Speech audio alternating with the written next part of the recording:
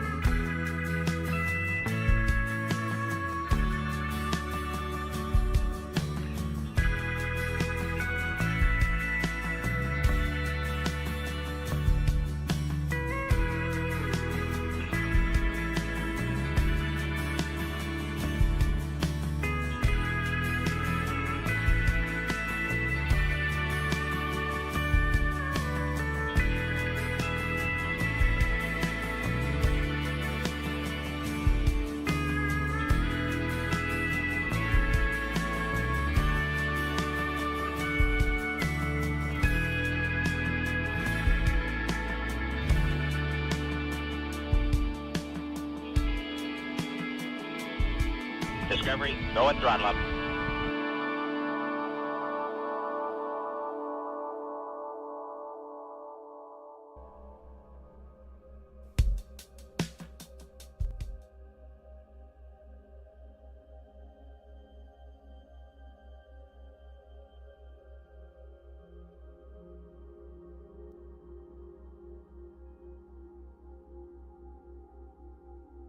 Okay.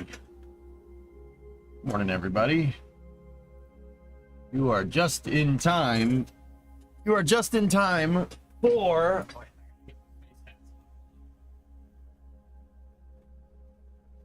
Gotta get my space hat going. We got a rocket lab launch, dudes. Yeah. Bring out an oldie but a goodie. Here we go.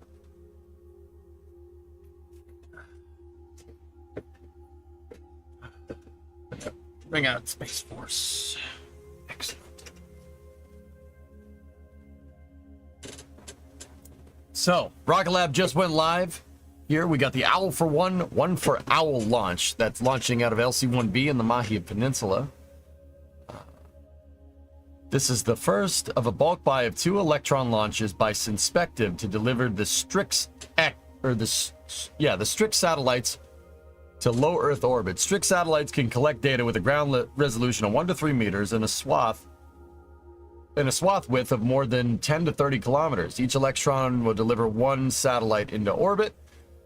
This will be overall the 5th Strix satellite launched by Rocket Lab for Synspective. All right, cool. Start orbital test after. Yeah, we should be able to do that.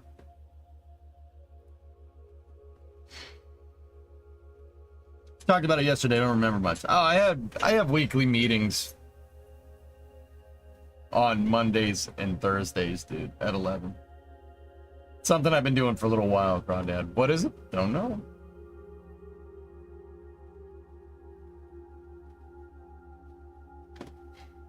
This is Rocket Lab's 9th mission of this year. Averaging just over one rocket a month. That's pretty damn good, dude. 51st mission for them overall. Pretty good.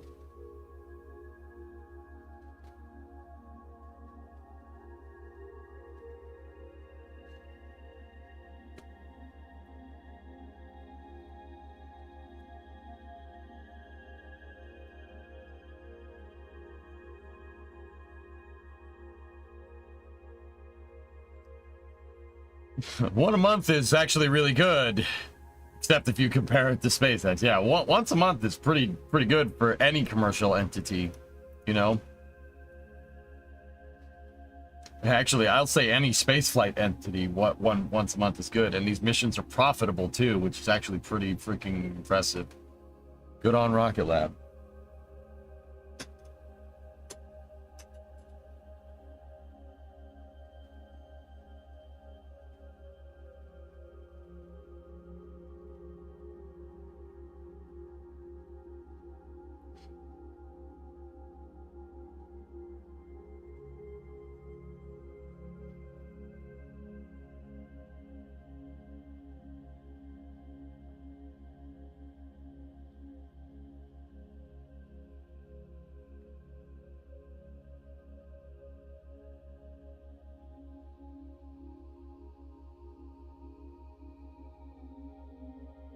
What sets Rocket Lab apart from other commercial entities? They launch things into space. Yeah. That's it. That's really it, Pop. That's really what it comes down to. Gonna be a dang good day. Tremendous space news discussion yesterday. Well, I'm happy you liked it, dude, because I didn't feel too good about myself reporting that, but you know, as a content creator, people don't want to come in here for bad freaking news. You know, but also, I don't know if I should refer to myself as a spaceflight pundit. As a spaceflight pundit, the news is pertinent. It has to be shared. Wild space was crazy. Right on. The ability to leave the pad is a key performance metric. You know, I say that kind of as a joke, 70s, but it really is. Look at any other commercial provider. Rocket Lab and SpaceX are the only ones that launch things. Rocket Lab is actually one that's launching payloads for customers. They're not internal missions.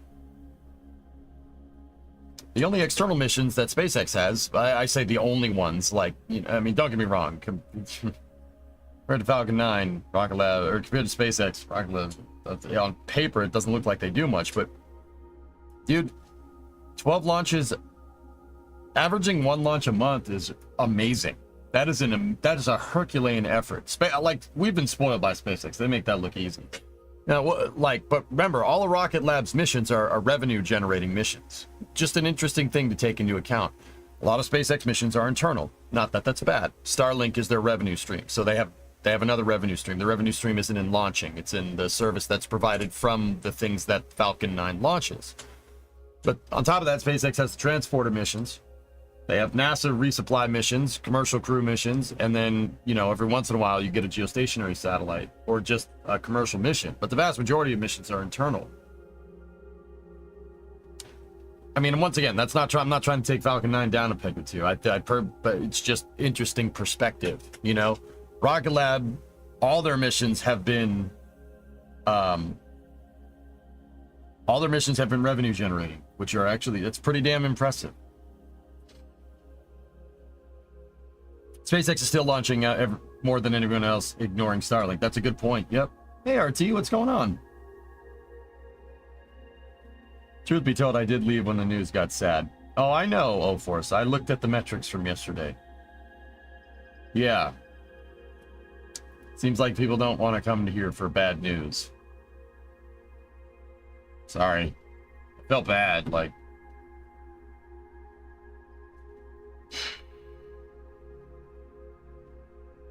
What was the bad news? NASA should change the N in NASA to L. ELSA.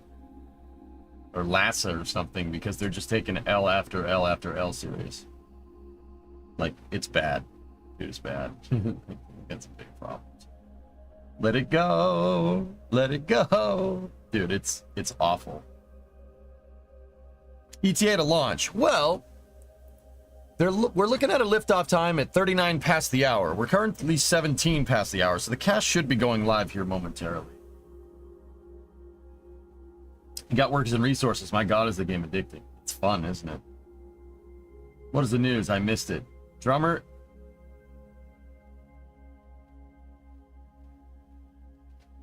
There were two reports that were released yesterday. One was no, both of them were GAO reports. One was a Senate subcommittee report responding to a GAO report. So I read the 2 GAO reports, and I really wish I didn't.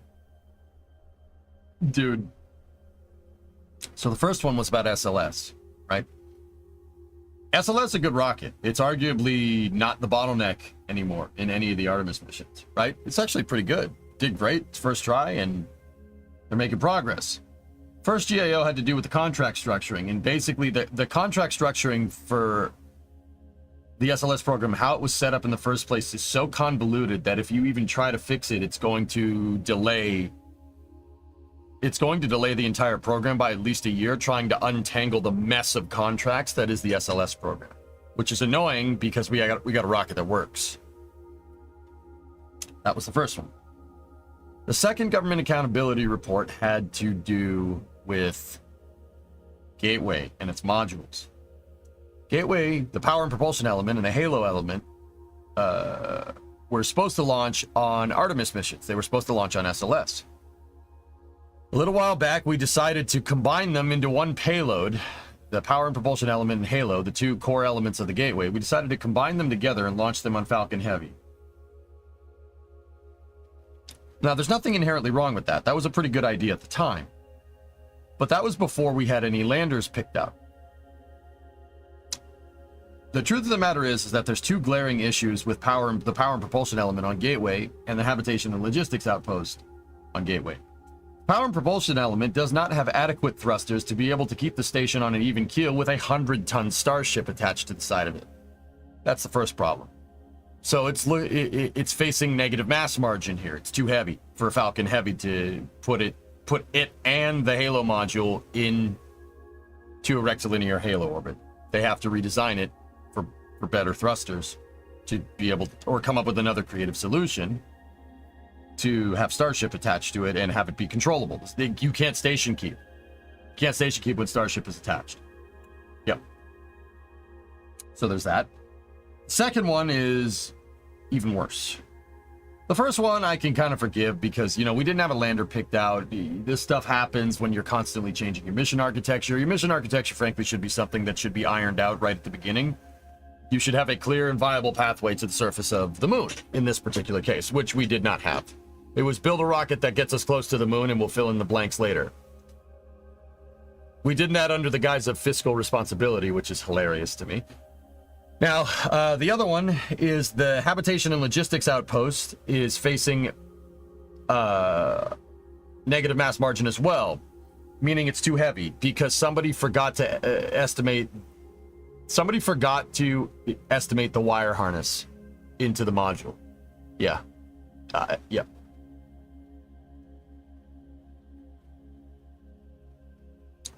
Yeah. Someone forgot to figure the mass of the wiring in. They're about 1,500 pounds too heavy because the wiring was 1,500 pounds extra weight that they didn't figure. That's a glaring red flag. That's not good. That's not like I always screw up some mundane detail. That's a big problem. That is a big, big problem. I don't know how, and yeah, that's bad. Anyway, let's watch the rocket launch. That was the gist of the space news. Me trying to untangle that mess and figure out what the heck's going on. It was bad. It was bad. It took like 6 hours to figure all that stuff out, but it was bad. Anyway, let's cheer ourselves up with a rocket launch here, shall we? Hey, Nader, what's up, man?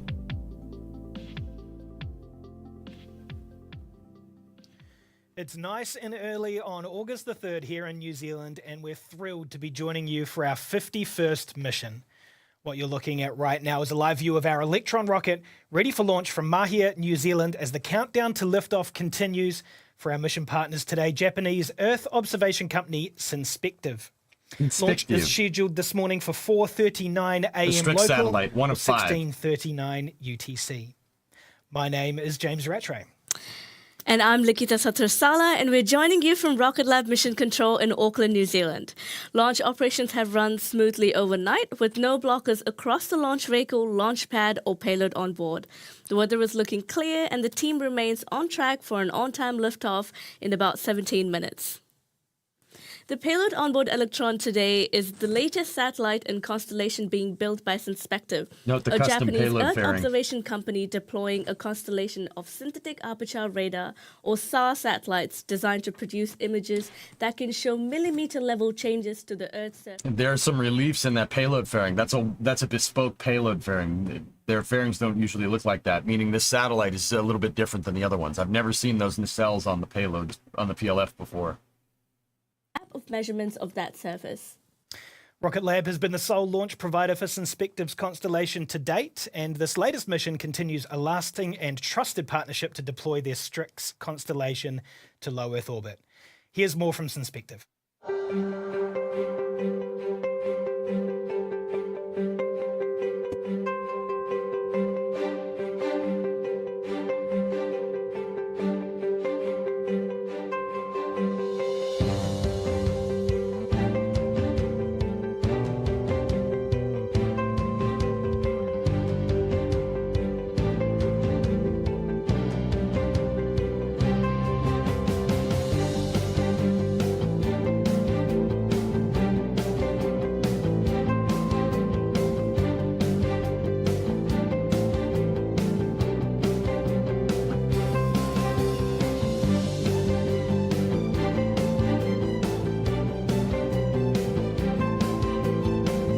Glorious Nihon steel.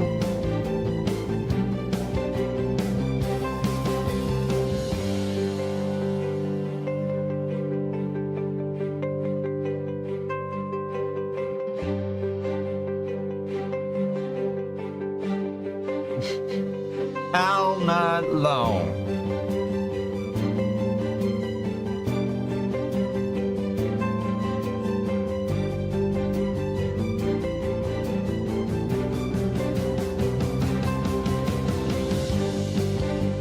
Unveil the changing world. Boost your decision making. Maritime. Defense and intelligence. Infrastructure. Energy. Mining. Forest. Low noise. Large area. Strix. Sliding spotlight. Why are you looking at Sevastopol? That is an extremely odd thing to be looking at.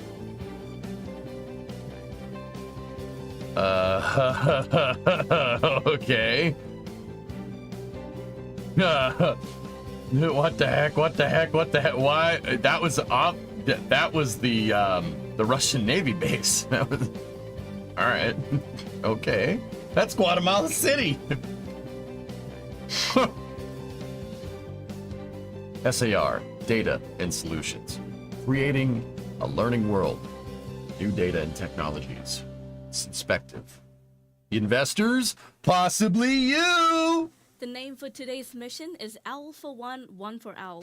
A bit of a tongue twister there, which discontinues our streak of naming suspected missions with an owl theme. That's because suspected satellites are named Strix, which draws from the scientific name for an owl. Can you explain how your new jet engine in KSP works? Well, that's the Shrubber engine, dude.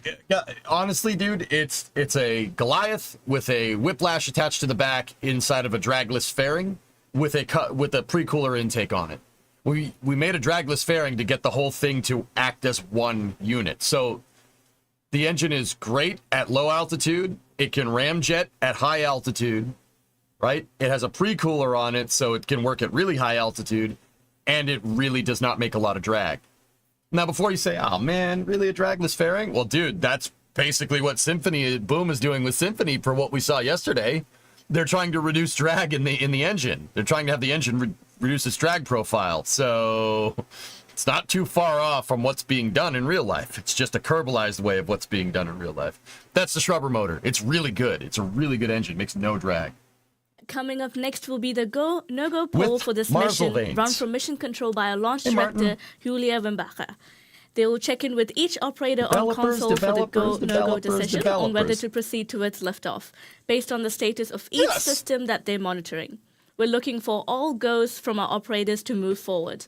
Let's pull up the audio channel from Mission Control now to listen in.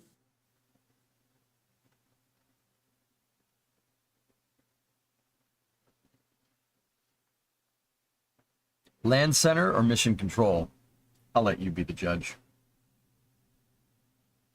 To all operators, LDN mission code, we are proceeding now with the go-no-go sequence. Stage. Stages go. Avionics, Avionics is go. Hey Milan, what's going on? GNC, GNC is go. Recon, Beacon is go. T1, T1 is go. GC, GC is go. PLS, PLS is go. RSO, RSO is go. MET, MET is go. New camera angle. MM, Look at that slow pan. Let's go. and LD sub. LD SEP is go.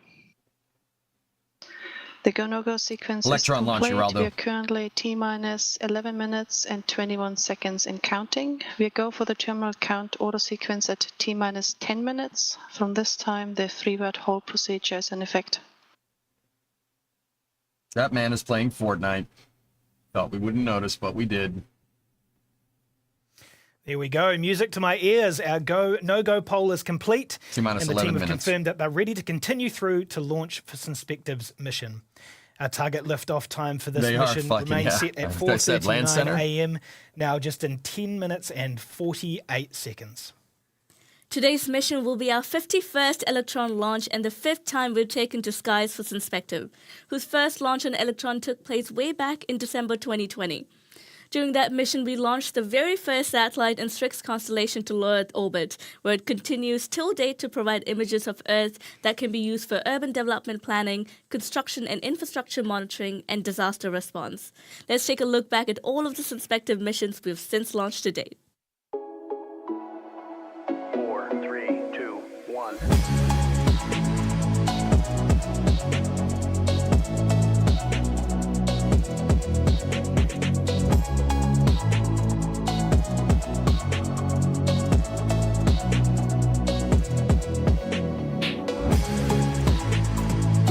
Inside of 10 minutes, chat.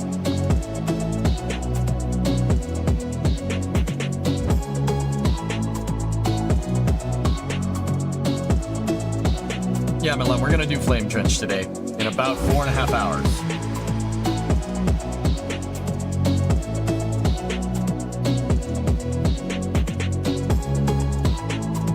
Pre-launch ads. Yeah, that's a good idea. Guys, I hate ads. I'm not going to lie to you, but nothing is going to piss me off. Nothing would piss me off more than clicking on a stream to see a rocket launch and then seeing an ad right away. So I'm going to run ads so the pre-roll ads are disabled during the launch Discovery, for the no people that throttle can't sub. Sorry, if I had it my way, I'd run no ads. I don't want the ad support. I just want your support, you know what I mean? But yeah, we'll do it right now. That encapsulates Synspective's wide-body satellite on Electron. We'll also be performing an advanced mid-mission maneuver with Electron's Winterside, kick stage that will 53-month shield the reset. Strix Thank you. satellite from the sun and help to reduce radiation exposure ahead of payload deployment. And we have plenty more missions with Synspective to look forward to after recently signing our largest launch agreement to date with them for another 10 launches. Very nice. Just a couple of months ago in Tokyo, Japan, our founder and CEO, Sir Peter Beck, met with Sir Peter Beck. Synspective's founder and CEO to announce the Discovery, agreement, which go comes and on throttle top of two Hey, Marco. other launches for Synspective, one of them today's mission, which had already been booked to launch this year from Launch Complex 1. Now, including the missions we've already completed for the company, that's 16 launches in total that are on the books for Electron and Synspective. With these dedicated launches on Electron, Synspective has control over the launch schedule and the deployment parameters for each satellite, allowing them to build out their constellation on Apparently their they terms. don't like him. But, yeah. And speaking of tailoring things to our customers' needs, you might have noticed the fairing for this mission looks a little different than usual. The bubbles or bumps that you see protruding from the standard fairing are specially designed to accommodate the unique shape and form factor of Synspective's satellite. It's not the first time we've tailored an Electron's fairing to meet customers' needs. If you've been watching us closely, you'll occasionally see extra tall ones, extra pointy ones, and on occasion, slightly bubbled ones like this one. Being able to tailor our Hey, fairings to Atticus. mission-specific requirements opens up the range of spacecraft we can fly. Just another way Electron has changed the game dedicated small launch.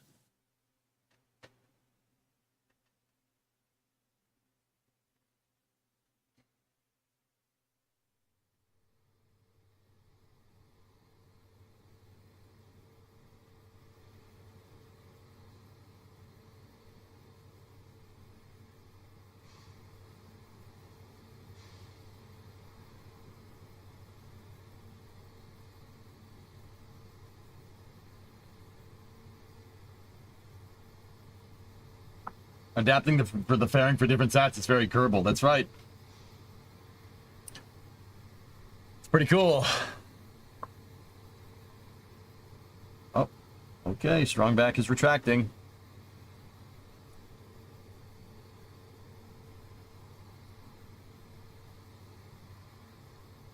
Electron is black because the carbon fiber. They're using a carbon composite structure. So carbon composite fairing, carbon composite stages. Really cool. Now, a huge part Really of our cool business stuff. these days is more than just launching satellites. It's in building them and the parts they're made of for our customers all over the world.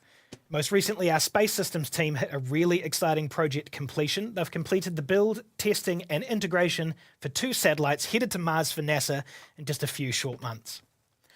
These twin spacecraft are part of the Escapade mission to Mars, where they'll measure plasma and the magnetic fields around Mars to help scientists learn more about the planet's climate evolution. That's the Escapade mission. We've built these spacecraft for the University of California, Berkeley Space Science Laboratory.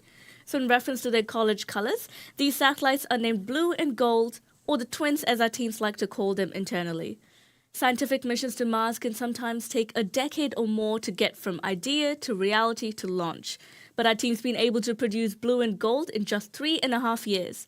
Almost every part of satellites have been built at our sites across the world, including the composite structures and propellant tanks, solar panels, star trackers and reaction wheels, RCS system and satellite radios to communicate home from Mars. We can't wait to see them arrive to Cape Canaveral for launch vehicle integration in August. The countdown to Mars is on. That's launching on Now, while Newlands. missions to Mars require deep expertise, sometimes it's not all about rocket science. And for some of our open roles in rocket and satellite production, it's not all about being a rocket scientist either. As we scale up our facilities and take part in bigger missions, we're looking for people to join the team on our factory floors, helping us to supply the satellite industry and build the rockets that'll take them to space. If you have the drive, willingness to learn, and some translatable skills from other industries, then we want to hear from you. All of our new production team members complete our Rocket Lab Academy and are trained on the ins and outs of our vehicles and systems and processes. There's a place in space for you, or at the very least, in our production facilities to help us get there. So check out our website for some of those open roles in production. Yeah, today. pause. I ran the ads. We're now in the final moments in the countdown to liftoff. Very soon, in T-minus 2 minutes, the rocket's flight computer will take over and run through the final launch preparations and actions. The team Christian, they're will on the continue other side of the loading world. Electron with liquid oxygen into its first and second I stages. don't know if that's a good idea. At T-minus 1 minute and 30 Hey, Jan, seconds, what's up? when the propellant loading is complete, we should hear a call-out from mission control that lock system is in circulation. Where are they launching from that's dark? This is from the Mahia Peninsula on the northern island in New Zealand. Mahia is a peninsula that points due south, and Rocket Lab is at the very tip of that peninsula, and they use that to launch into polar orbits. Pretty cool. Did they say they're launching something to Mars? They're not launching something to Mars. They made the satellites that are launching to Mars. The Escapade, Blue and Gold, the twins. That's launching on a new glam. Electron is a cool little rocket, guys, because it's the only orbital class rocket that I know of that has electronic fuel injection. Yeah, you heard that right. It's EFI. They have an electric motor that's spinning a pump, a fluid impeller, instead of a turbine actuated fuel system. This is an electric fuel system. That the electric motor, the high RPM electric motor, spins a fluid impeller, and that's what provides the commodities into the injector plate for, explosions. There's 9 engines that all have electronic fuel injection, or EFI, in the first stage. There's a single one in the second stage. These engines are Rutherford engines, and they're not very big. They're about this big. They're a little tiny engine. Now, at that scale, right, Discovery, with a go at carbon throttle up. composite structure, right, the weight that's incurred from having to lug batteries into space for these electric motors, you gain that, you basically push because it's so freaking light. There's not a lot of rocket here. There's a lot of propellant, not a lot of rocket. The batteries and the engines are probably the heaviest thing. Hey, Yum Food, 15-month resub. So that makes Electron a kind of very unique rocket in Discovery, its own go at regard. throttle up. You'll see it here in about 120 seconds. This thing will get going for a liquid fuel rocket because the electric motor is instant torque. It'll just turn right on and shoot right off the pad like a firework, minus the explosion part. We don't want that. All vehicles fully on internal power. AFTS is green, enabled for flight. Okay, here we go.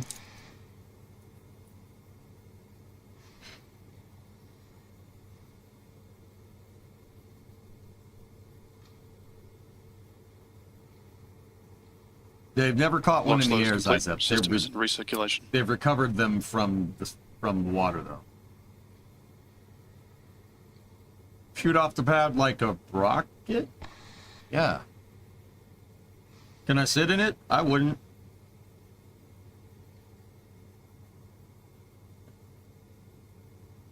Anti-geysering is disabled. All right, here we go.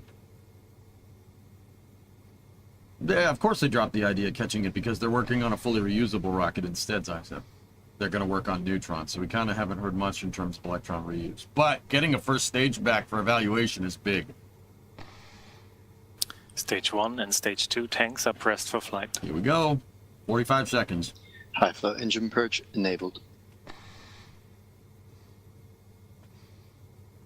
I don't think the motor needs that much fuel flanking. T-minus 30 seconds.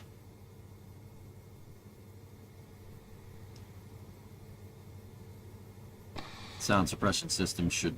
Yep, there they go. And T-minus 20 seconds and counting. Oh no, that's the high flow purge out of the motor. See those puffs coming out of the bottom? The water system should be turning on here now. 10, 9, 8, 7, 6, 5, 4, There it is. There it is. 3, 2, Ignition. 1. Bye-bye. Liftoff.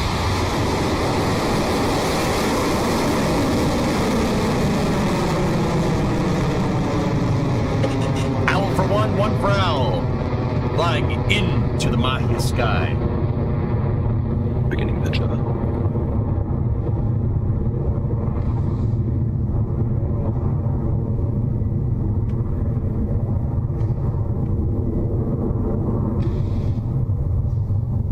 Stage 1 propulsion nominal.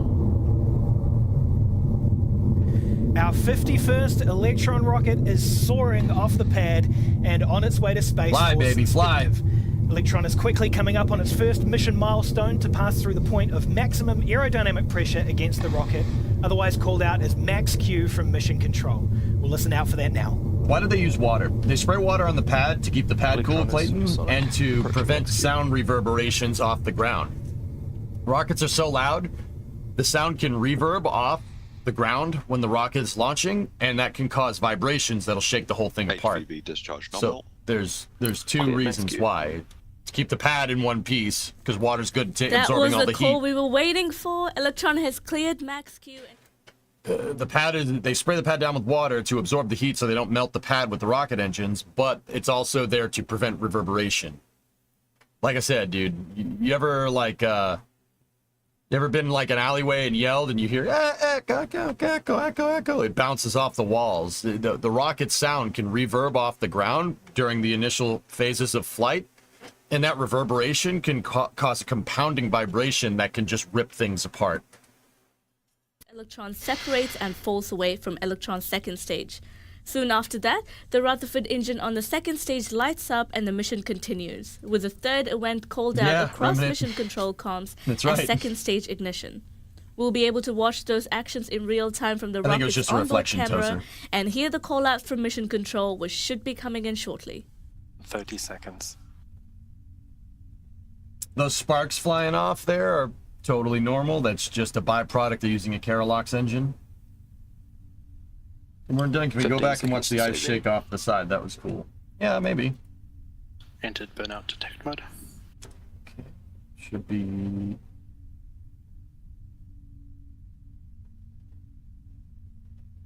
Should be getting up to staging here. Miko confirmed. There's main engine cutoff. Stage separation confirmed. Whoa, careful. Stage 2 ignition confirmed. That was a sketchy staging, dudes. There we have it, a successful Miko stage separation and second stage engine ignition for Electron and Inspector. Yo, that almost crashed. That was real close to being real bad. The rocket encountered a yaw rate there during staging. You see it start to move, and it separated the stage, and the stage got shot out, and then the engine turned on, and it had to correct big time. That was really close to being bad. Like, real close to being bad. Whoa. Fairing separation. Fairing jettison succeeded. You saw it there yourself and heard it from Mission Control. Electron's fairing has separated, and we have a nice clear view. That Satellite in space. was a little sus. What caused it? I don't know. I'd have to go look at that again, Chief. That, now I'm curious to see if that's not some kind of compounding failure. Guidance is nominal.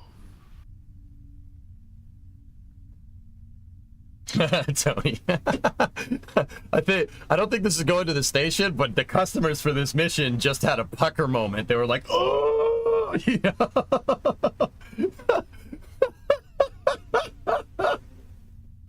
That was definitely a pucker moment. That was close. That was really close to being bad. So I'm gonna use this brake cleaner. The whole rocket after staging went like this. It started to turn for whatever reason. Now, Lakita, you're the structural And right before it analyst for turned this too mission. far, Can they you separated tell us a it, little so it bit looked about like the what's stage required was for flipping launching away. into orbit? That was bad. That was real bad. So, in short, our team works on ensuring that Pucker the rocket factor, can survive extremely the harsh high. launch loads.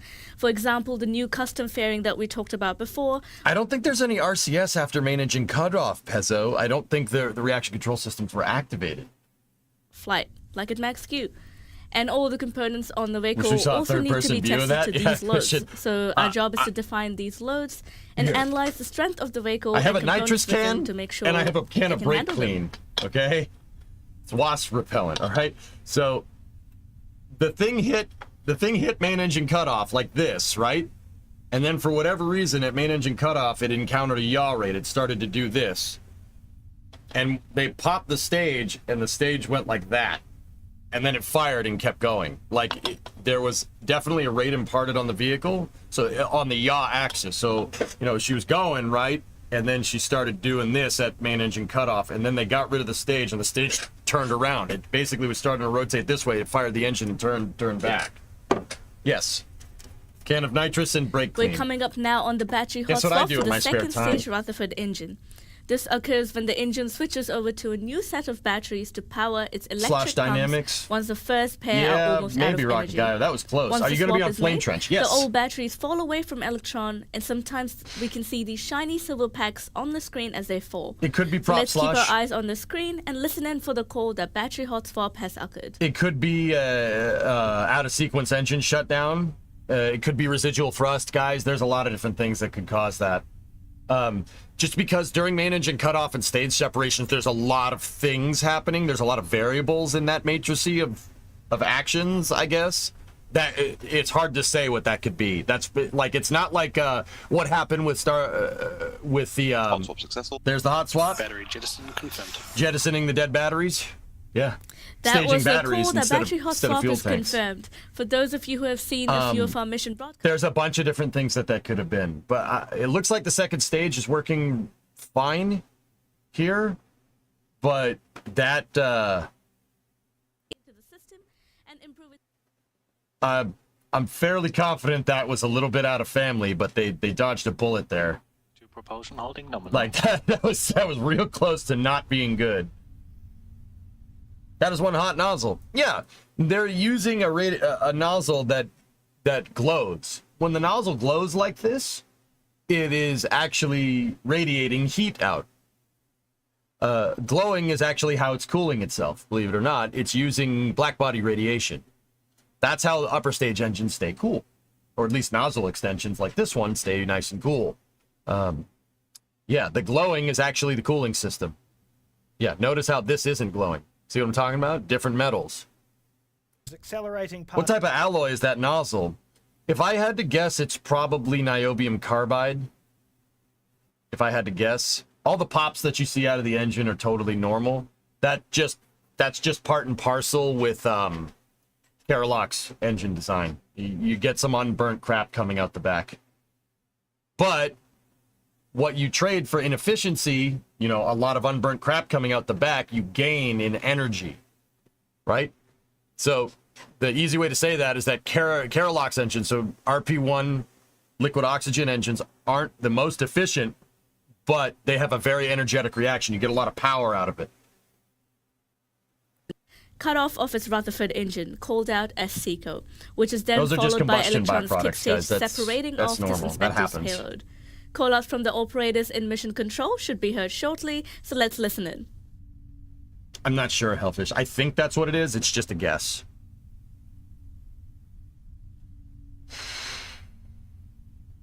Rolling coal. Yeah, Christian. Yeah, exactly. Yeah, that's exactly what's going on. Same exact thing. A diesel engine will run fuel rich for cooling purposes and to make more power. You get all the oxygen that gets jammed into a diesel motor from the turbo. You know, you spray tons of fuel in there. And it'll there make a we lot have of power. SECO confirmed by what you see on your screen and from the operator Good. call out in mission control. That guy's hair game is the on point. kickstage with might I inspector's add. payload has also successfully separated and Righteous is now haircut, entering man. what we call a coast phase. Here we go. With the kickstage released into an elliptical orbit around Earth, it needs to complete a half lap of Earth before it can be propelled onto a circular path by the kickstage's Curie engine. Once in place on a circular Earth orbit, the kickstage will be ready to release Inspector to its more like destination in 100,000, space amongst its constellation. From Earth to orbit in 9 minutes and 7 seconds. Not bad, really, is it? We'll take a bit of a break on the webcast while that first half lap is completed, but we'll be back with you to take you through payload deployment and the end of the mission in about 45 minutes. So we'll see you back here soon. I wonder why that dude's doing the cast. I wonder where Mariel is.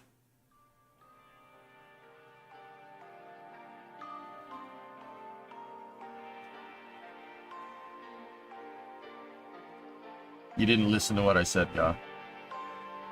That's why people roll coal with trucks.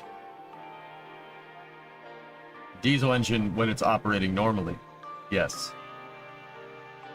When do you think IFT5 will take place, Remnant? Probably late like the 4th week of this month, most likely. Really depends on what we see, you know? Like, I'll load up Starbase Live here and, you know, we'll go peeping. We'll go peeping, see what's good, dude.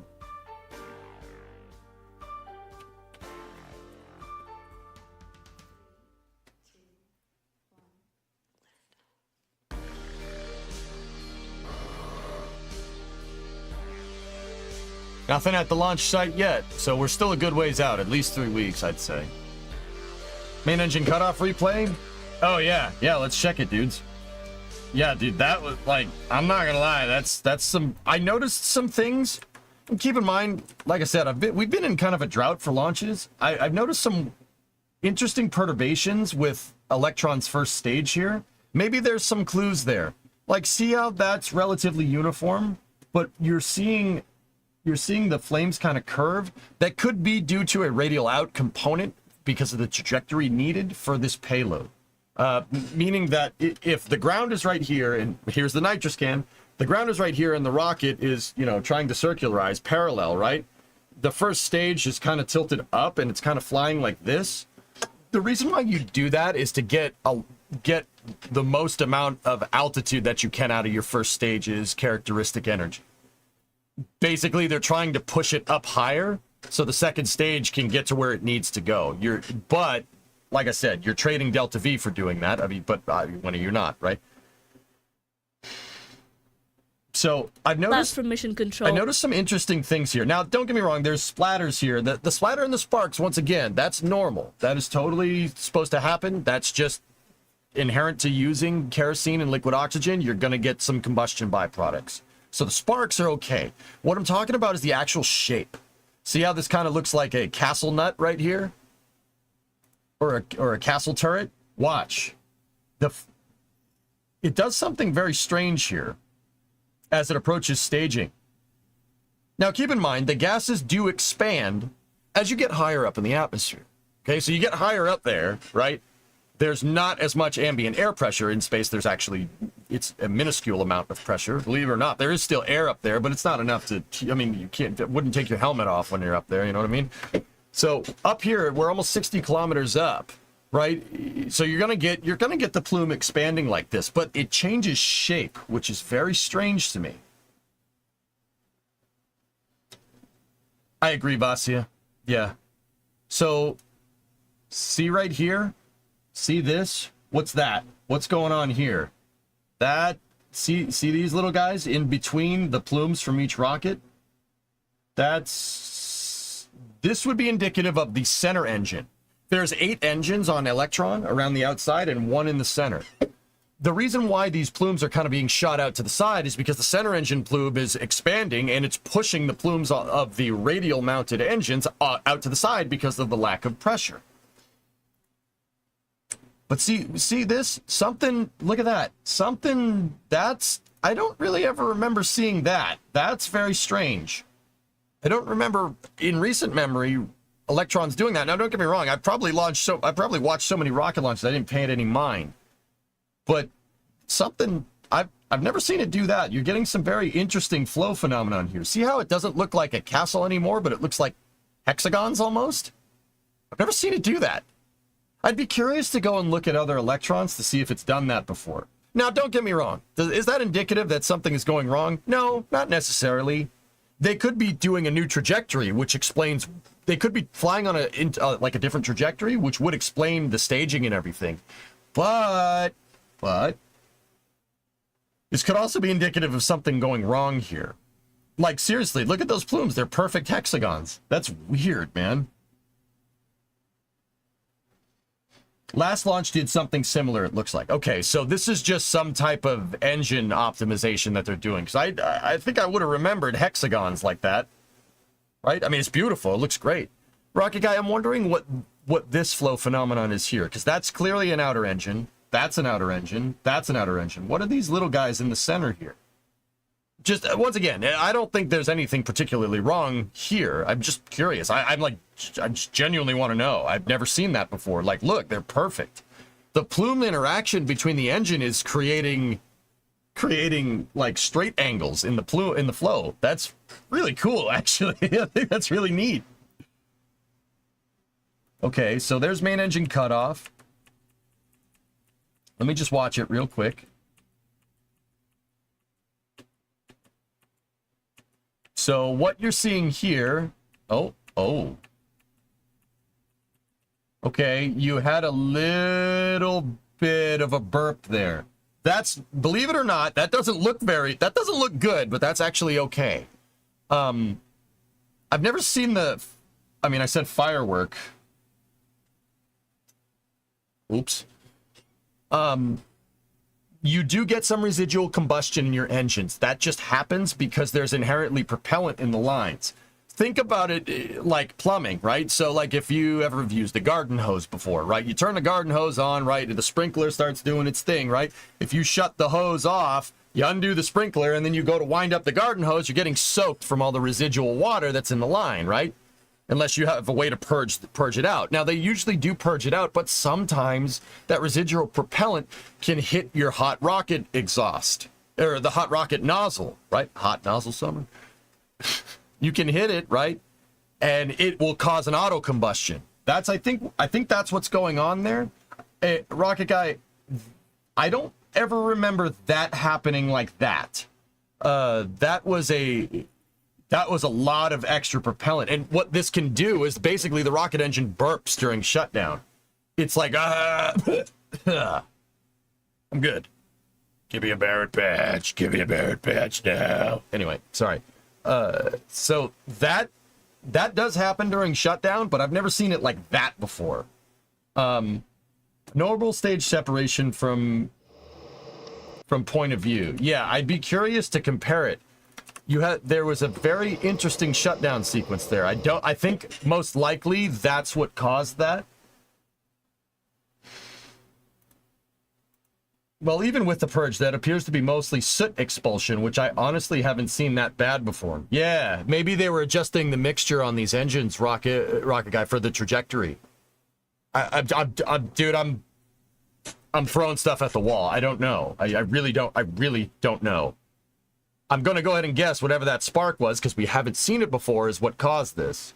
That's still so freaking cool, dude. Yeah, their stage separators. Quite literally a bunch of springs. See? You'd be surprised how simple stage separators are, guys. They're usually just a spring on a nut, and the nut separates and the spring decompresses and shoots it away. That's it.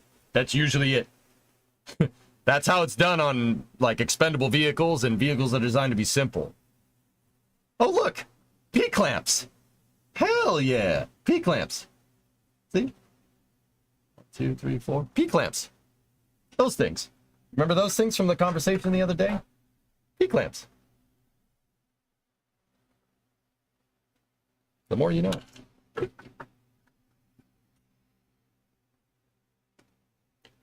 Now, anyway, let's just scrub through this real quick. I actually, you know what? I kind of want to see it in real time again. Ball peen clamps. Now, once again, I don't think anything went particularly... I don't think particularly anything's going wrong with the mission. Something came off right there. Hold up. I saw it right over here. Something came off.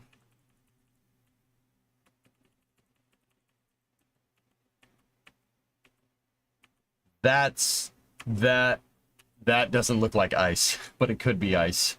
It doesn't look like it, but it could be. Something came off the vehicle. Yeah, they didn't need that, I guess. Might be the sticker it usually peels off. Yeah, maybe? Go back a bit more. What do you mean? Goalie, I don't really understand the flow phenomenon that's going here comparatively to past Electron launches, so I really can't commentate on it other than it looks really freaking cool, dude. It looks like a crown. The stage is ablative. Yes.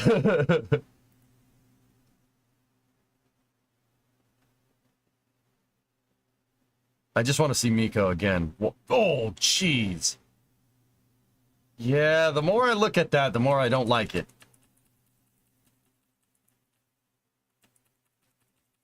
I am Burpman. Oh. Yeah. So, that's the residual propellants that I'm talking about.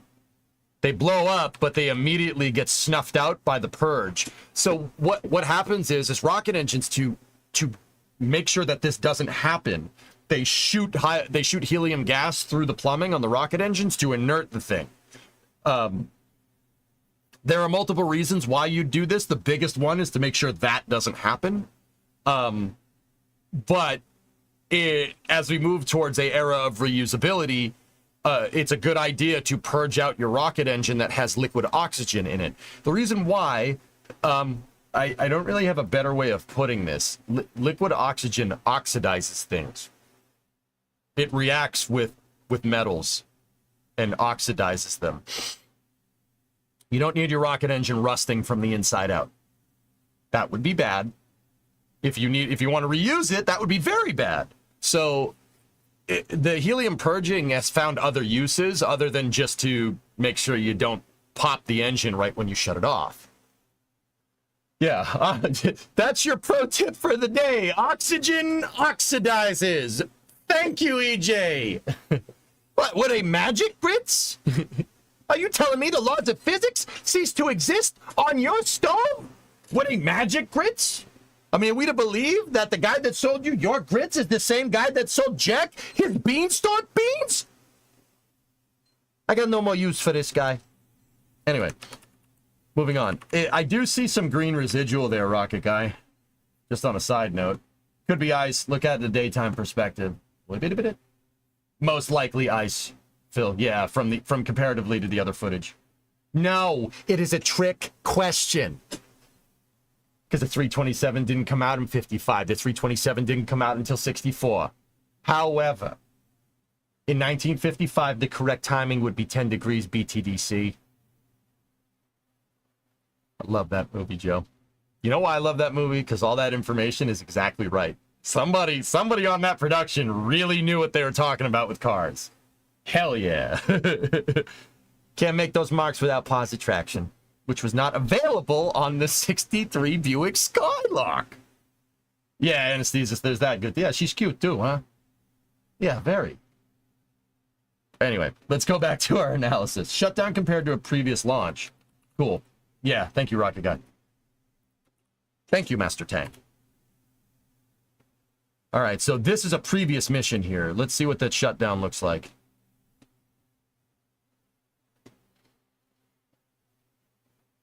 Oh, yeah.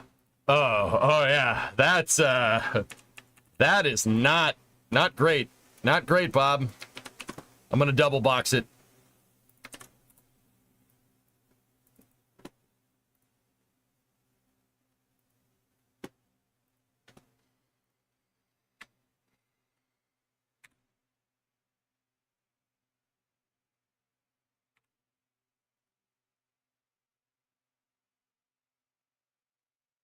Give me 1 second. Okay, so let's side by side this. Who screwed up the green screen?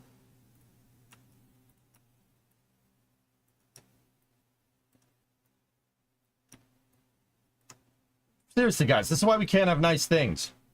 All right, so let me sync these up. So 224 on the left, we need... Yep. Yep.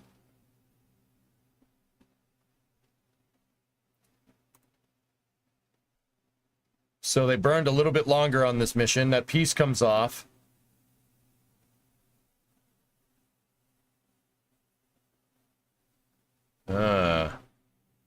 Yeah. Oh, dude, that is not good. Whoa, that's real close, man. That's real close to being very bad. Guys, I mean, Rocket Guy, you tell me if I'm wrong here. I'm pretty sure residual propellant caused the engine to burp, which induced a yaw rate and made the thing spin. The guidance system corrected for it, thank God. So this little spark that you see, or I said little, this, right? See that right there?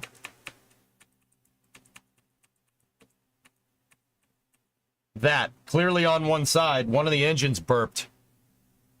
And because all the other engines shut off and one burped outside of, on the longitudinal axis of the vehicle, it started to roll, or started to yaw in one direction. They said on the webcast that they squeezed more performance from the first stage. Or they squeezed something from the first stage.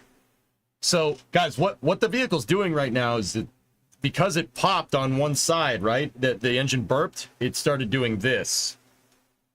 Thankfully, the stage separated before it turned in the wrong direction. So what you see here happening right now is the yaw, that yaw rate. Oh, jeez. And look at the compensation that it needed. Yikes. What do you mean burp? Clayton, when you shut a rocket engine off, sometimes there's residual propellants in the lines. And if those lines contact the hot nozzle, because the rocket engine was just on, it auto-combusts. It diesels a little bit. I call it a burp. I don't know what it's called in the industry. Residual combustion, I think is what it's called. Yeah, I was like, at first, when I first saw this, I'm like, wow, are they flipping the stage like SpaceX? They gonna try to recover this? And then I saw this shot, and I'm like, no, that's not normal. No, that's not normal. It backfires. Yeah, pretty much, O10. That would be the way to say that. Yeah, it backfires. It'll backfire, just like an old carbureted car when your ignition timing is wrong. Start it up, pops out the top. Rocket engines will do that too. Actually, a carburetor backfire and the burp that the rocket engine is pretty much the same thing. It is a backfire. Yeah, old cars can do that. Old cars do that if the ignition timing is incorrect. Now, that has nothing to do with rockets. It backfires for a completely different reason. This is residual propellant in the line. Basically, the rocket engine is still flooded, and because it's hot, it auto-combusts. Chad, there's fuel in the exhaust. Yeah, some cars induce this backfiring as a way to accelerate exhaust gases away from the car faster. Two-step is what it's called. The reason why you'd want to accelerate gas out of the engine faster is to spin a turbo. Yeah, so you can spool your turbine. You basically throttle up your turbocharger and then turn the engine on. You know, that's like what dragsters do. So you get the anti-lag, the pop pop pop pop pop pop pop pop. So if you see some bozo driving around on the street making poppy noises, he just wants to let everybody know he has a turbo. It's kind of lame. I know, car guy things. I think it's kind of cool. I like explosions. Sorry. I also never noticed the tanks on the camera on the second stage. Those are ullage tanks, dude. And RCS. Those are composite overwrap pressure vessels, or COPVs for short. The industry term for them would be a bottle. Those are bottles. Those are ullage bottles. Yeah, they look like nitrous tanks. Actually, those things are closer. Is anybody here a firefighter? I'm serious. Like, anybody here a firefighter? You know, the oxygen packs that you have to carry, that you reload in the machine? Same thing. Where do you think they got the idea? They got the idea from NASA. If you guys really want to know, NASA was the one, actually Rockwell, if we want to be really technical, they were the first. Rockwell on the space shuttle was the first, in collaboration with NASA, was the first company to figure out a composite overwrap pressure vessel. The shuttle was the first to fly with them. The life support systems on the shuttle, the ECLIS, are using COPVs. Now, we see a lot of carbon fiber here in the future, and that's cool. But the shuttle was doing that in the 70s. Think about that for a second. Think about just how absolutely insane that actually is to have a composite overwrap pressure vessel in the late 70s. That's pretty cutting edge for the time. Not so much anymore. Every launch vehicle has COPVs nowadays. So what is that? What are these things? So it's a tank that holds gases at high pressure. Okay? You can see they have strands on them. The reason why is because you need to hold these things at really high pressure. You need to get a lot of gas in a very small area. The problem is, if you have a regular, like a propane tank or something, you're going to overpressurize it and then it'll just fail. What this is a very thin titanium metal tank, right? For pretty good structure. And then they wrapped it in carbon fiber. Same idea as like a Chinese finger trap, right? Because the gases are pushing out, the strands actually get stronger. That's what all those strands are right there. So the end result is that you have an extremely lightweight tank. Like, dude, I could pick this thing up with one hand.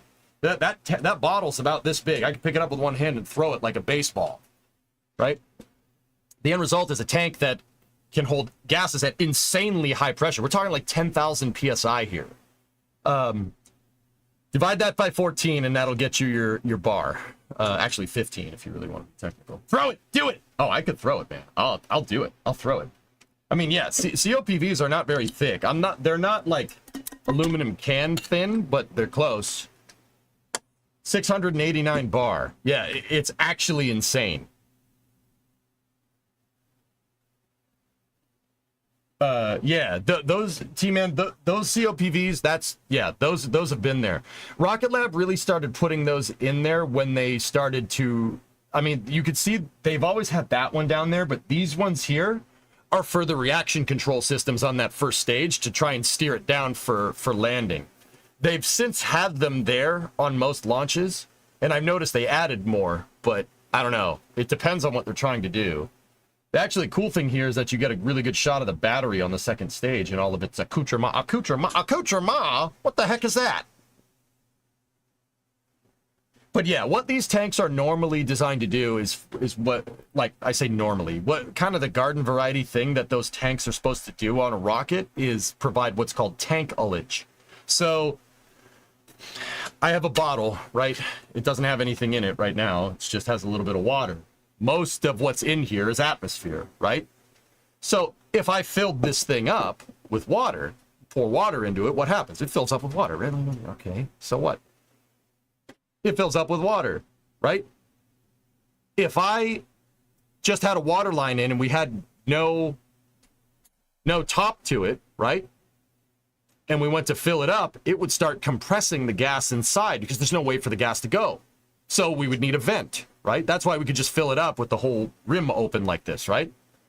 Now, picture you're in space. You have this, you need to get propellant out of it, right? And you need to substitute something in place of that propellant, or else your tank feed line rates are not going to be good, right? You need to be flowing propellant at a constant rate into the rocket engines, or else they don't work, right? So what you need, Bree's here. Bree's back from London. So you have to pump the gas in to get the propellants to squeeze into the engines. I mean, the engines will pull it, but you have to give it some head pressure to go. That's what tank ullage is for. Oh, Titan's super happy to see Bree. Hi, Tanko. Hello. What are you doing? How are you? Did you see the kitchen? I did. I got a donut and everything. Yeah, all right. I love you. Love you too. Good to be home. You smell like England. Jeez. Oh shoot! I left your stuff in the house. I'll grab it in a second. We're checking to see how Rocket Lab almost had a pucker moment. He figured out how his bed works. Yeah, he did. Did that just happen today, or has he had it? No, he's been doing that Oh. before he ripped it to shreds and I had to restuff the dang thing. You smell like tea and disappointment. Tea and disappointment. How's the jet lag? I need nap. Well, take the boy and go take a nap. You want your gifts? I'll grab him in a second. Okay. Hey, buddy, you want to go nap together? You want to go Titan nap? very much wants to. His leash is over on my toolbox. Does Titan want to? Go with Mama. All I'm gonna say is I love. So first and foremost, okay, I love that dog. All right, I love him. He's my boy. Yeah. I love that dog. He doesn't need to be here for 10 hours a day. Yeah.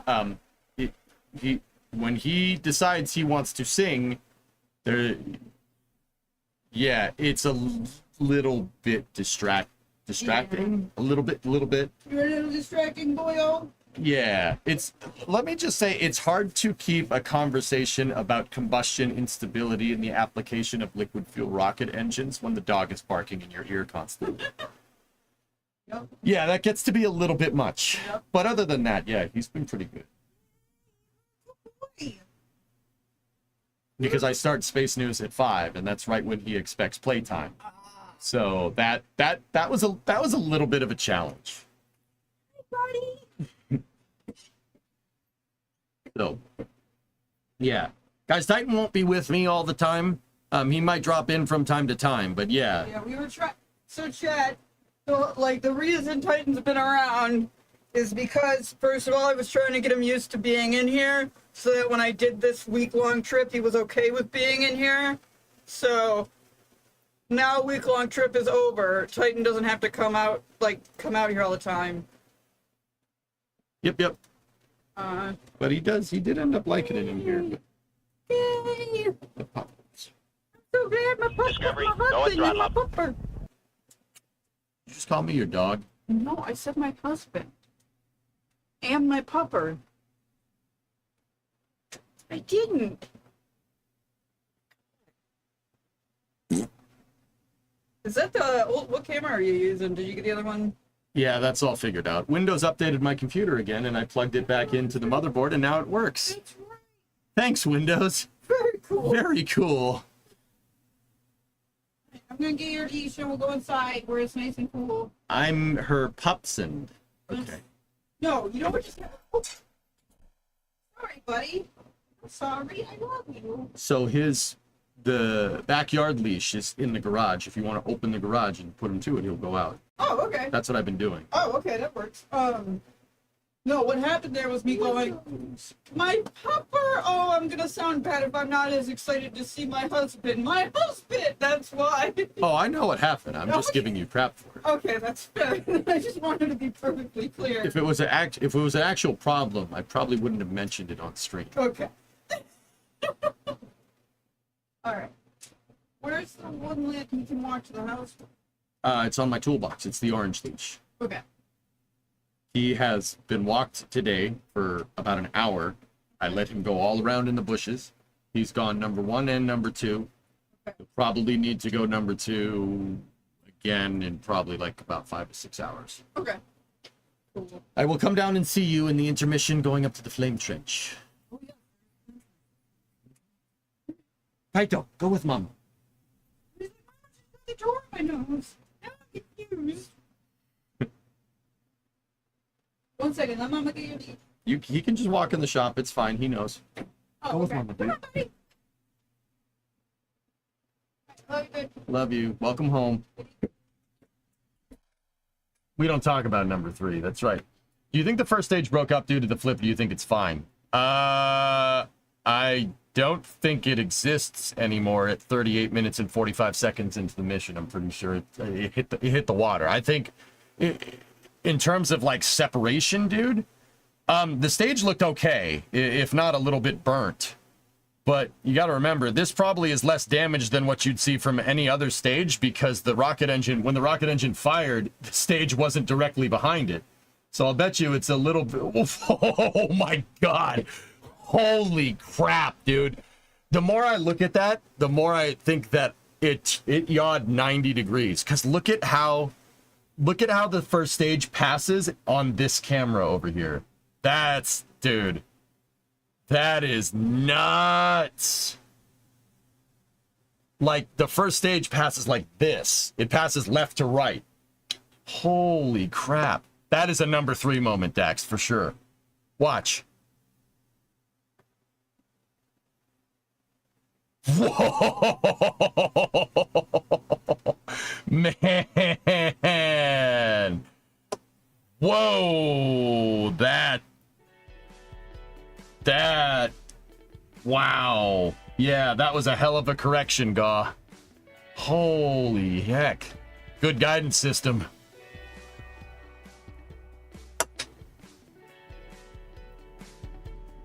Wow. Could that have imparted some yaw on the second stage? Well, a yaw on the first stage like that at main engine cutoff is going to impart rotational force on the second stage. Yaw the entire vehicle and then a stage separation is going to make spinning. So once again, just pretend that this brake clean right here, not sponsored by NAS or O'Reilly's, by the way, is the second stage. So first stage flames out, starts to do this. Second stage separates, starts to spin. It fires and does that. That's what we saw. The second stage was over here. It fired its engine, came around, and went that way. Like this. That's actually nuts. That was a Kerbal stage, dude. Hey, Night Viper. We should be getting reacquisition of signal here momentarily. Once again, that's a testament to whoever's doing the guidance, navigation, and control for this mission.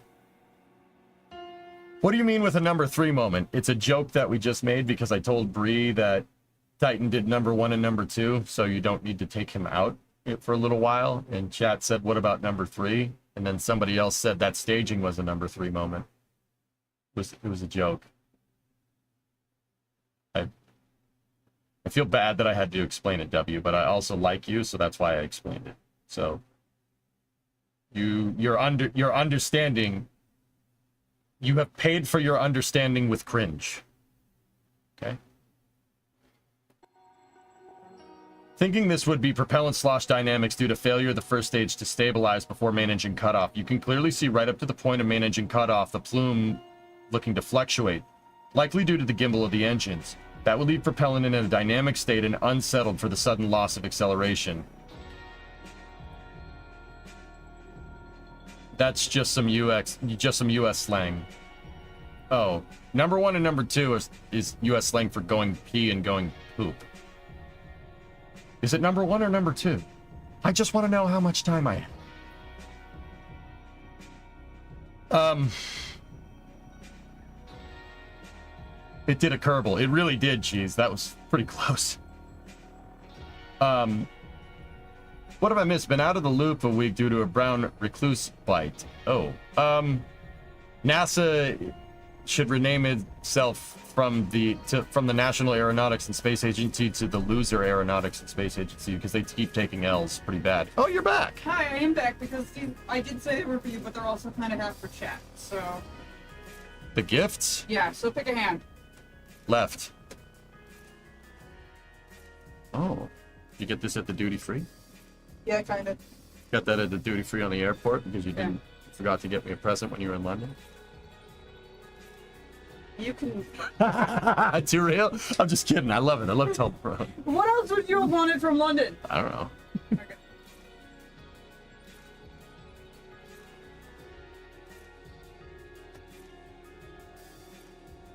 Hog? Some Jaffas. Oi! Oi, look, mates! We brought you some Jaffas! What? Right. Because I remember we got them here, and chat was like, no, they're not the right one. Well, this is the original. You can tell it's the original because it says it on the box. Yeah. Got Jaffas. Yeah. Sweet. So that's what I got you. Each cake contains 173 kilojoules of energy. That's pretty neat. I also got some shortbread cookies, but those are mostly for me, too, so. You bought presents for yourself? What do you... Okay. Sorry, I'm sorry. You can just go after right off.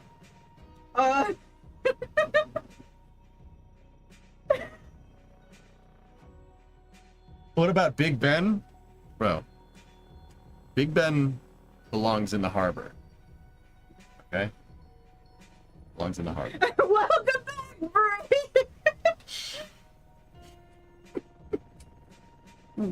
Love you too. That's all. What'd you say? That's all I got you. This is fine, babe. Thank you very much. I got a mug and I got some National Theater. You bought yourself a mug, but not me? It's a community mug. You're the one who only uses that Ford mug. You could use any of the mugs we have in the house. What kind of car do you drive? Ford. What kind of car do I drive? Ford. Makes sense. I'm just saying, when I buy a mug, it's for community use. Ernox says we have enough mugs. I am inclined to agree with him. Listen. May, all the cars that I buy are for community use. It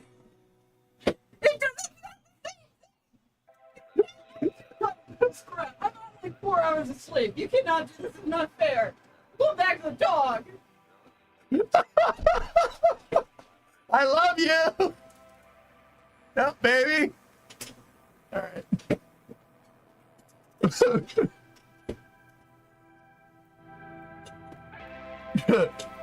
Okay.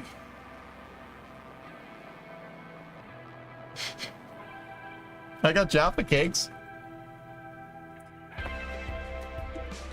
I think she just hit the noise gate harder than Titans yesterday. Sleeping with the dog tonight, so how does that change what I've been doing for the past week?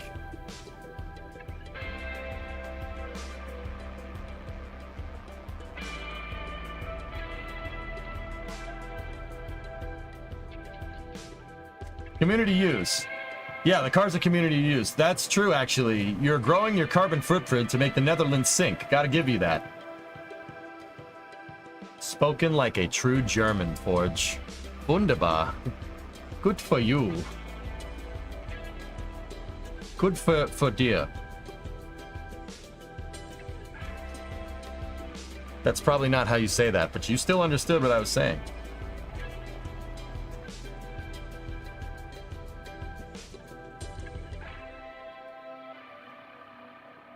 So Michael Sheets is agreeing with Berger on Starliner. Good for dich. For dich. Good for Dick. Nope, that's not how you say that at all. It would be für dich. Yeah?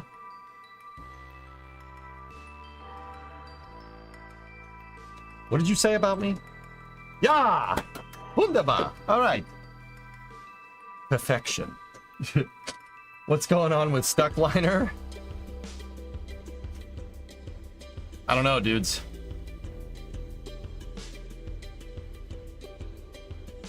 Just ignore Burger, better for your mental health. Dude, I don't mind what Eric's saying. There might be, like, here's the thing. Here's always been my thing about that dude. I don't mind him. Like, he's reporting what he hears, and that's fine. That's okay for a journalist, but you know, like, here's my beef. They're all unknown sources. So how do we know you're not just making things up? You know what I mean? Like, we're never gonna know. You could just make something up, and like, dude, this is rocket science, man. You can't just make stuff up. I'm like, once again, Eric, he does report on the news, and like I said, you know, you're journalists, you gotta have a scoop. I get it. But sometimes, man, like, you know, he said that, oh, I don't think Starliner's getting home based off of some untold sources, and now everybody's saying the same thing. How do we know these guys aren't just making it up for a story? Like, how do we know? That's my thing. Whenever I report you guys news, it's always from a GAO report or from an investigator general. I always go to a primary source. I never say sources say, right? What I do instead is give my opinion on what's going on, and I make sure explicitly to state that it's what I think, not what's going on. Because I'm, at the end of the day, guys, I'm here to learn, just as you guys are too. I want to learn. I want to learn about this stuff. Like, I don't want to sit here and speculate. And if I do speculate, I make sure to tell you that I'm speculating, and then I cross-check what actually happens with what I said, and I'll tell you if we were right or wrong. But I don't use that to try and get clicks or anything, right? I use that as an opportunity for us to all learn. You know, that's what I do. You know, I'm not really a fan of the sources say, oh, well, a source told me this. Okay. Hi, I'm German and that sounded okay. Danke schön, mein Freund. Bitte. Good. So, yeah, like, if Eric's saying it, like, I guess, I mean, Mike Sheets is saying it, how do we know you guys aren't making this up? Like, I'm sorry, like, I'm not gonna report something just because I heard it from a guy who heard it from a guy, even if it is true. Like, I think that goes against the teaching environment that I'm trying to promote here. But, I mean, whatever, to which their own.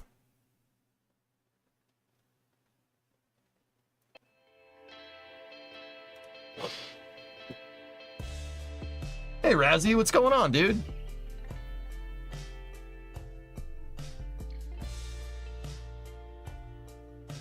Sparrow had a 66-month resub. Ordon with a 54 before that. Squish Chin, what's going on, buddy? 73 months. That was during the launch, though. And Pythos hit us with the raid. Don't hate the player, hate the game.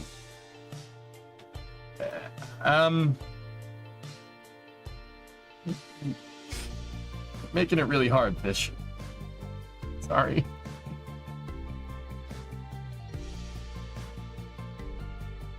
What jet do you think is prettier, the F-15C or the F-16XL? Prettier, just from a straight aesthetics look? 16XL, all day. That is one of the coolest looking planes ever. That's the fighter plane that we were promised in the future in the 90s. Now what we got is the F-22, and I'm not saying the F-22 looks bad, but dude, if you guys haven't seen the F-16XL, it's the F-16 with a delta wing. It is pretty freaking cool. That is a pretty cool looking plane. Like, you saw cartoons and comic books and stuff back in the day, and you saw jets, and it was all stuff like this, like jets 20 years into the future. It was all stuff like that, and stuff like the X-29, right? Just crazy, ridiculous 80s-ness in aerospace, right? Don't get me wrong, the F-15C is a looker. I mean, all these planes are beautiful. Personally, I'm partial to the F-22. But I think the plane that takes the all-time cake for aesthetics is the F4. The Phantom is...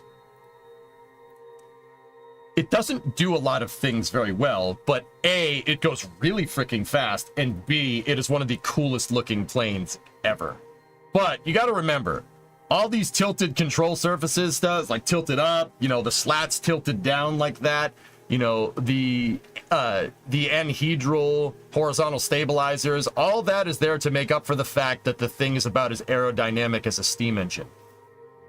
The only reason this thing got up to Mach 2 is because they brute forced it with two J79s with afterburners. It brute forces its way to Mach 2. It's not very aerodynamic, dude.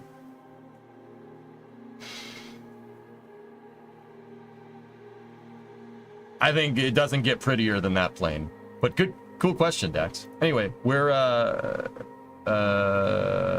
that is that one right there. That's that. Let's get back over to the mission. We're currently 53 minutes into the Rocket Lab Owl for One for Owl launch. I did notice a weird thing during staging, guys. A little funny during staging. We should be getting up here on the Curie burn momentarily, but just in case we have it a success. Just in case you missed it, watch this.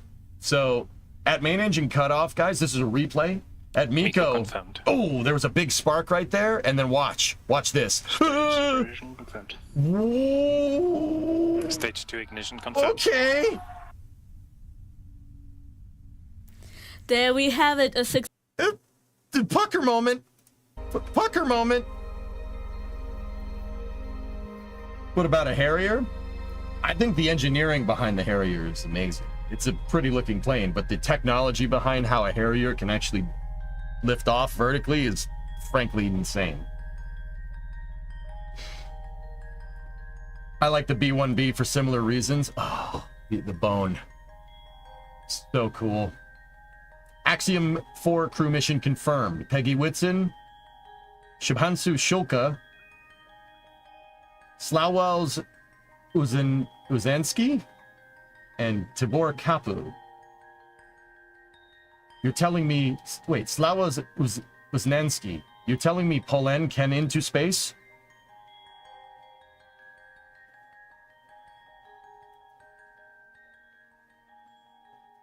Slawas, yeah, gee, Ando, I wonder where he's from. Hello and welcome back to the webcast of Rocket Lab's 51st Electron launch, a dedicated mission for Japanese Earth imaging company Synspective. Less than an hour ago, Electron launched off the pad at Launch Complex 1 in New Zealand at 4:39 a.m. local time. From there, the rocket has made its way cleanly through the usual launch milestones like max Q, first stage main engine cutoff, stage separation and ignition on second stage engine, followed by SECO and stage separation again, but between Electron's second stage and the kick stage that's carrying the Strix payload. That kick stage was released to space on an elliptical trajectory, and it needs to be on a circular path around Earth to accurately deploy Synspective satellites. Now, the kick stage's 3D printed little Curie engine was ignited a few minutes ago to circularize this mission's trajectory. To keep the mission on track. Soon, that engine will shut down to allow the Synspective satellite to be deployed to orbit. Coming up soon will be Curie engine cutoff and payload separation for the Strix satellite from the kick stage. So let's turn up mission control comms and listen in for those confirmations. Mr. Dick. What's up, you?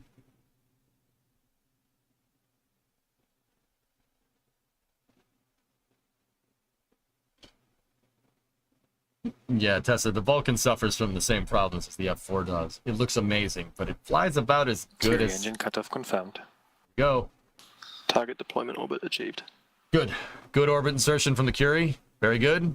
Everything looks okay in mission control. Nobody looks freaked out. A successful Curie engine shutdown for the kick stage. Only a few more seconds to go now until it's in position to deploy its Synspective satellite to orbit. Let's watch the simulation of what that payload deployment will look like. If I thought the moment you think you got the heat figured, you wrong.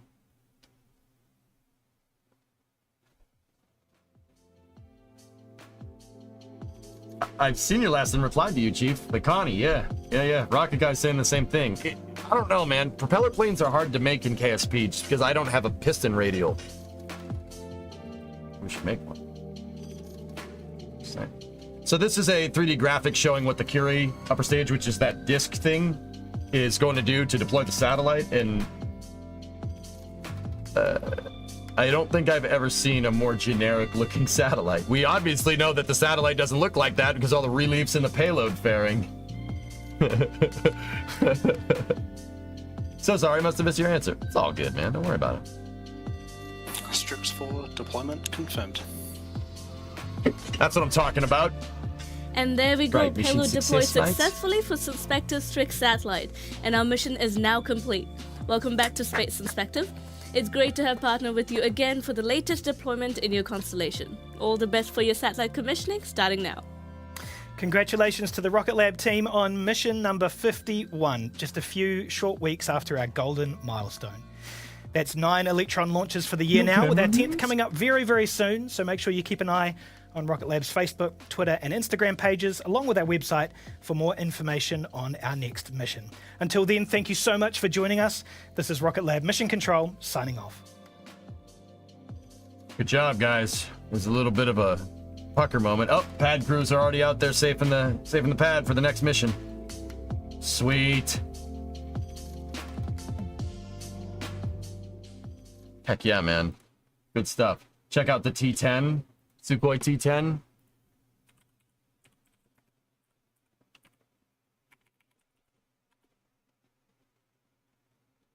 T10. Oh, it was the prototype. That's the prototype for the SU-27. SU-27's a pretty looking plane, dude. For sure. Did you say they have a monthly launch cadence? So far in 2024, 415, Rocket Lab has launched once a month. It's actually sub 1 month launch cadence. I think if you rounded it out, it's like a launch every 29 days. It's August 2nd, and this was their 9th mission. So sub 1 month launch cadence, dude.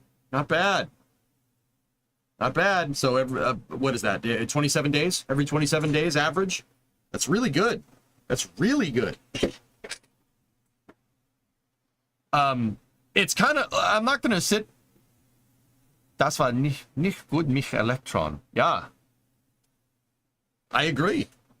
I don't know how to say I agree, but I agree.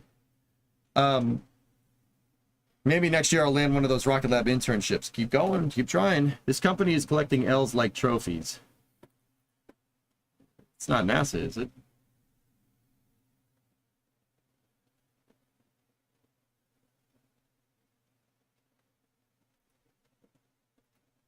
The last mission was the lander to the moon, right? No, Rocket Lab's last mission before this was, I think, another Synspective mission, if I'm remembering correctly. Du hast recht. Jawohl. So, yeah, like I said, Rocket Lab's high launch cadence is overshadowed because we get a Falcon 9 like every 2 to 3 days. But honestly, guys, a launch a month is nothing to shake your head at. That's really impressive. I'm just trying to shine a light on that because that's a Herculean effort. Even with a small sat launcher, that's really hard to do. And have these missions just go off good like that, and well, also managing development of Neutron and building a new launch complex at Wallops and refitting building out a launch complex at Wallops for Electron, which, I mean, that's a lot, dude. Peter Beck is making moves, man. Like, once again, it is overshadowed by SpaceX for sure, but you remove that component from you remove that from your perspective. What Rocket Lab is doing is damn impressive. Is Rocket Lab going to use Saxavord 2, Tessa?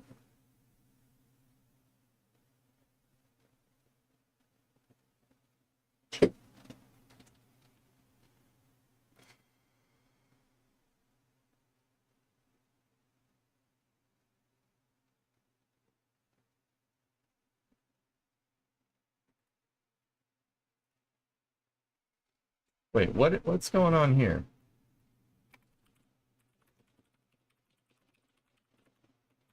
What is this from Phantom Space?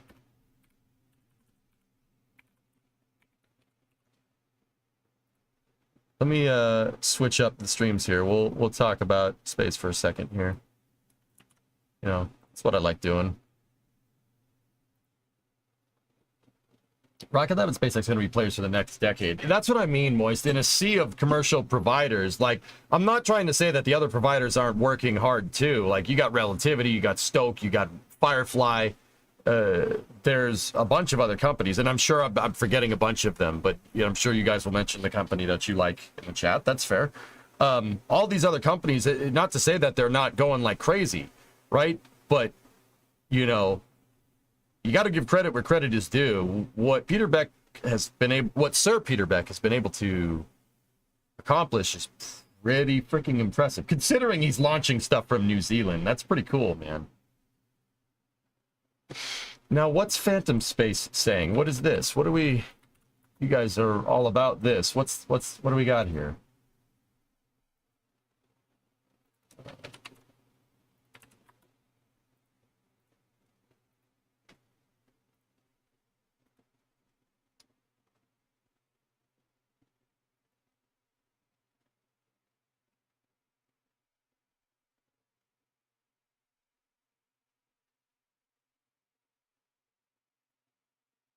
Sutherland is the spaceport that Rocket Lab is using. Oh, okay, cool. Right on, man. Phantom Space. Large launch vehicles result in large environmental impacts. Environmental regulations will ultimately limit the launch rates of giant rockets. The much smaller impact of small launchers will allow them to launch frequently and approach daily launch rates.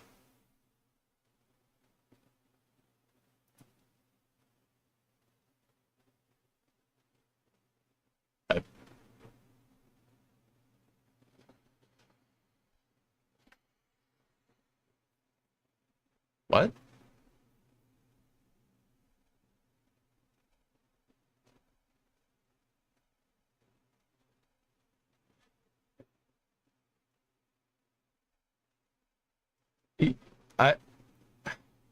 Now, Falcon 9 is technically classified as a heavy launcher, but I'm not really 100% sure how you can say that when something like Falcon 9 launches every, like, 3 days.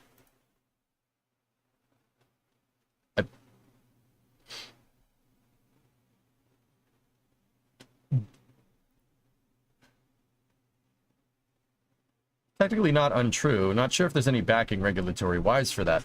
Rocket Guy, my guess, this is a guess, this is where EJ's speculating now, I make sure to let you know. My guess is that the reason why environmental regulations will ultimately limit the launch rates of giant rockets, as Phantom Space says, is because there really hasn't been many of those lately. That's probably the reason. Guys, you know, it's going to sound so stupid coming from me. I don't mind environmental impact surveys. It is comprehensive data that should be taken into account when you're launching something this big.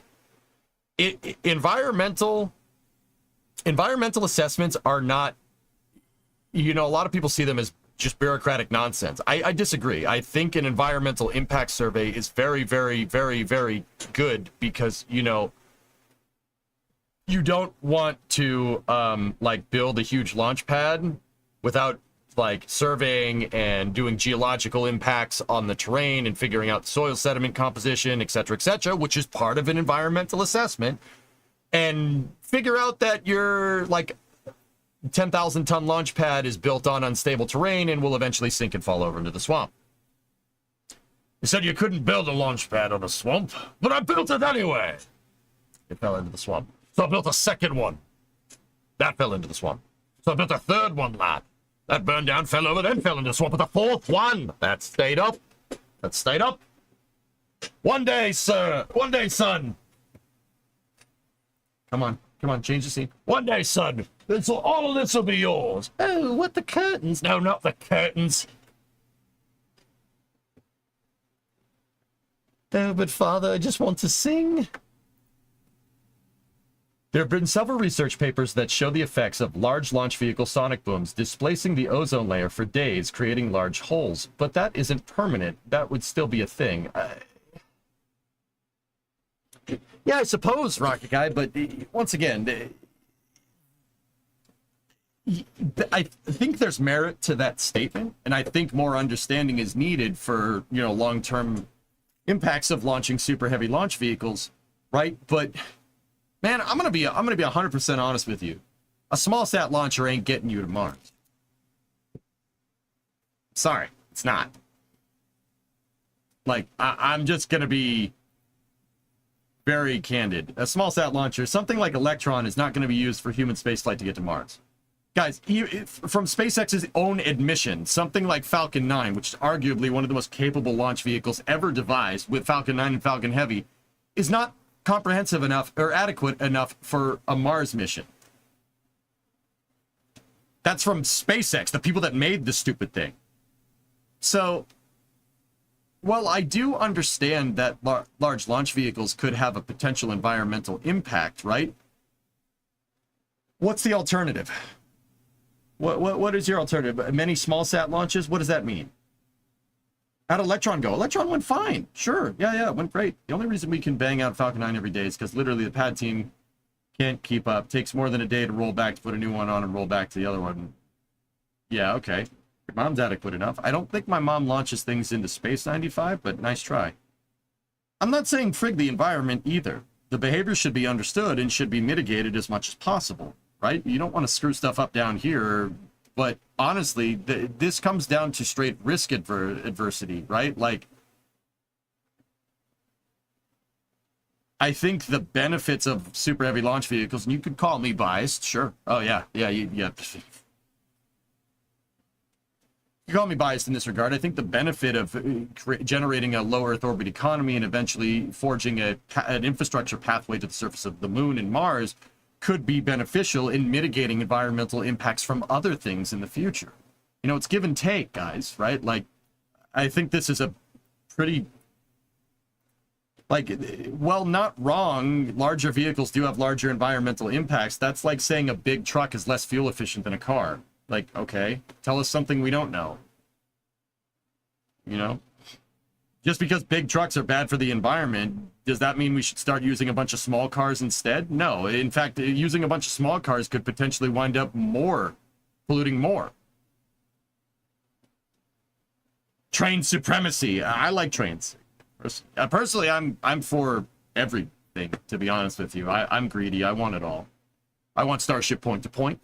I want supersonic transports. I want regular passenger liners, small regional airplanes, flying cars below that. I want trains, high-speed rail, freight rail, cars, trucks, buses, bike paths, walk paths. I want all of it. I'm greedy. I'm greedy. I'm very, yeah, I want all of it. I want all of it. I don't want one position. I want all positions. Sorry.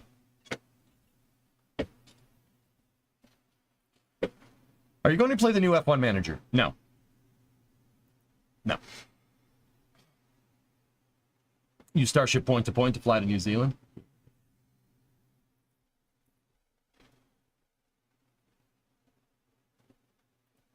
Yeah, I think this is, well, not wrong. I think this is a little bit short-sighted. I'm pretty sure this is just a way to try to show investors that your idea is seemingly superior to that.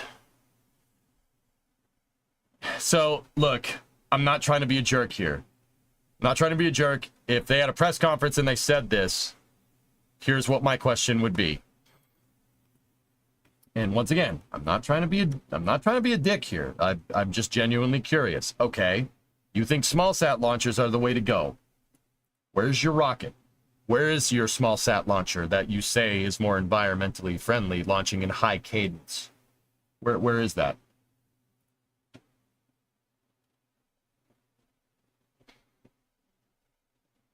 Talk is cheap, okay? So the guy that the way that you're saying is environmentally unfriendly has launched 4 of these things into space.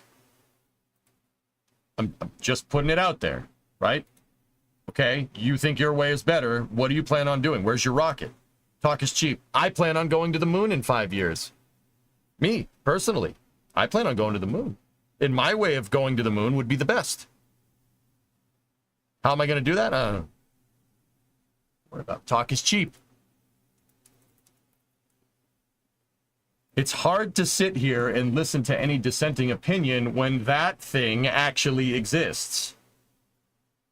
I'm just, I'm just saying, like, that would be my honest question. Okay, what do you plan on doing about this? Where's your rocket? What's your strategy? Why do you think that's, well, you already said why you think that strategy is better. Where's your rocket? Where is it? Show me some flight hardware.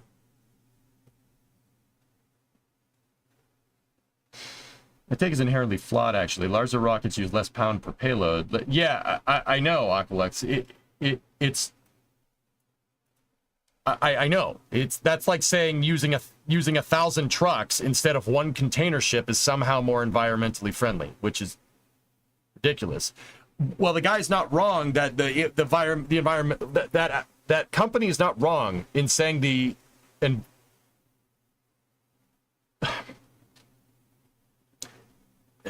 what am I trying to say? He's not necessarily wrong that regulations will constrain large launch vehicles, but I think that's more because we don't know too much about them. When's the last time somebody launched something that big? Saturn V is the only thing that even comes close, right? Or the Space Shuttle, right? Guys, spoiler alert, Space Shuttle 12 years ago. Saturn V was 50 plus. So I'll admit that there's probably...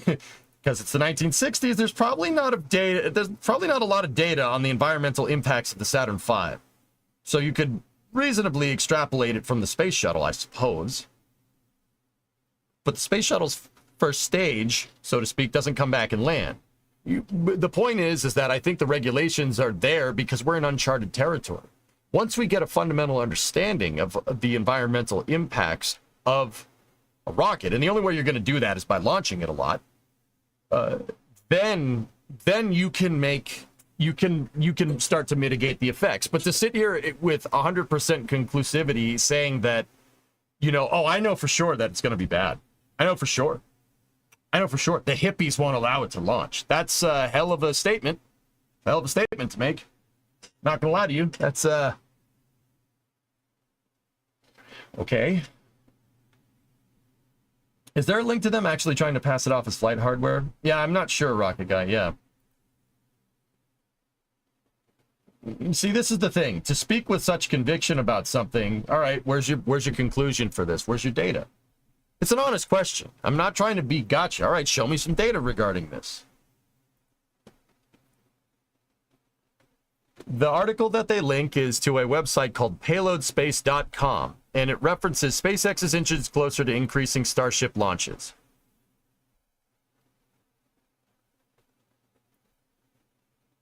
In 2022, the FAA led an environmental assessment for SpaceX's initial Starship and Super Heavy launch operations at Starbase, which concluded that the rocket did not pose a significant threat to the climate and surrounding Starbase. Since then, however, a lot has changed, including the future plans for Starship, which were unveiled this year. A bigger ship, more power, more fuel, more launches. When did this article come out? Bruh. The revised programmatic environmental assessment based off of SpaceX's changes actually came out like a couple of days before this article was written, the updated one. So, all right. Well, SpaceX's proposal represents a significant increase in the amount of rocket traffic above Boca Chica. The FAA determined that the resulting impact to the surrounding environment and community should be minimal. Okay. The impact assessed examined a few potential environmental impacts, including air quality, climate noise. We've gone through the PEA, guys. There's a space news that I did earlier this week where we went through most of it. Or, no, that was last week, but you get the idea. Long story short, they said that launching Falcon up to 20 plus times at Boca Chica is going to have no significant impact. Road closures. Perhaps the most frustrating aspect of Starbase for the local community has been the number of road closures on State Highway 4. By moving most of its testing to the Massey site 4 miles away, SpaceX expected the total hours of road closures would remain unchanged, 500 hours per year. The FAA opened the floor for public comments through the end of August, in which case it will prepare for the final environmental assessment and make its determination. You guys just failed to mention that they released an updated version of it like 2 weeks ago. No, we just forgot that part. That's the end of the article. All right. So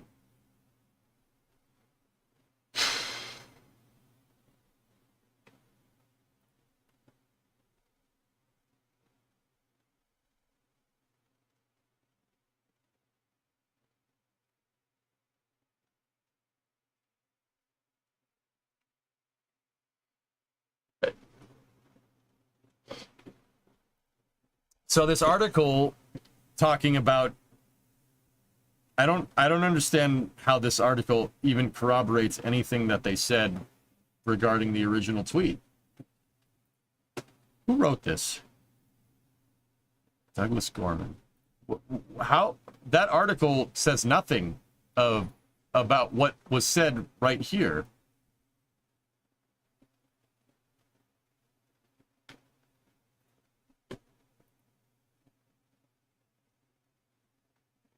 It's funny because the closest thing remotely to a source cited here is an outdated programmatic assessment from 2 years ago.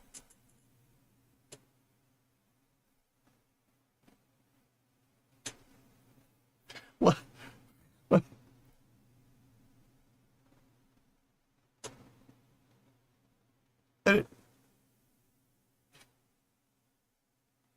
Am I missing something here? Like, wait a minute. The article says that Starship is not an environmental problem per the FAA in their outdated programmatic assessment. And even in the new one that came out a couple of weeks ago, which clearly these people did not hear about, it still says that it's fine. I'm super confused. I'm sorry, this is pretty funny, dude. Oh my God, dude. Like, man, if you're gonna write a hit piece, at least back it up. It's almost like you wrote this tweet thinking that people are just gonna be like, oh yeah, this is a company. They're a Phantom Space company. That name sounds cool. They clearly know what they're talking about. Like, check the comments. Oh, I would love to see this. Give me 1 sec. Yeah, we'll get to KSP. I swear. Please let me read the comment section. I want to laugh. I feel like laughing today. We had such a bad day yesterday. Please let me. Just hold on. So that's Mac. Approach daily launch rate. Falcon 9 averages a launch every 3 days, and it's still speeding up. And taking into account the energy used for manufacturing, Starship's total emissions per flight are probably lower than most other vehicles.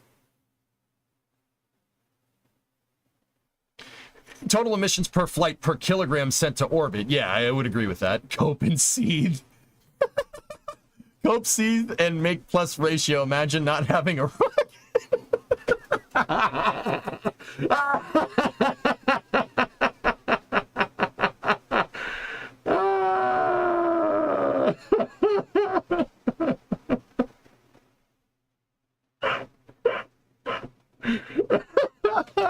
Truthful. What a winner. Easiest ratio ever. What's the original tweet? The original tweet has 46 likes. Truthful is pushing 700. That's hilarious, man. One large reusable Methalox full flow stage combustion rocket is more efficient in mass to orbit and cleaner than 50 to 100 small expendable Keralox open or expander cycle rockets. Fact. I mean, having no rocket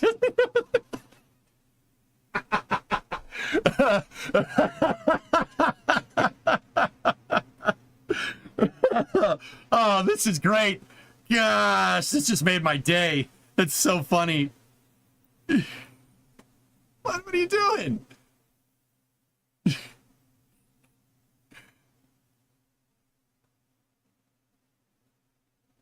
I can't share that on stream, but oh my God. Oh, I should have showed that on stream. Sorry, I went into the comment section with no gas mask, guys. That's my bad. That app's free, by the way. Oh my God, that's amazing. So good. Oh, Peter Beck has something about the Rocket Lab launch that we just saw. Hold on 1 second. Bit of a tip-off during separation. We'll take a look at it. We have very wide bounds on this, but like them cleaner than that. Good call. Good call. Yeah, hell of a guidance system to compensate. Okay, cool. Yeah, that's what I thought. A little bit of a tip-off during separation. What's that? Watch me ratio these frauds. It's called Phantom because their rocket doesn't exist. Yeah, that's pretty good. Sitherly, 52-month resub. Dude, my favorite part isn't even like the statement. It's that they link to an article that has no bearing on their thesis in the tweet. I'm sorry, that's really funny to me. That's like me saying, oh, Ford is better, and here's an article about hot dog eating contests to support my point.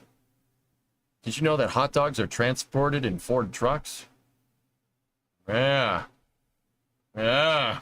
A hot dog. Do I look like I know what a JPEG is? I just want a picture of a gosh dang hot dog. That's my favorite part, dude. This is ridiculous. Did you see this from Truthful?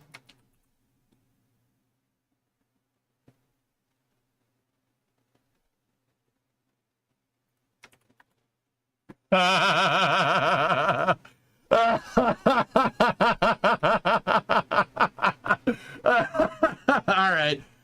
right. That got me a follow. That's pretty funny. What up, Truthful?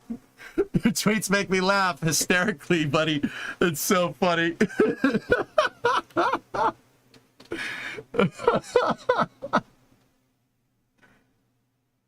Yeah. What can I say? Your posts bring me great joy.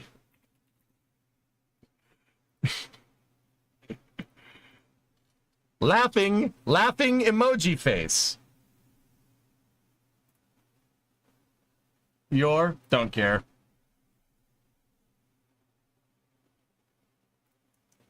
Oh, you know what? We're gonna meta the hell out of this. Hold on. I got a better idea. So I posted this while streaming, and chat told me that I had a typo in it, and I posted it anyway. So, you know.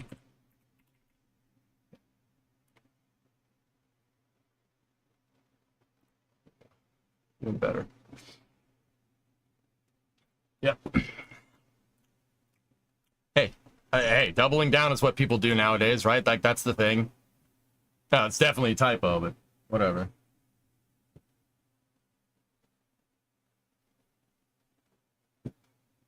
You had a typo there? Excellent. Even better.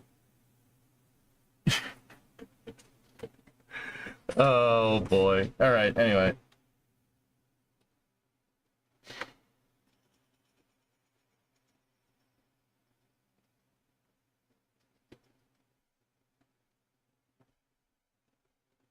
If you ever think you're having a bad day at work, just remember, you could make typos with 500 people watching you.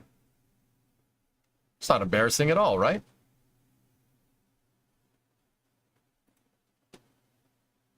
So I got that going for me, which is nice.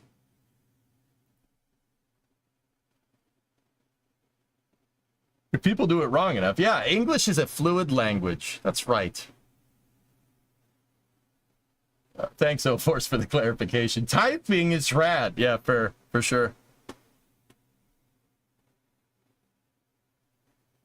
Anyway. All right. Yeah, I'm not going to lie. A little embarrassed, but, you know, double down. It's fine.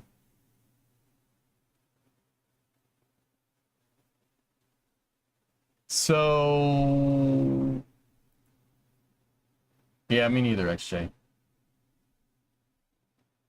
Is it impossible to edit tweets? You can only edit tweets if you're Twitter Blue. I'm not that. You need X Premium. Salty. Anyway, don't mind me. I'll just keep making a fool of myself over here. Anyway, all right. Shall we Kerbal? Shall we Kerbal? I've had enough Twitter for the day. X, don't give it. All right, so we made some changes to Dart's wing structure, and I kind of want to see what it does during reentry. So we're going to open up our Kerbal simulator, and actually, oh God, it's kind of gonna. I'm gonna cringe saying this a little bit, but I'm interested in seeing what that Kerbal wind tunnel mod is about. You know, It's actually 534, don't you math?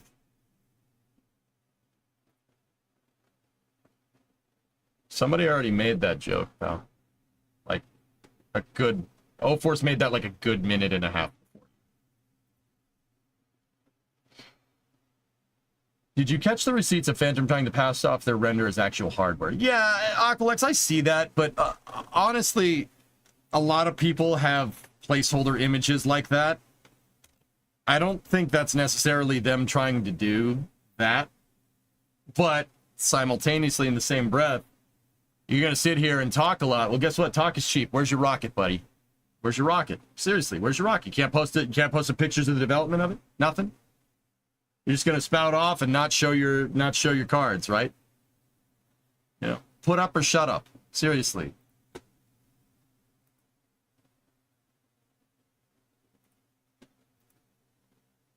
My RS1 model is good. Well, where's the explosions, Aerodine?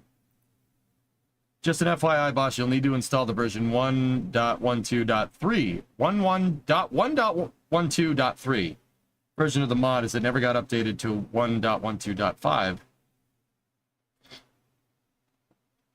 Works with no issues. I don't understand, Tessa. Are we talking about Kerbal? Versions of Kerbal? I'm not rolling back a version. KSP, I'm not doing that. I don't want to do that. That's... No. Not until that behavior is understood well. It just installs automatically, just opens the can. Okay. All right, cool. Let me switch us over to KSP.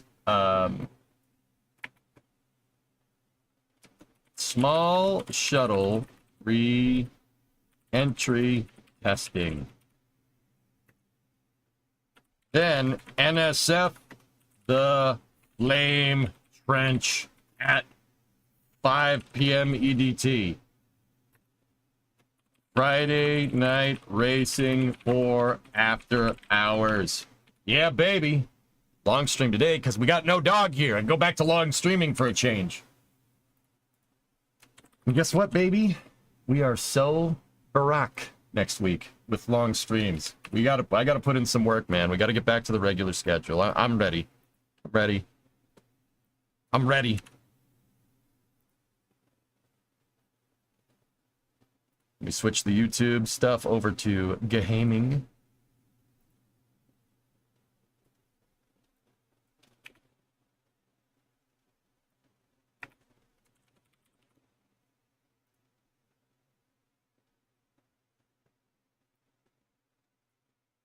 All right, so we're back over to KSP. Let me just splash the title screen here real quick so you can find it in the VOD. Give me 1 second.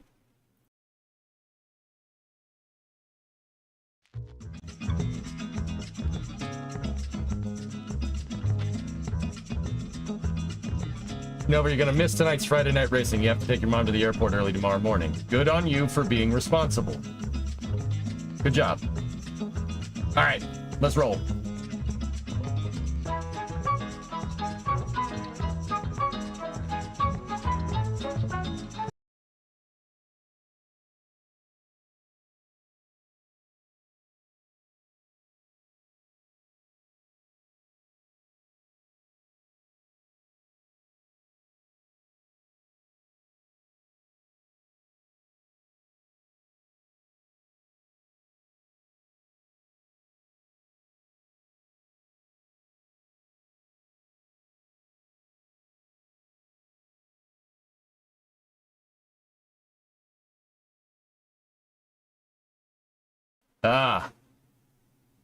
Oh, dude. That's so pertinent to the conversation that I was just saying. All right, here, check this out. So what I was just saying, listen, this is awesome. What I was just saying is that I hate doing troubleshooting on stream. The reason why is because in the back of your mind, you're kind of preoccupied with making sure the stream health is okay. Is my mic muted? Are we on the right scene? Have to look at chat.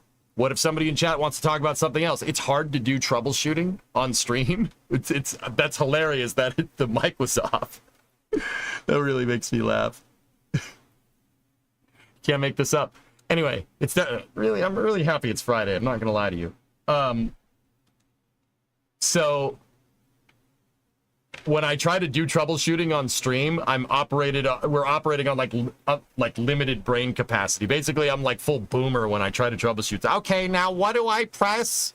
You know, it's bad. It's bad. Oh dear. All right. That's funny because that's very pertinent to what we were just talking about. All right, that's an easy one, boss. Yeah, you always say that. You always say that. Oh, it's easy. Just go into the registry, delete the registry file, restart, reinstall drivers from the CMOS, blah blah blah blah. Yeah, that's an easy one. Yeah, sure, of course, it's an easy one. Search for wind tunnel. Kerbal wind tunnel from boot.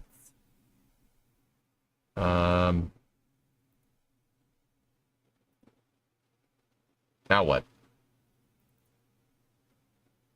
Versions tab on the right. Settings. Compatible.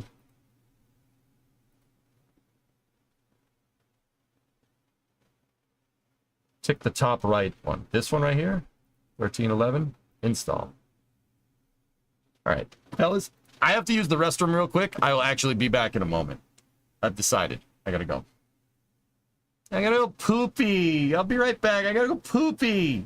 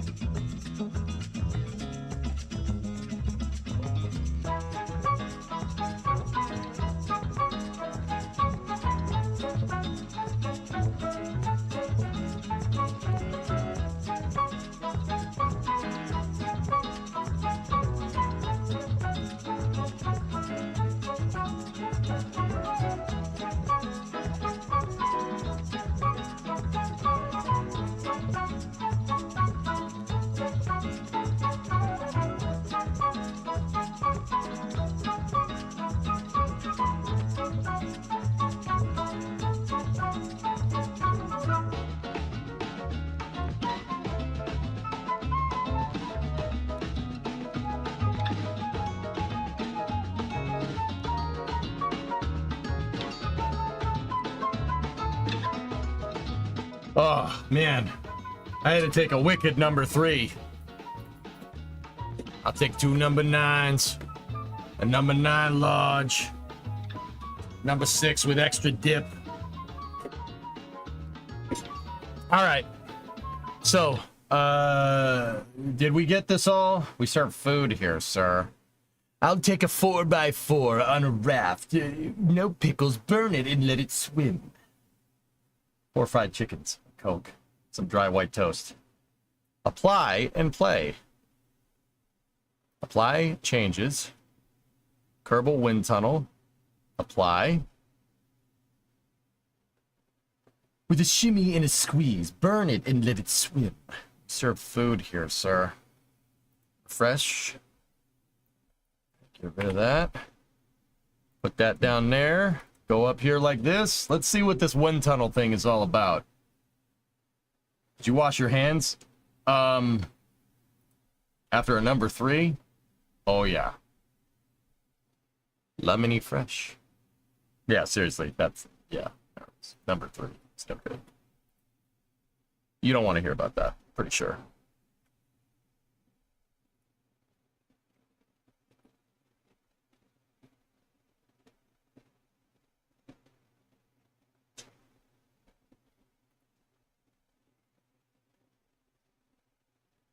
Decontamination shower. I'm not saying we were at that point, Aranor, but we were almost at that point.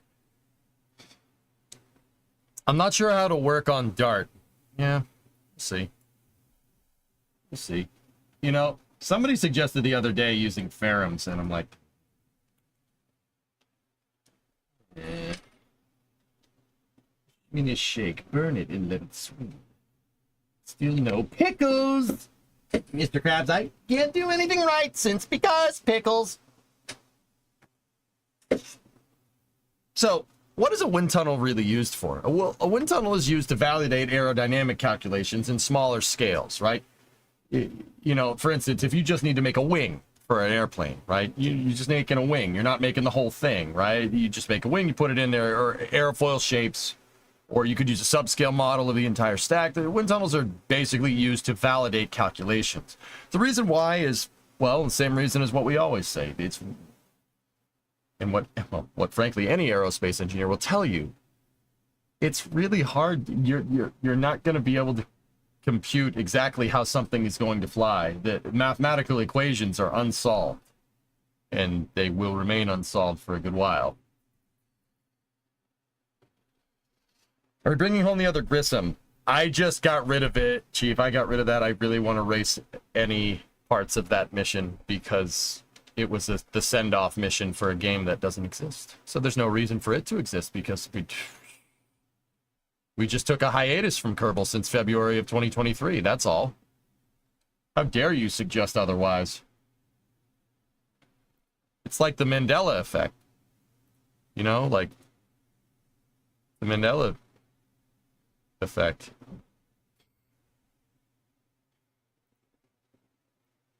Let's get the tunage going. All right. How do we use this? Let's figure it out.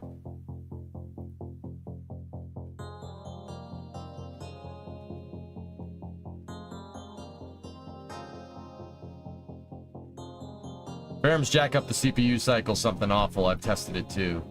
Over multiple cores, or is all the physics still simulated on one core, Tessa?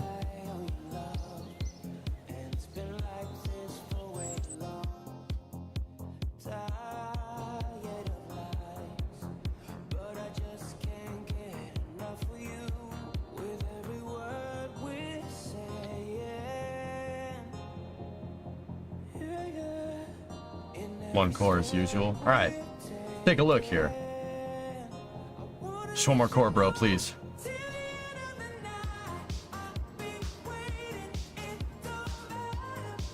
All right, let's take a I was about to say let's just take a regular plane and put it through the wind tunnel, but you know, how about the Curb Bear 990? A really just nice little small plane to fly. So, what is this gonna do?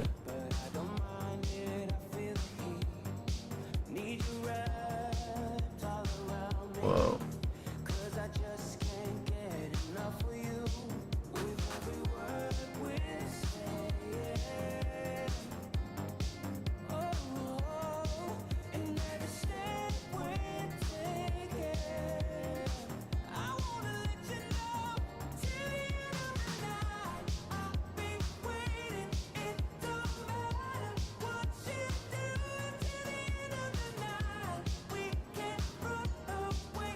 Ah! Oh! Oh, all right. Yeah! Dude! Cool! They're gonna do this real quick. What's that?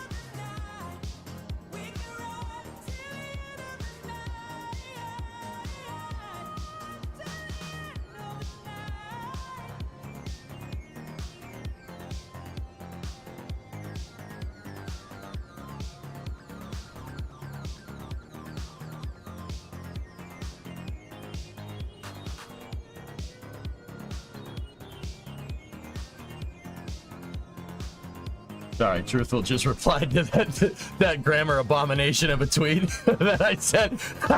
I'm sorry, that made me laugh.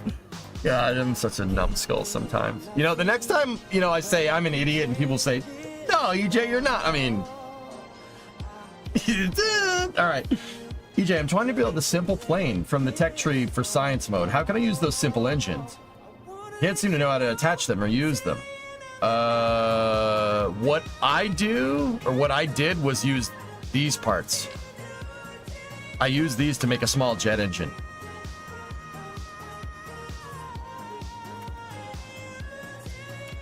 Silly question, can you attach a rocket to this plane and send it to space? No, this plane was not designed to do that. So what I did, dude, was take this thing, the duct, and I use that to make an engine. I find you get much better balance this way. I'll give you, let me show you.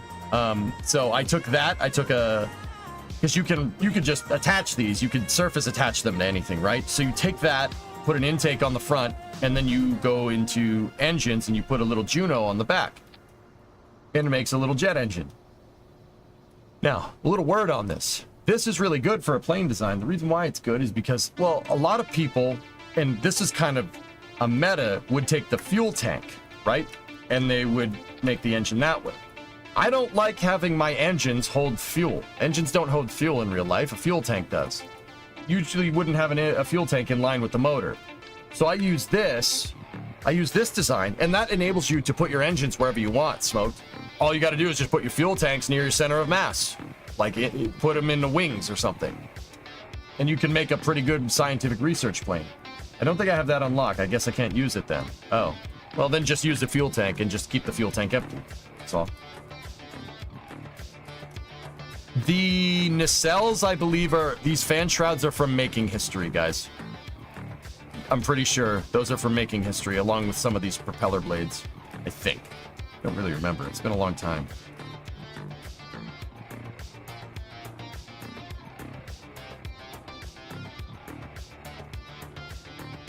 All right, so Kerbal Wind Tunnel.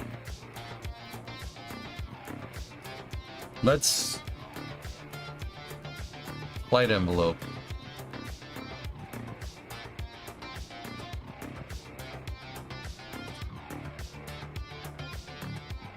(5,000 meters at 250 feet a second.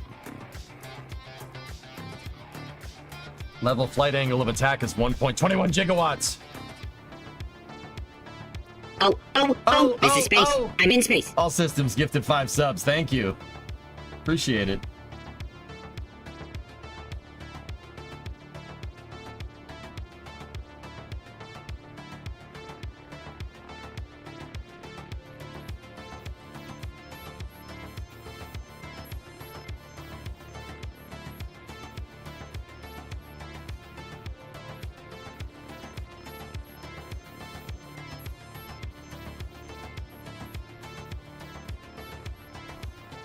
I'm just asking, yeah, Tyranny, if I put a rocket on it and the rocket was lined up with the center of mass, sure, why not?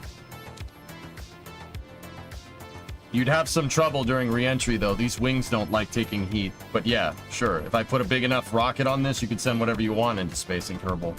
There's not as much emphasis on the material science. The material science in Kerbal 1 was always abstracted on purpose because of the difficulty. That having different materials would open up a bunch of options to make different things, and that would be kind of cool. But for all intents and purposes, every part is made out of mostly the same metal. I'm guessing every part is made out of aluminum. I had to throw it out there. Yeah, no problem.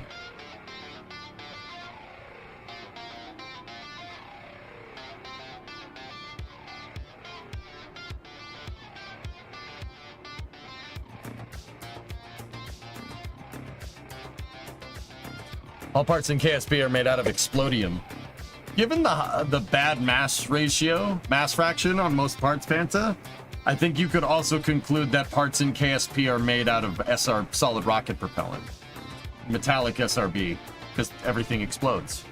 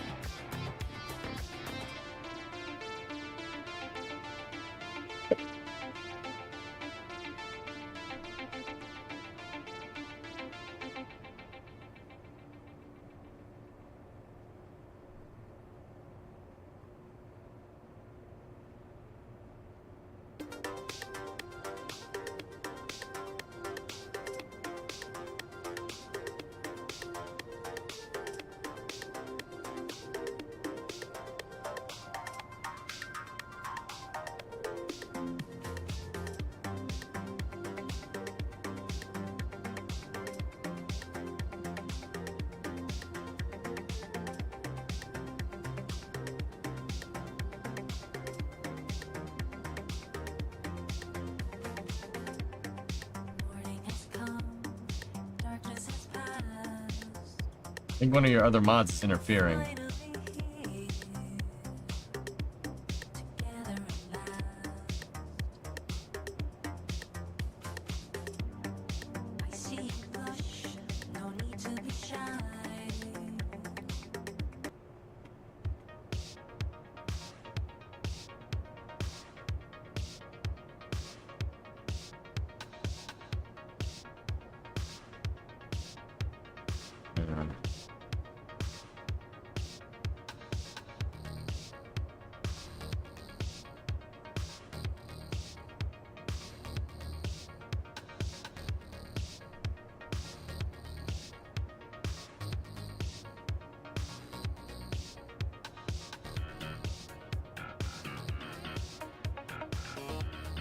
Huh.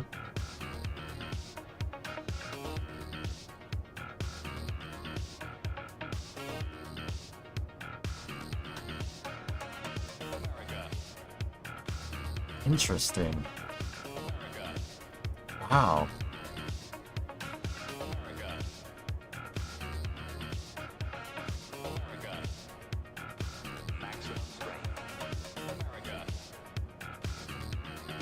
Huh.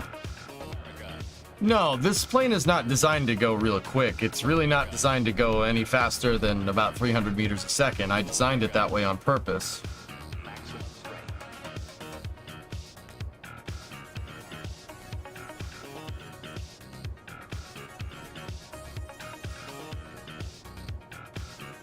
Huh.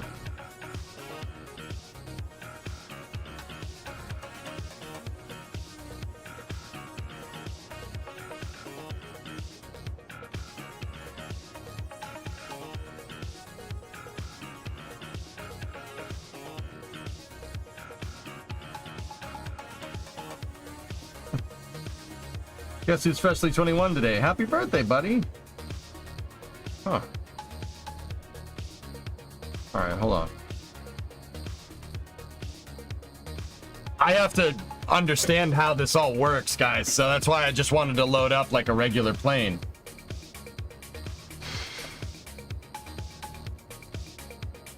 Let me see if we have just a more garden variety plane than that thing.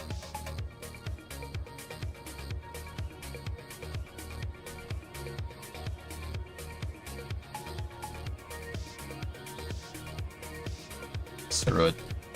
I don't have any regular planes loaded into this, so we'll try to break it.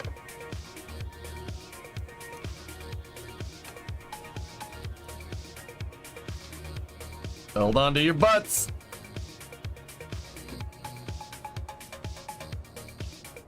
Oh.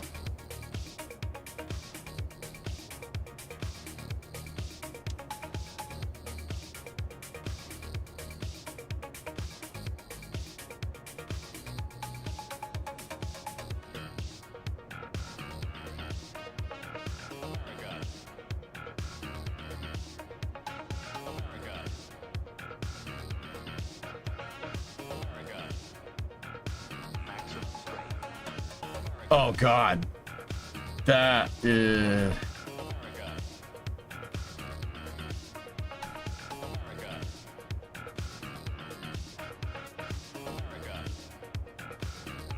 This is lift to drag.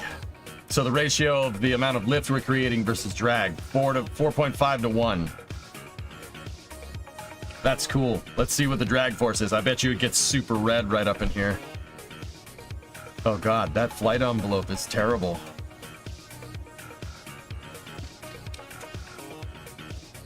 Oh. Oh, yeah, this won't take into account the hybrid tech elevons. Yeah, for sure. Oh. So guys, this thing that looks like a guy kind of hunched over from the side right there, that looks like that's the flight envelope for this thing. Not great. Not great. This, yeah.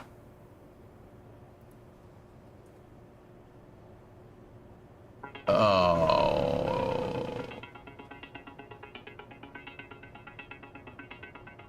Yeah. This thing will only really get into runaway thrust at 10,000 feet for a very specific spot. After that, you're losing thrust. This basically shows what we already knew. Starraker can get, initially it makes tons of thrust, gets way up to speed, right? But as we gain altitude, right? Like, see this line is where it really can and can't fly. Once again, that's not, Aqualex is right. It's not really taking into account my hybrid tech surfaces, but I guarantee you, even with the hybrid tech surfaces, it's not much more than this. And that's based off of the flight data that I've seen. So what I'm showing here is all the different places where the engine, so this is basically how much thrust the Shrubber engines, which is the turbo, high bypass turbofan ramjet design that we made, the Shrubber motor, inside of the dragless fairing. This is the places where it generates the most amount of thrust. You have your speed down here and you have your altitude here. This thing will generate the most amount of thrust right at around 7,500.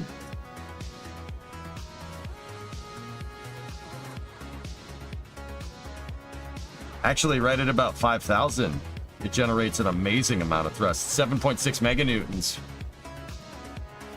500 meters a second. But as we go up, see, the thrust tails off, but it stays pretty good. Yeah, that's actually not bad.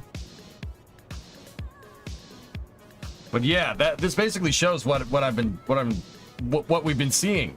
Every time I've launched Starraker over the past couple of days, we get right to around 600-700 meters a second, and it can't go any faster. The drag just becomes too much. Like, let's look at the lift to holy shh. Okay. Anywhere that's blue, anywhere that's not yellow, green, or red is bad. Is bad. That's bad. That's very bad.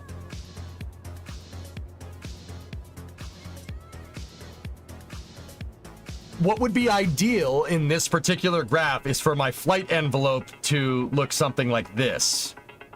To look like the area that's greenish right there and follow that. I kind of got it right, but it's not right at all. Hey, Max, what's going on? Oh, jeez, that's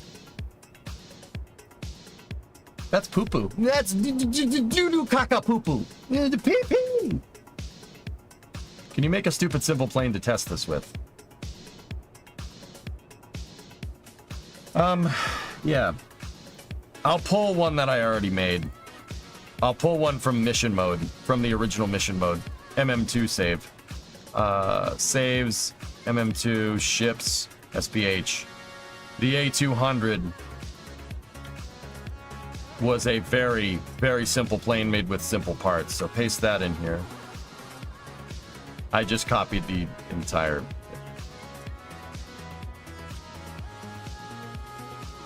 I definitely didn't do that, but that, you know, it's fine.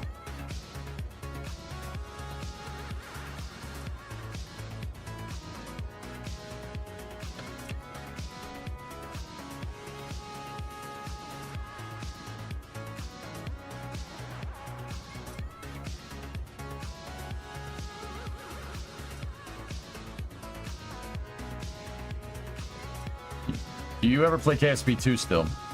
No. The Ghostly, can't really say for sure, but let me just say that the entire development team that was working on that got fired. They got laid off. So I can play KSP 1, which is fairly feature complete, or we can play KSP 2, which isn't.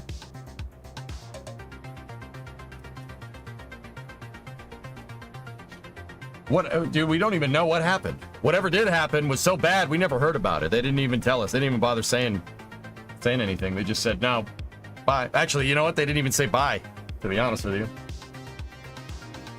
So, last if you can, sorry. So, yeah, I don't really play. I'm probably not going to play KSP 2 ever. I, in fact, choose to acknowledge that game does not exist. I refuse to acknowledge it. Quick question for tonight. Do we want to go with just LMP2, just GT3, or multi? Just GT3. No multi-class. No, just GT3. Keep it simple. All right. This is a very simple plane, the A200.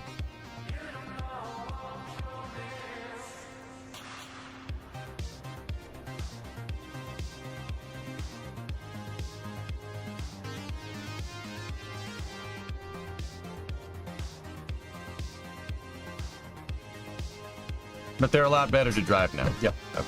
Or why did you ask me then?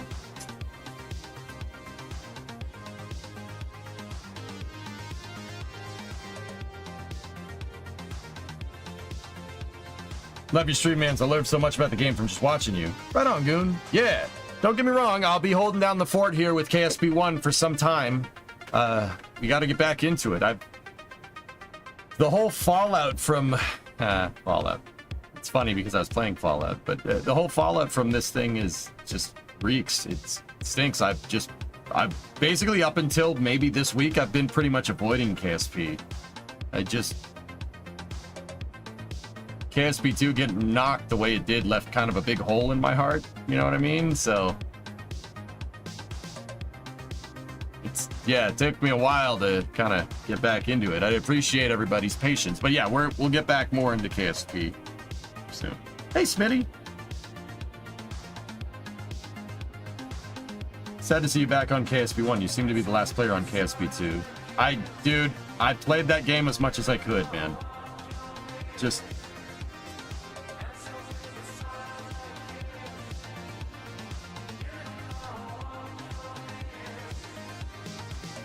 yeah, sucks, dude. But whatever, we still got KSP 1, and now, because we don't have to worry about KSP 1 getting updated anytime soon, I'm kind of more open to putting mods on it. So, like Kerbal Wind Tunnel, which is pretty rad.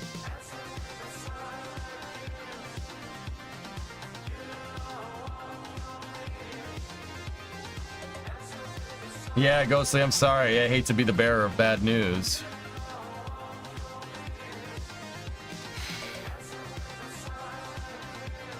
Actually, with a little more engines, we could get this thing flying a lot higher. Fuel economics.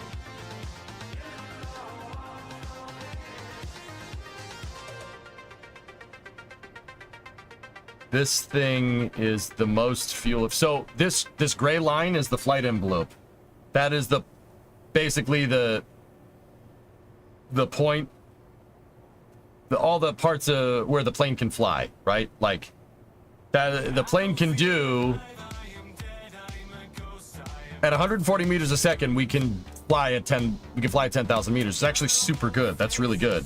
But we're not going very fast. And actually, that's the upper part of the flight envelope. That's not the most efficient spot. The most efficient spot for flying with this thing is 0.27 kilograms per 100 kilometers, right there. 7,200 at 230 is the most fuel efficient here.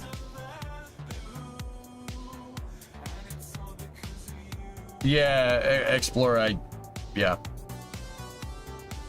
I started playing last week. I looked into mods and got overwhelmed very quickly. No idea what to get. If you're buying KSP 1 for the first time, Rebel, don't use mods. Understand the stock game and understand how to play it. There's enough here with the 2 DLCs to keep you occupied for a little while, and then find which mods you want based off of playing. Trust me, you don't need mods with KSP to have a good time. I've played modless KSP for a decade. No joke. And even then, I carry a very light mod load. Visual mods are fine though. Yeah, visual mods that don't screw with the gameplay, so like clouds, better environments, stuff like that. So max efficiency is a 460 meters a second. No, that's out of the flight envelope. It can't do that. The gray line is the flight envelope. Overlaid on the flight envelope is my fuel economy. This is showing where the engines are the most efficient. With my current setup right here, at 6,700 meters, going about 235 meters a second, the plane is the most fuel efficient. That doesn't necessarily mean the plane can't go higher. The highest altitude it can fly at is 10,000. But at 10,000, you're not making as much lift up there, so your engines have to do more of the work. Note that our level flight AOA is 13.6 degrees at 10,000, meaning the plane has to basically fly like this, and because the engines are pointed somewhat down, it has to rely on the engine thrust to stay flying straight. That's not very good. Yeah, that's not very good. Compare the angle of attack numbers to down here. Level flight is 5 degrees instead of 13. See what I'm talking about? This is actually pretty good. This is the A200's a pretty good little plane. Yeah, pretty good little airplane. I designed this for mission mode to do science and stuff. I even used my flag pack to give it a serial number. Yeah, we're a lot slower because the plane's basically flying like this. That's cool, man. Angle of attack curves. That's kind of cool, dude. You can use this to really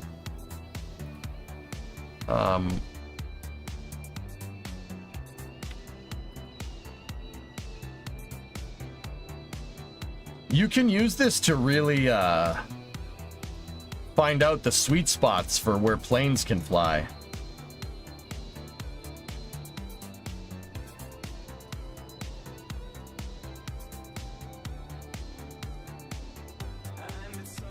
That's cool, man.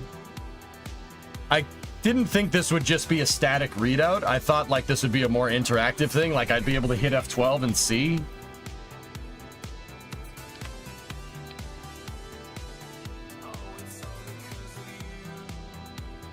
Oh.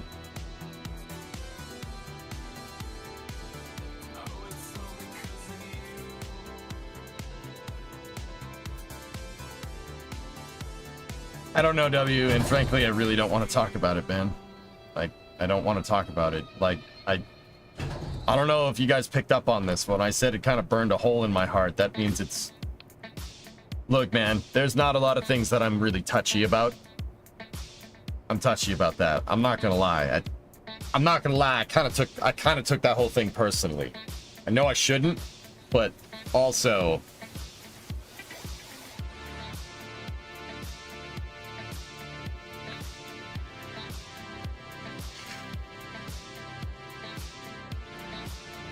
I know, Aqualex. I wanted to see for sure that's what was going on. I wanted little smoke lines going over the plane. Yeah, that would have been cool.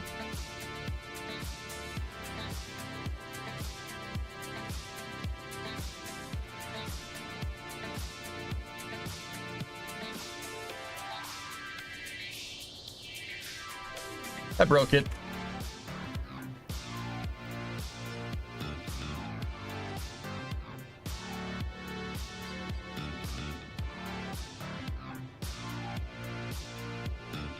Yeah, we broke it.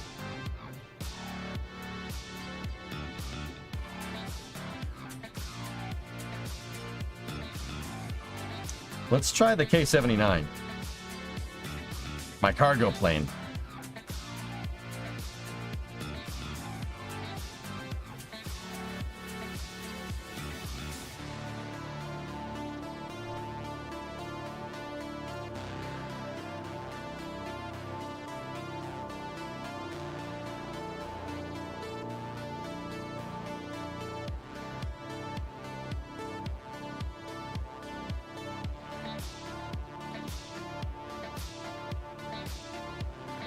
So how come this isn't showing the flight envelope?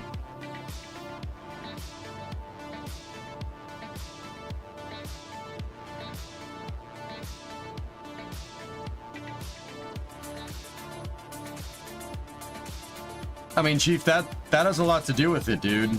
I put, like, guys, I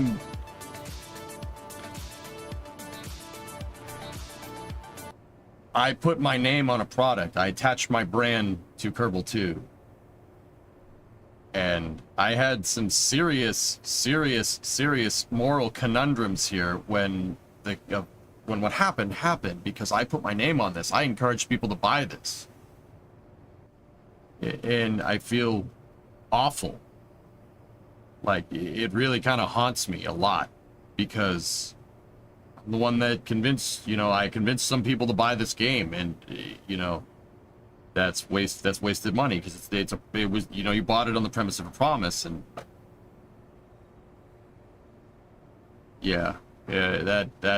that's what I mean about taking it personally, dude. Like, I got people to spend money on it because I thought they would follow through.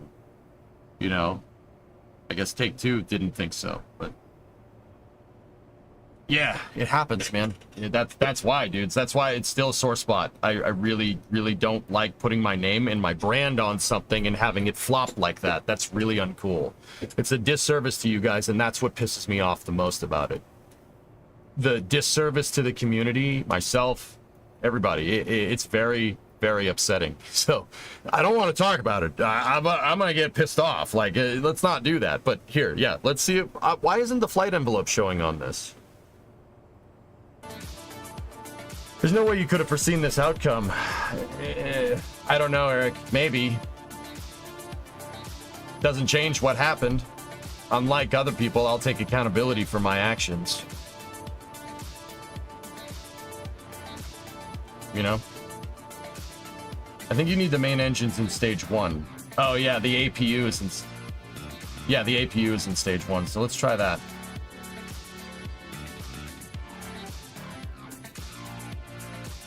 Update the vessel. Ah, there we go. Thank you. I forgive you. Yeah.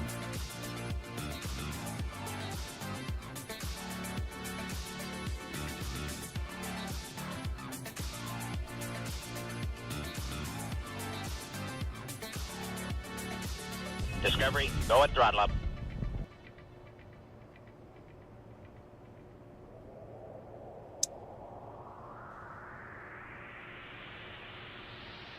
Yeah, this thing... Here, let's see. Where is it the most fuel efficient? Guys, I'll be honest. This is super cool, but I'm not entirely sure this is going to help us with Dart. I mean, it might in some way, shape, or form, but it only goes up to 25,000 meters. This isn't going to tell us anything about the, level flight angle of attack. Ugh.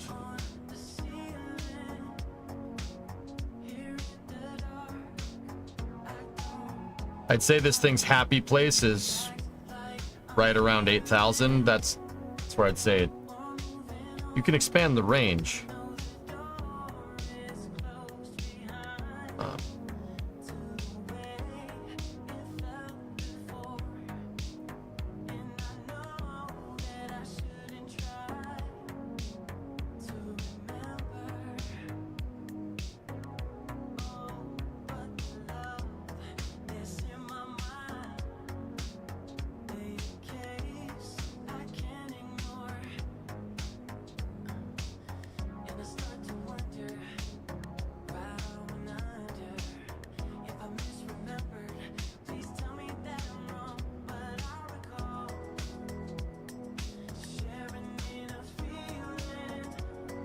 $8K, what is the real Earth altitude? What's the ratio? 10,000 meters a second is 33,000 feet. That's extremely high for Kerbal. You got to remember, Kerbal is 1/10 the size of Earth. So that's Earth, but it has Earth's atmosphere and it has Earth's gravitational pulls. That means Kerbin is like as dense as a neutron star, for what it's worth. Probably not a neutron star, but it's definitely a dense planet. A whole planet must be made out of titanium, which explains why the ground is so freaking hard. Water probably would not exist on a planet like this, but whatever. Journey, 30,000 feet. 30,000 feet in KSP is like 100,000 feet. Yeah, that's pretty high up there. I haven't done like an exact calculation, dude, but because, yeah, I mean, if you can hit 30,000 feet, that's way up there. 33,000 feet in Kerbal is very high up off the ground. Like, that's...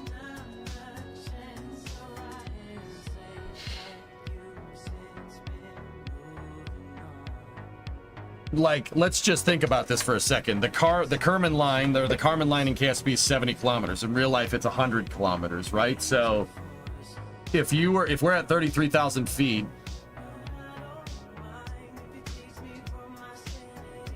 hang on, let me check something.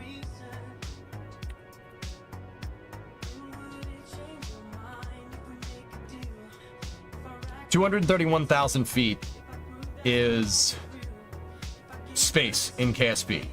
So if we divide that by 33,000, oh crap.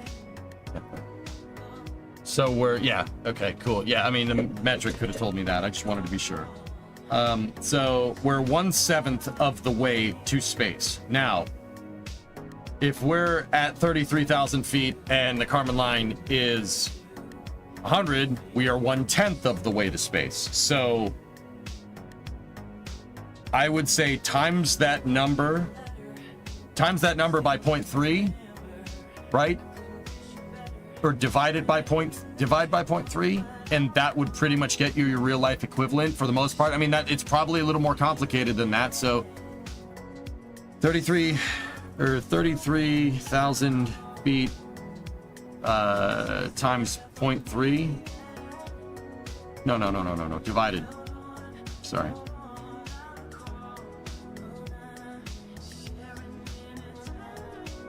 Yeah. See, like I said before, dude, if you could fly 10,000 meters in Kerbal, that's like flying at, if you could fly 10,000 meters, that's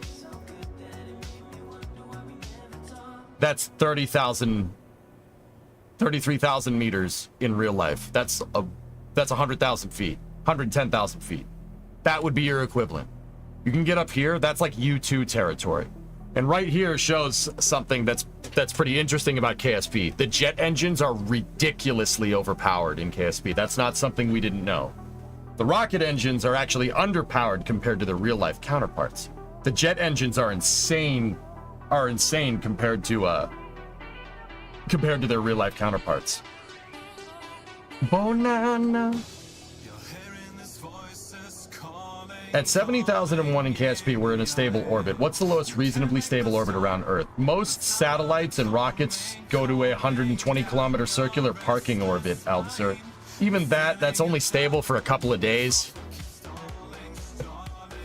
An indefinitely stable orbit, so something that's not decaying, would be something above 600 kilometers on Earth. By that logic, right, the ISS is, if the ISS was in KSP, it'd be at like 65,000 meters. But the other thing to take into account is that Earth's atmosphere falls off on an exponential scale. So as you get higher and higher, it gets exponentially smaller, right? Kerbal's does that too, but at 70 meters, it doesn't just get exponentially smaller and smaller and smaller, it just caps. Kerbin's atmosphere would probably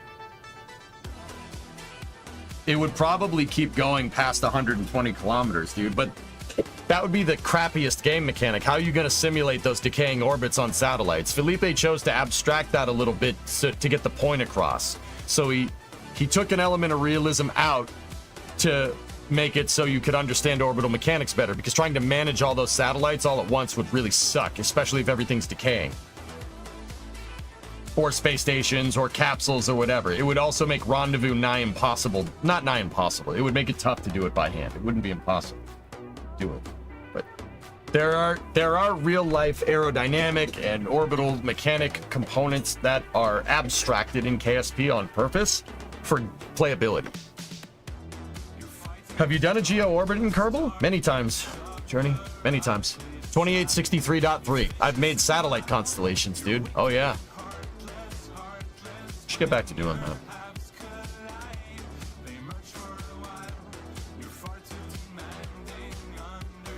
Oh, you want to see something cool? we upped the conics one time, and because I was trying to show people what a rectilinear halo orbit looked like, or at least as close as you're going to get to it in KSP, and I ended up adding like infinite conics. What does that mean? It's plotting your trajectory out like 600 times through 600 sphere of influence changes, or SOI changes. So, you know, in Kerbal, when you go to the moon, you have enter moon's orbit, right? There's a SOI transition. Yeah. And then it shows kind of your trajectory around the moon. That's a conic. That's called a patched conic in KSP. And let's just say we got a little rowdy with the conics one time.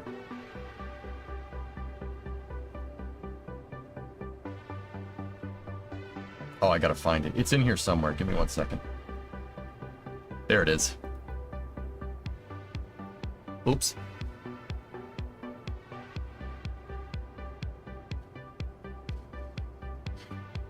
That was not using a mod, no. Yeah, see, we had infinite patched conics. So a rectilinear halo orbit kind of goes out of the moon's SOI for a second and comes back. Like, it's very, very tight. And that basically is one of the things that keeps it in line of sight. Pretty cool, huh? It looks like Rainbow Road. I just thought that was super cool. See? Now, once again, the other thing about a rectilinear halo orbit is that it uses lunar precession to change its longitude of ascending node. That's how it always stays in line of sight. It uses the moon's unstable gravity to keep its orbit in line of sight of Earth. So you see how mine in this, and this is what you can't do in KSP, see how mine kind of loops over and loops over and loops over, and how it kind of is squiggling around like a helix right here? In real life, the orbital track would always, for a rectilinear halo orbit, would always be on that blue line. It wouldn't be looping out left and right and kind of doing a swirl around the moon. It would just be going like this. Like, your longitude of ascending node would always be perpendicular to line of sight of Earth. Yeah, it's actually, you know, we talked about all that nonsense with Gateway, and yeah, man, that did piss me off yesterday. But honestly, something like Gateway is pretty damn cool. It's a pretty cool anomaly in our orbital mechanics for our local system. It's neat. Not the worst idea to put a station there, but you gotta make sure it's not, you know, you gotta make sure it's not, you know, it can actually get there. That's kind of important.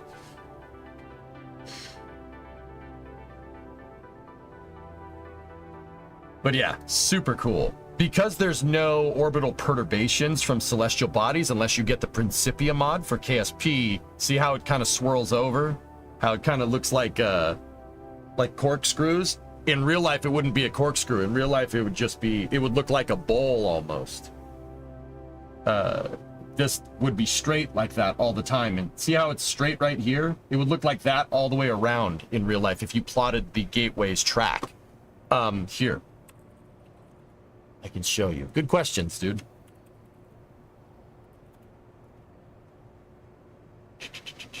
Here's a video that was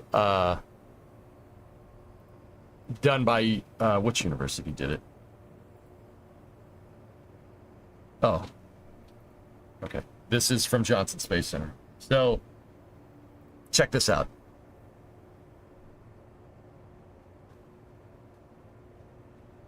This is if you had an orbit that was kind of working around a Lagrangian point.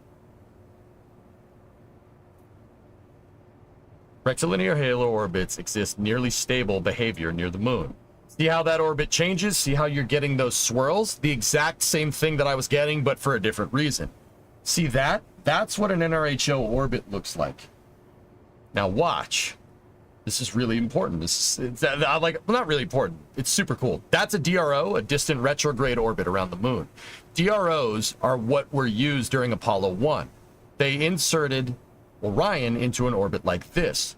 And what that distant retrograde orbit does is, because of the this is basically an overlaid highly eccentric orbit. What it would basically look like is a retrograde orbit with a very high apocynthion, or apoLun, the highest point in a lunar orbit.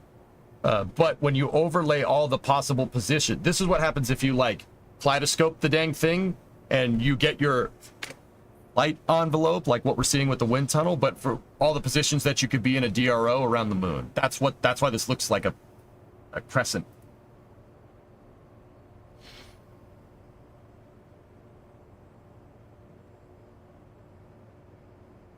I can talk faster than you can type, Aqualex. Deal with it!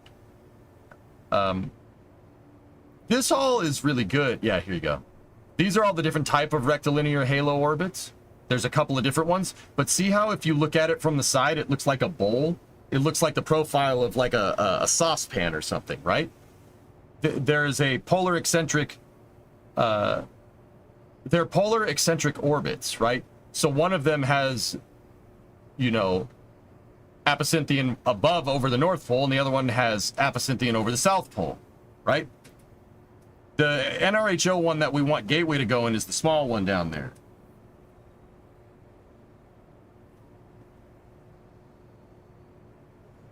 Yeah. So that one, that one doesn't really visualize it right. This one does. This is what it should look like. Check this out. See what I'm talking about? See the bowl?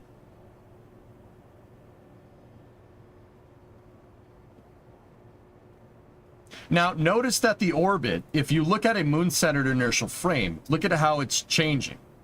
Do you see how it's changing, the orbit's changing its longitude of ascending node? So it goes over the moon from, like if this is the moon right here, it goes over this way. And then the next time it encounters the moon, it goes over that way. And then the next time it encounters the moon, it goes over that way.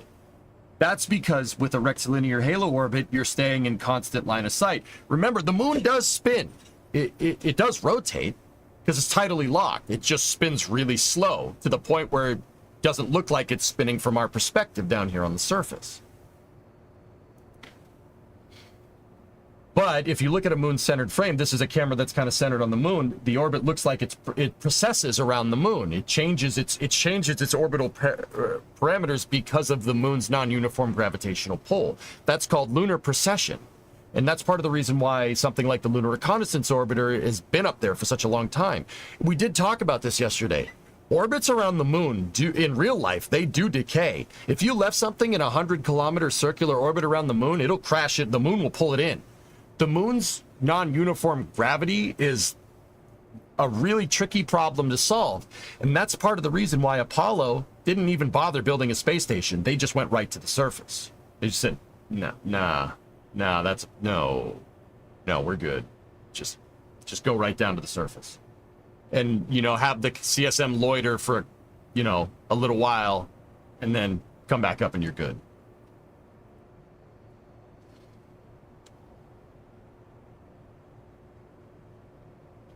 See? Also note that the orbit, each time it goes over the North Pole, is shifted slightly. Once again, that's due to precession. Isn't that cool? You can't do that in Kerbal unless you had Principia. Principia would allow you to do something like this, but Principia, if I had my way with that thing, it would fry my computer more than, I mean, I'm surprised that computer's still working, to be honest with you, but you get the idea. But see, we tried to do it, and we couldn't, because we couldn't use lunar precession to keep our orbit straight up and down relative to we couldn't keep our orbit perpendicular to the lunar equator, because there's no precession. So it just kind of moved around, and it made these squiggly lines over here. But it still looks cool. I'm not going to lie to you. It still looks really neat.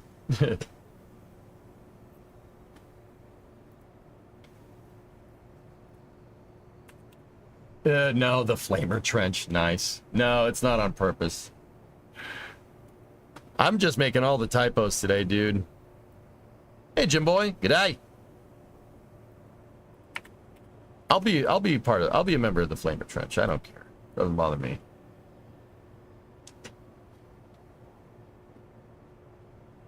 Apollo be like, this looks like a bad neighborhood. Yep, lock the doors. Lock the capsule. Lunar gravity sucks. It's such a pain in the butt, dude. By the way, are we there yet? No! Damn it!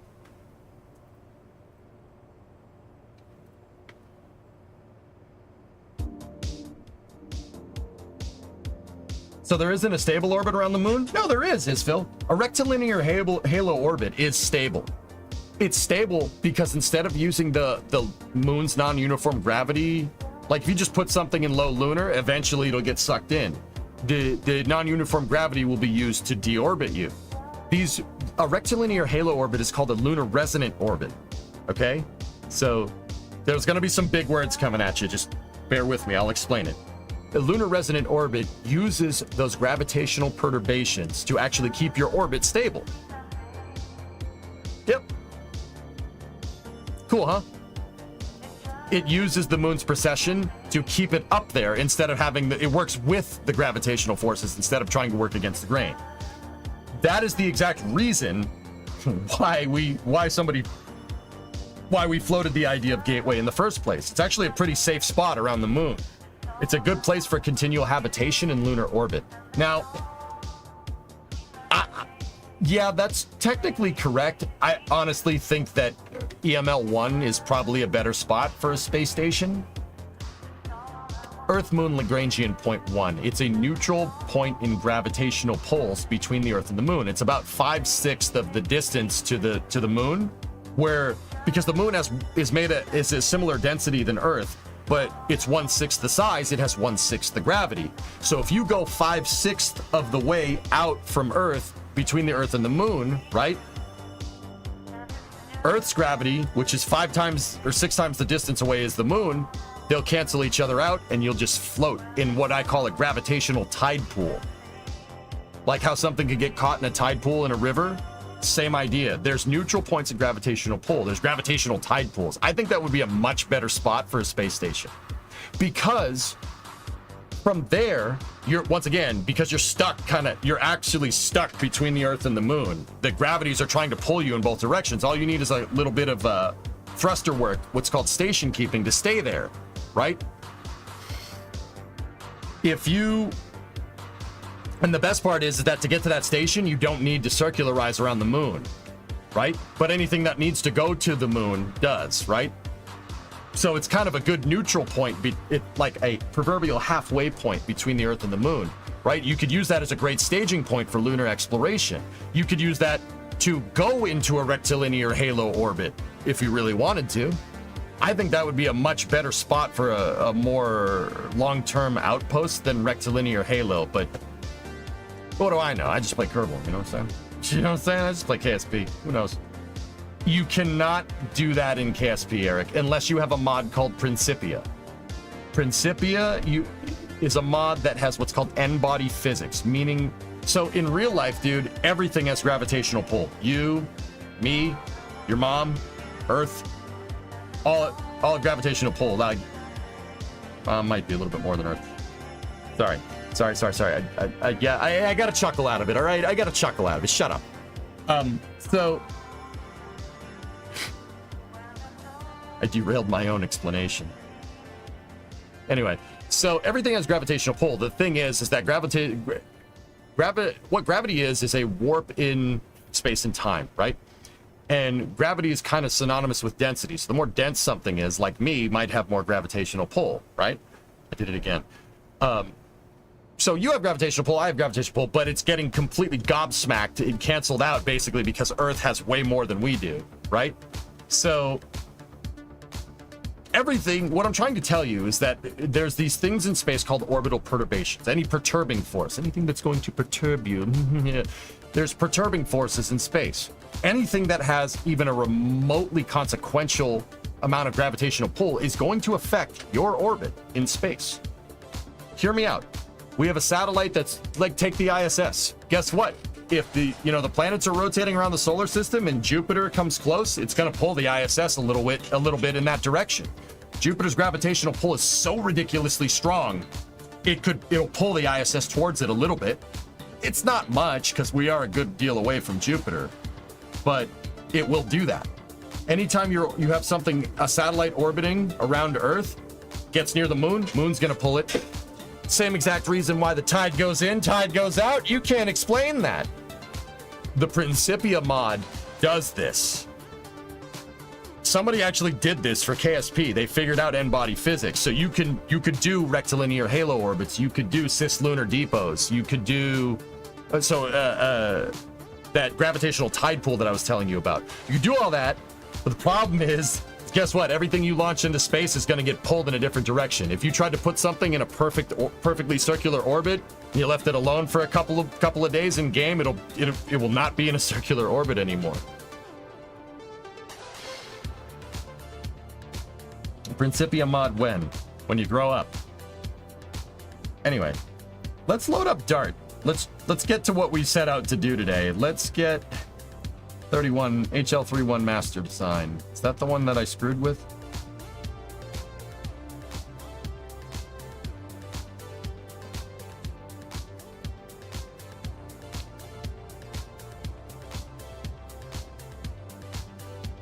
That's wild. Thanks for the explanation. Dude, orbital mechanics is amazing. It's really, really interesting stuff.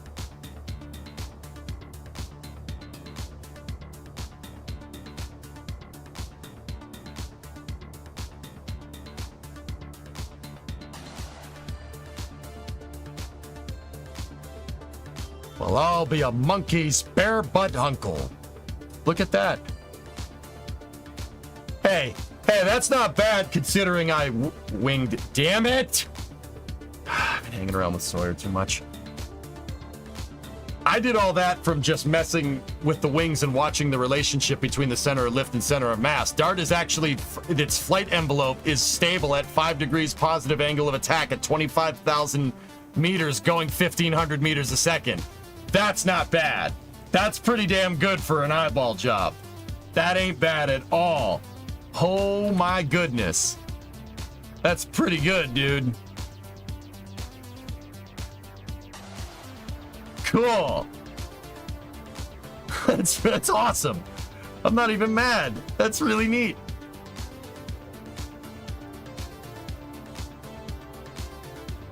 Let's check our L to D. Oh, wow. It gets really tight at around 12,500. Oh, wow. Super. Ooh. This gives you the avoid speeds and altitudes. For sure, dude. For sure. All right. Hold on. I gotta see something real quick, dudes. You know what I'm pulling up. You know. Rem, you got it. Blue, you were close. I gotta see it. I gotta see how close it is. I gotta see it. I'm sorry. This is actually super cool. I'm super hype on this. Block 1C orbiter. There we go.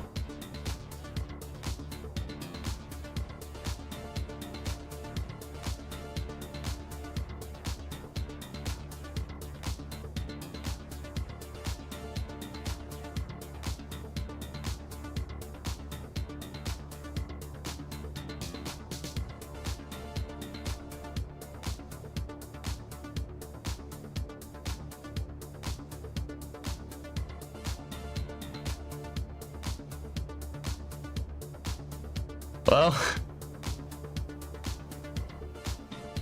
what did I do?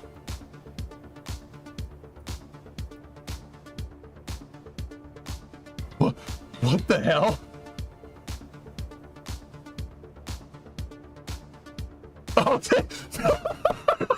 I was like, wait, what did I do? There we go. Good. That's right. Yeah, that's great. That's a great flight envelope. That's perfect. That's exactly what I was trying to do. Oh, awesome.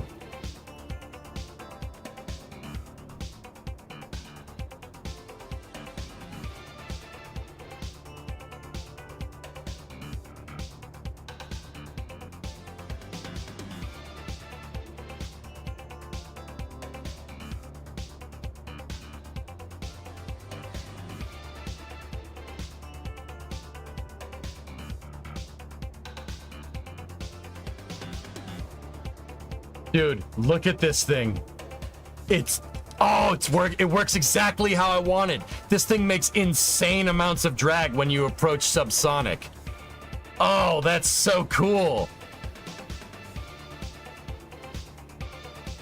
Look, right when you get into the transonic regime, it flies like crap. That was on purpose, baby. Hey, I don't mean to toot my own horn, man, but beep freaking beep, dude. That's pretty good, man. That's pretty good for just throwing this thing together. And that just proves the panel tessellation is superior. That is the superior aeroshell for hypersonic reentry vehicles. Now, you guys want the X-33. All right. NG-21 pre-launch briefing going on, and I don't think a single question was asked about Cygnus yet. Who's on the panel, Phil? Is Steve there? If Steve and Ken are there, well, you know exactly where... Yep, all right.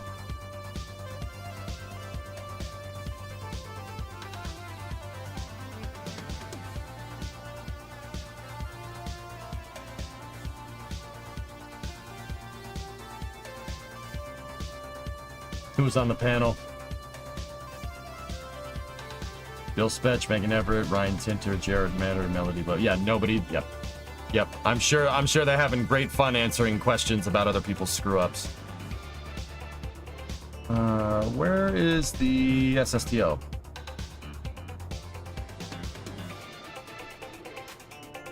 Okay. Let's do LV-5A first. Let's get the small one. Oh, we should probably disconnect that.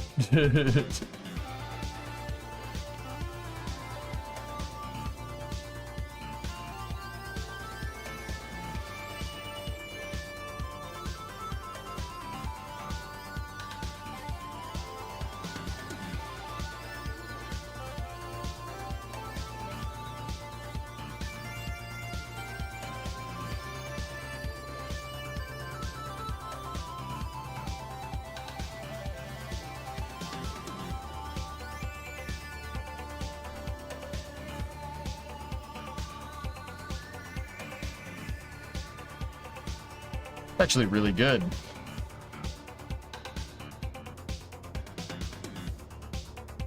Collins V1, Corsi. We're on the 5th generation now.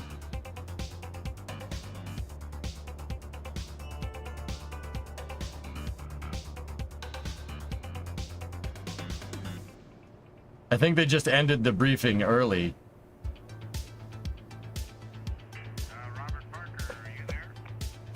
That flies better than the shuttle.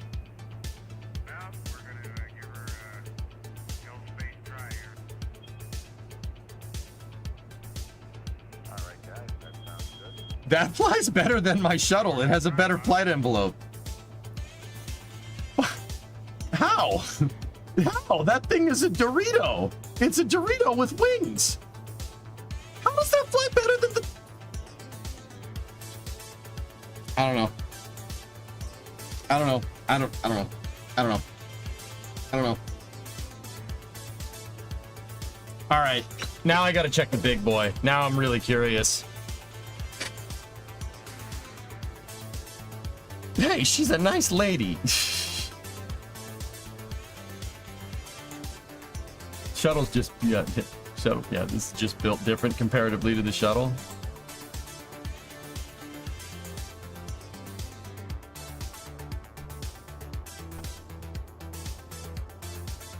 Dude, you can say whatever you want about the SSTO program during mission mode, but man, was I cooking.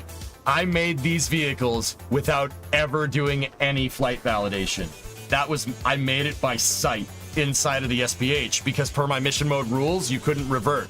So whatever test you chose to do really had to validate some results. So I spent a lot of time in the SPH sitting there tweaking this thing to get it aerodynamically right. Look at that. That's really good. Actually, I would say that's too good. I made it fly too freaking good.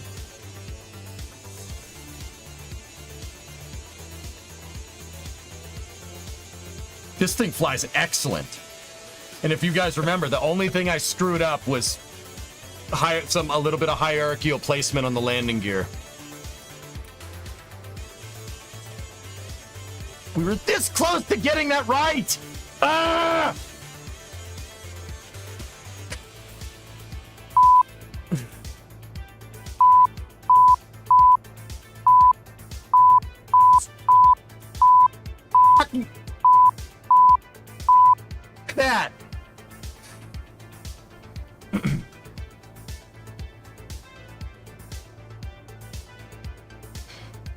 Grizzly Adams had a beard. Grizzly Adams did have a beard.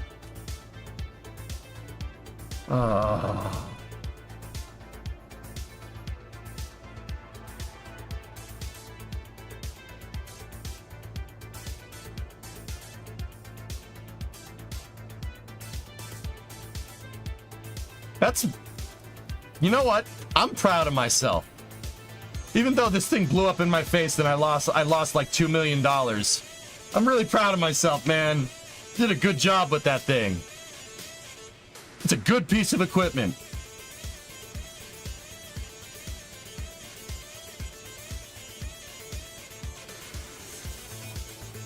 What do you mean it flew too good? I believe you, but what was the issue with that?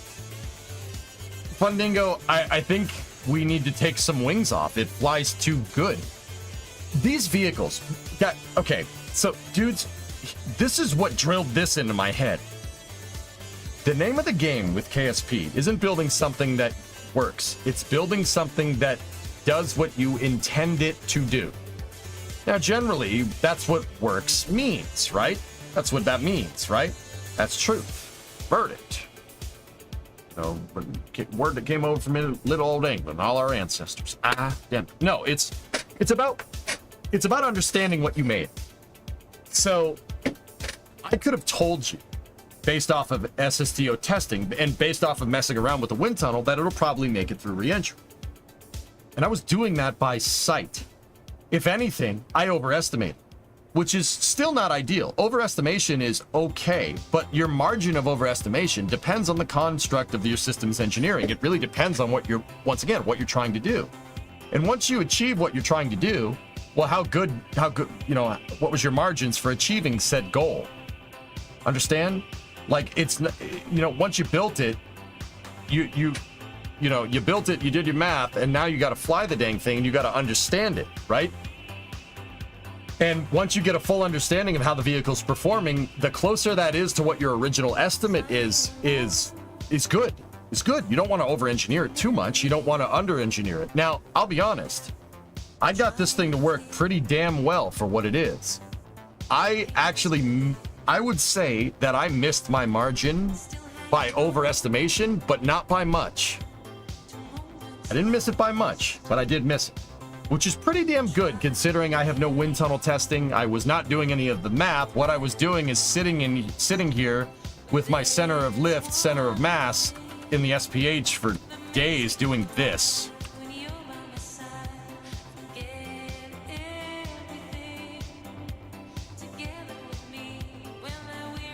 See, if that doesn't look right, the reason why is because it's full of fuel. If I took all the fuel out, that would be perfect. That's actually super freaking cool that, I was sitting here and I kind of threw this thing together and I ended up overestimating just by a smidge, which is pretty awesome. That's what I mean by that flight envelope. This line is too low. It should, if I wanted to get these vehicles, and this is what I mean about understanding and intending to do something. These things in real life probably would have flown about as good as the space shuttle. So long story short, I could tell that this thing actually flies too good because my lower line of the flight envelope right here, the lower line of the flight envelope is just that, really low. That should be up here somewhere. Meaning this thing will just sail through reentry, no problem. You don't really need to be too incredibly accurate with it. You could just sail through reentry. You can kind of, this is kind of brute forcing down through reentry. The vehicle's so ridiculously big that it'll just absorb all the heat and it'll fly correctly. I think there's too many wings. I built too many wings into the fuselage. That's my overestimation.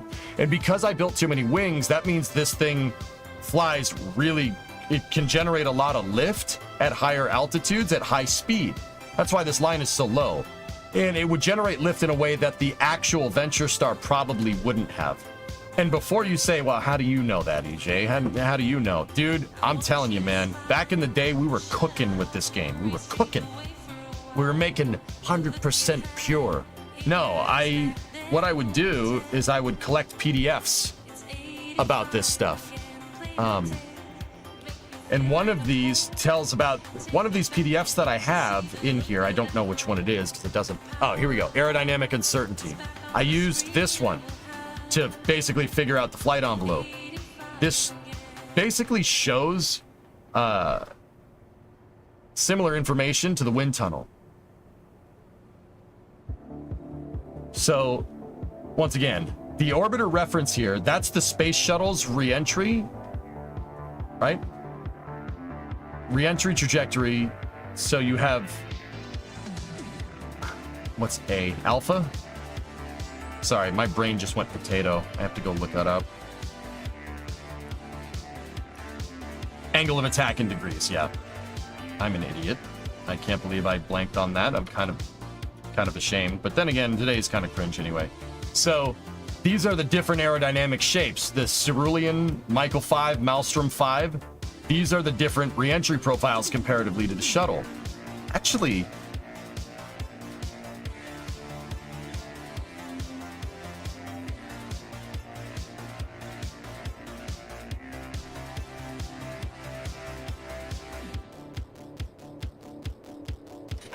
that's...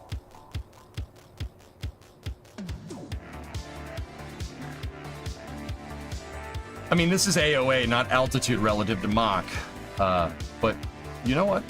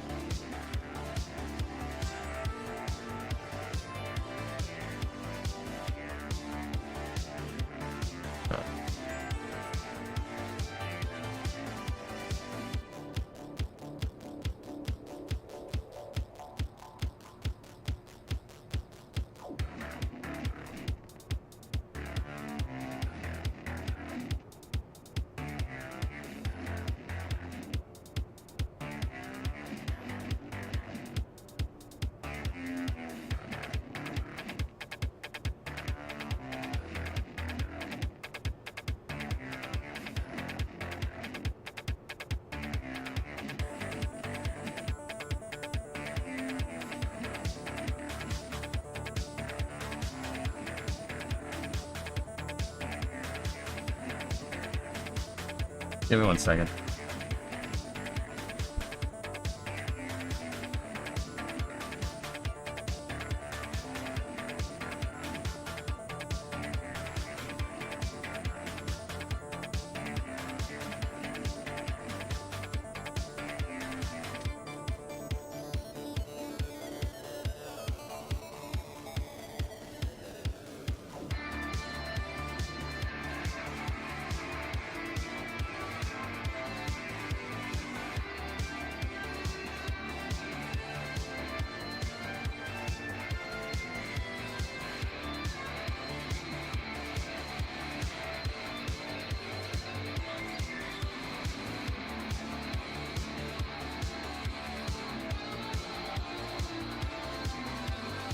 How come when I change this to, let's see, what happens when you change it to 50,000?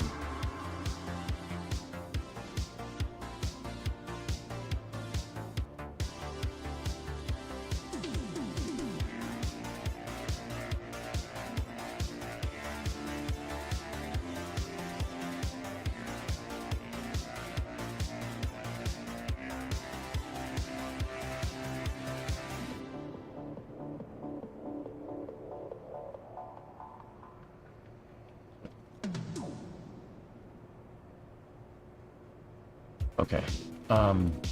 Give me 1 second, dudes. Let me just close this for a moment. And what we have to do... Actually, I suppose it doesn't care about the landing gear.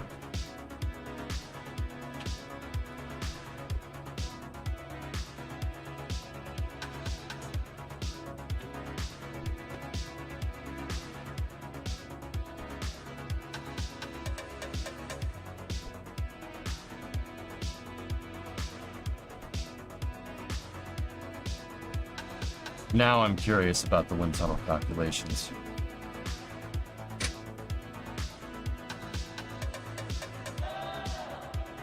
Yeah, I know, Sam. It's kind of weird, right?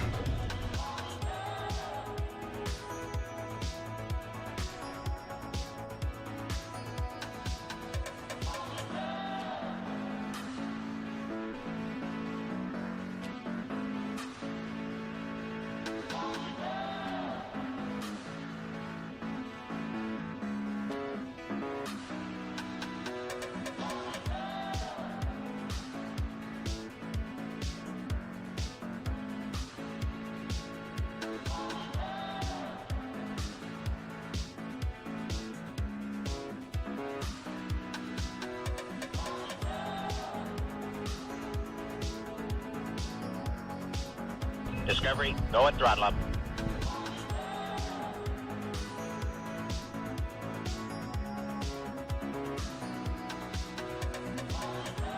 Mother fricker, dude. I was close. I was close. I was close. I was real close. Dude, I was real close, man. We was cooking, man. We was cooking. Damn. Oh, that pisses me off. But I'm happy, but I'm really conflated right now. This is ridiculous. Oh, we were so close. It's 35 at Mach 10. Son of a bitch. Oh. We were close, man. We were real close. Damn.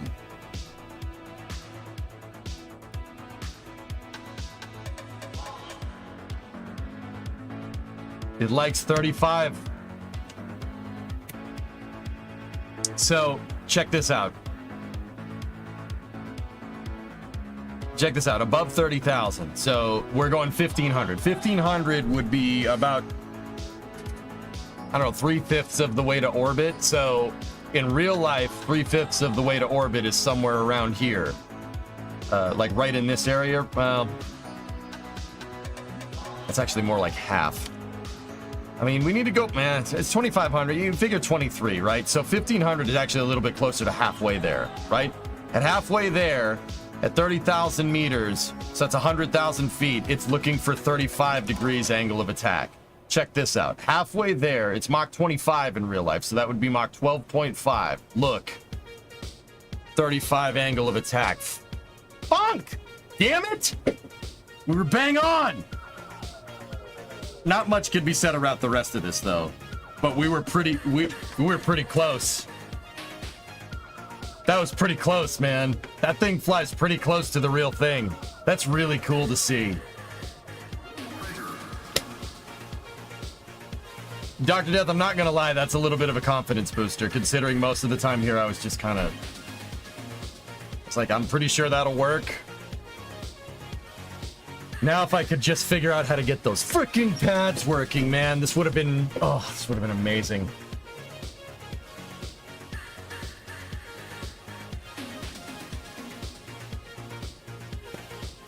Yeah, we'll talk about that on Flame Trench, Phil. Balls. All right. Well, with that being said, dump this. Before Flame Trench, let's get a re-entry test with Dart figured out. What was the problem with this project? I couldn't get the pad to reuse it, Reagan. The pad kept failing. This thing fully fueled is 2,500 tons. It was really hard getting stock parts to hold up 2,500 tons and then launch it. That was hard. I almost got it right.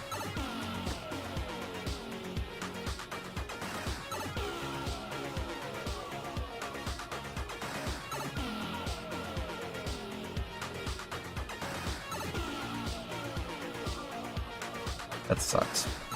That sucks because the pads are what held the SSDO program back, not the ship design. The ship design was actually pretty spot on. All right, let's check Dart.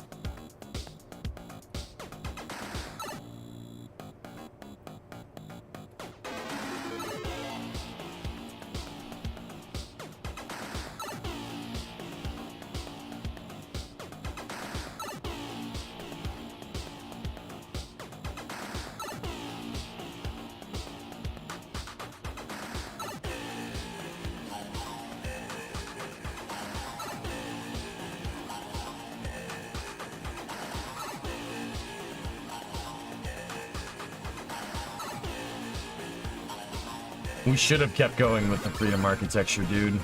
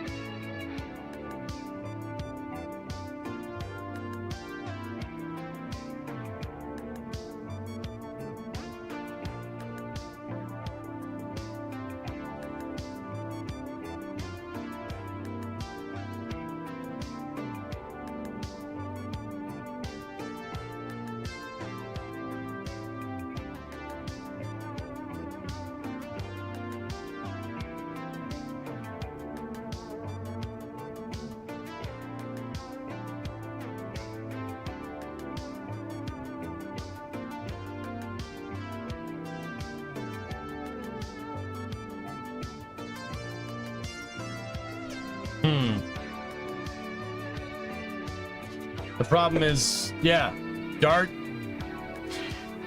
I didn't get Dart right, Reagan. I screwed up. Yeah, we didn't get it done right. It was not a good re-entry vehicle. I pushed it in. It needed a lot more testing before I put people on it. And if I didn't rush it, because I was getting impatient, if I didn't rush it, I would have been fine. When we went to build Dart, I hadn't built a shuttle in a long time at the time, you know?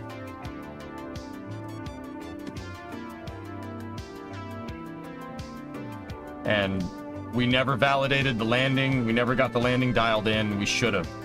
We should have done more drop tests. Bigness. Nice, Nova. So where does this thing make the maximum amount of drag?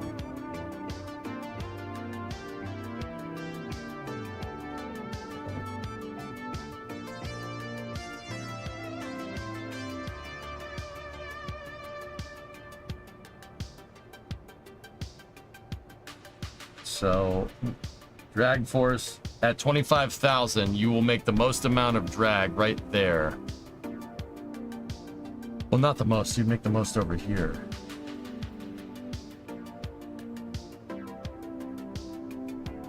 Level flight AOA minus 49%.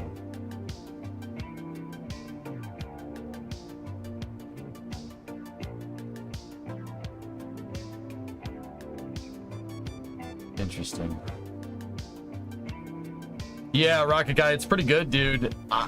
Dude, I'm not gonna lie to you. Like, without all this information, when I would design re-entry vehicles, I was shooting from the hip. But honestly, we went and looked at the shuttles, like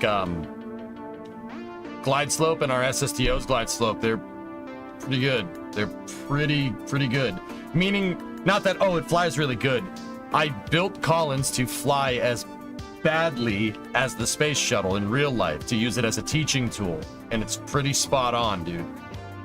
There's an aerodynamic uncertainty model PDF that I have in my VentureStar folder, and it has a little bit of information on reentry profiles from the shuttle, because it's using it as a datum reference about lift, you know, side slip, etc., etc. Where I'm comparing the models. Dude, it's pretty close, especially for the SSTO. I got the SSTO pretty damn right. You know what, man? I'm pretty happy with myself. I'm not gonna lie.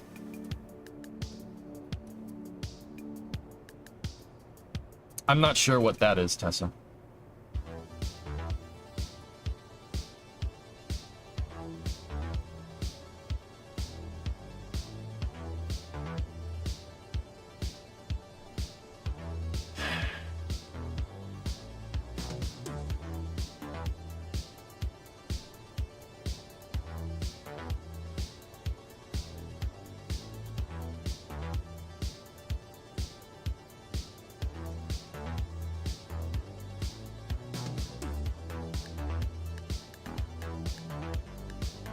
Actually, if you know, it's funny, guys, you want to go back and look at when we were messing with this earlier in the week. I said that I really want this thing really needs to go through the lower parts of the atmosphere at about 10 degrees angle of attack. I did say that. That's more or less where I want it. But it needs to be like that through most of the... That's actually pretty good, man. Not bad.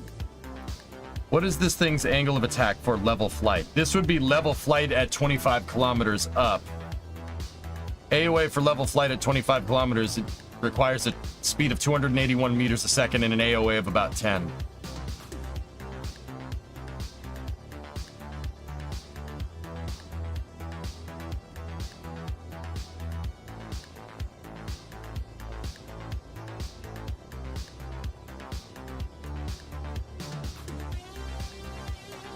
Oh, the sudden spike is the stall speed, yeah. I'm not sure, Nova. SpaceX tweet, and there's more below it. Is this about Cygnus? Because somebody just linked this a second ago, dude. Yeah, it is. Somebody beat you to it. Quick on the draw. What is that news? Saturday, August 3rd for Northrop Grumman's 21st commercial resupply mission. This is Cygnus, and they have pictures of it rolling out at Slick 40. Cool.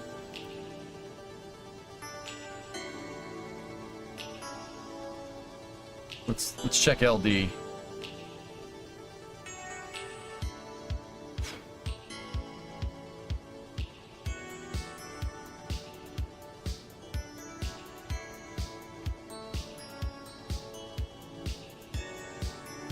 So 45,000. Let's check AOA. AOA at 45,000 here.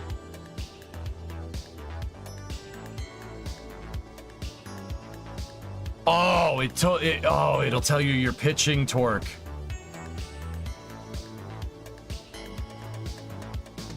Fellas, I'm not gonna lie to you. I could very much design something and never have to test fly it. Yeah. Oh yeah. Oh yeah. I could just build something in here and do the wind tunnel testing, and I know it'll fly right.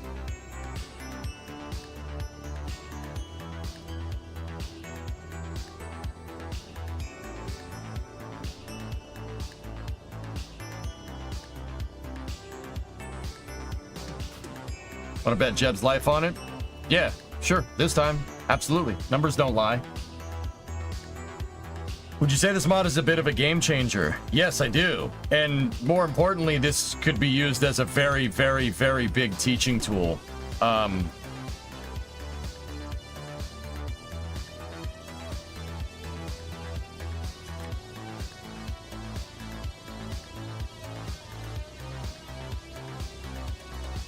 Whoa. Oh, this is great.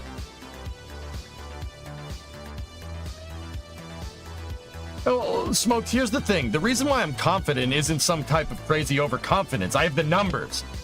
Dude, here's the thing. Here's the thing. Numbers don't lie. Physics doesn't lie.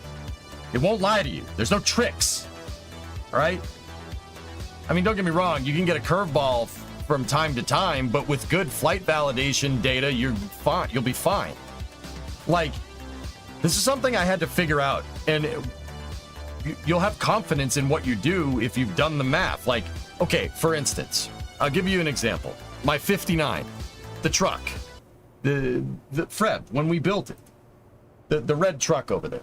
It's a live shot of the garage. I got to finish that thing, but we'll get to it. We'll get to it. The truck. Okay? I have a shop manual for that truck. I redid all of the suspension, all the brakes. It's got 4 new leaf springs, 4 new bushings, everything. And I have the shop manual, and the shop manual tells me the torque spec. So I put it together just like the shop manual said, and I torqued every bolt to the proper specs. Dude, I'm sorry, the physics isn't gonna lie. This engineering has already been validated from Ford 50 years ago. You're not going to screw up the engineering validation on a freaking leaf spring. The suspension on that 50s truck is simple. Dude, it's basically a tractor that looks like a pickup truck, right? The point that I'm trying to get at is that I know when I was driving that thing after Geek and I finished it for the wedding, I knew it wasn't going to break. I know it wasn't going to break. The reason why I knew it wasn't going to break is because we torqued the bolts. We torqued every bolt to exact specifications there. It's not going to break. It will not do that. Unless I do something with the truck it's not designed to do. Like, if I try to autocross the pickup truck, you're probably introducing failure modes there, right? But this logic can be applied to when you work on cars, and it's something it's really good to understand confidence here. I know the suspension on that truck is perfect. It is perfect. It's dialed. It's not going to change. I did the retorquing after a certain amount of miles, guys. For anybody that's a car guy, I did the torque. We did all the torque spec is right.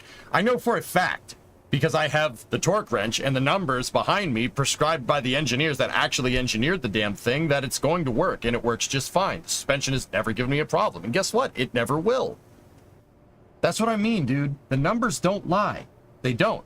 Unless you have a bad sensor, in which case, have fun with that fault tree analysis, because then the numbers are lying to you. But let's say in an engineering world where you can validate that your telemetry is legit, the numbers don't lie. They really don't. This is how SpaceX can seemingly figure out exactly what's wrong with a Falcon 9, even though the Falcon 9, like the Falcon 9 that blew up the other day, right? The second stage that failed. They knew exactly what was wrong. Did they get their hands on that second stage? No, it burned up in the atmosphere. So how did they do it? They had the data to prove it.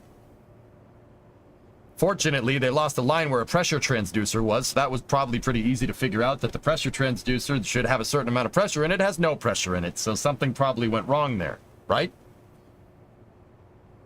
Did you slap it and say it's not going anywhere? You're damn right I did. I have mechanical wrenches, Slackster. I don't have a digital one. But once again, the tolerances on a car is good. A mechanical torque wrench is good enough. Looking at pitching torque on the graph of these AOA curves, should be a negative slope for stability. Should be able to see the curves for dry and wet center of mass.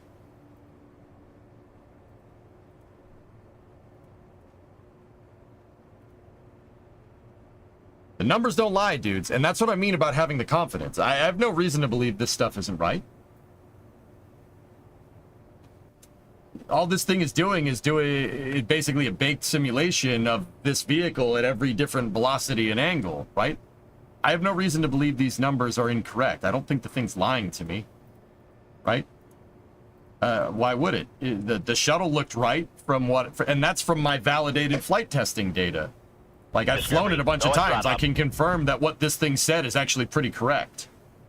So here's the thing. I'm confident enough in being able to read these numbers and understand these numbers that I could build something and I know it's going to fly. In fact, I could contend to say that I could build something and figure out its flight envelope before we even do this.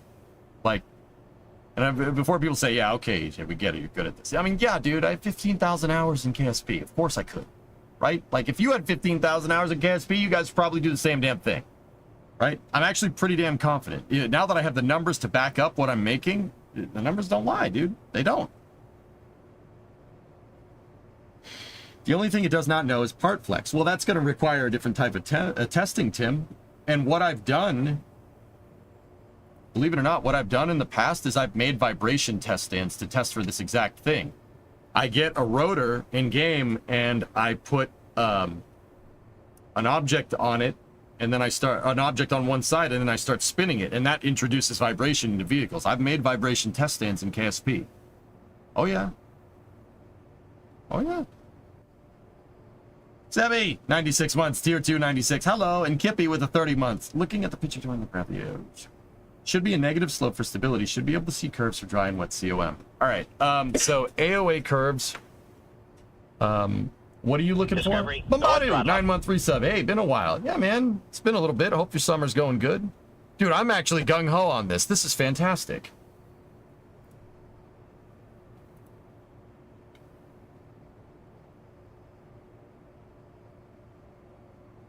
Oh, that's a great shot, dude.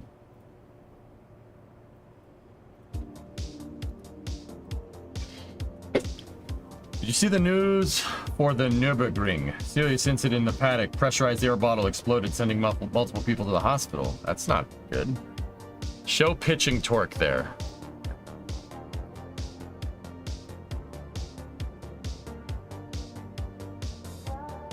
Let me adjust the AOA because we have a reentry vehicle here. Let's go minus 45. Actually, let's just go 0 to 45.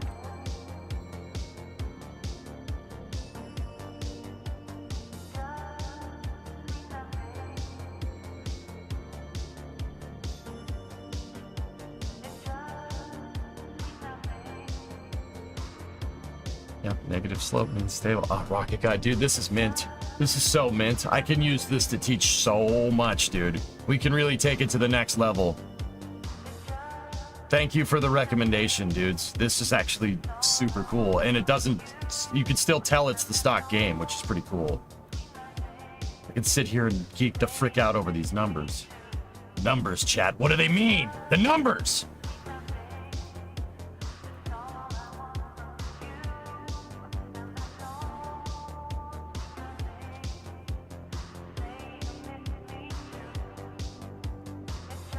Ooh.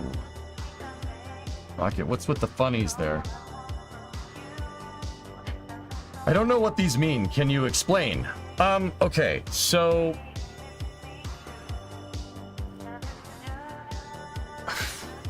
Alright, Wolf, what we're looking at here is your pitching torque at different angles of... pitching torque relative to your angle of attack at 25 kilometers up. So let's. I'm just gonna do 10,000 here. I want to see something.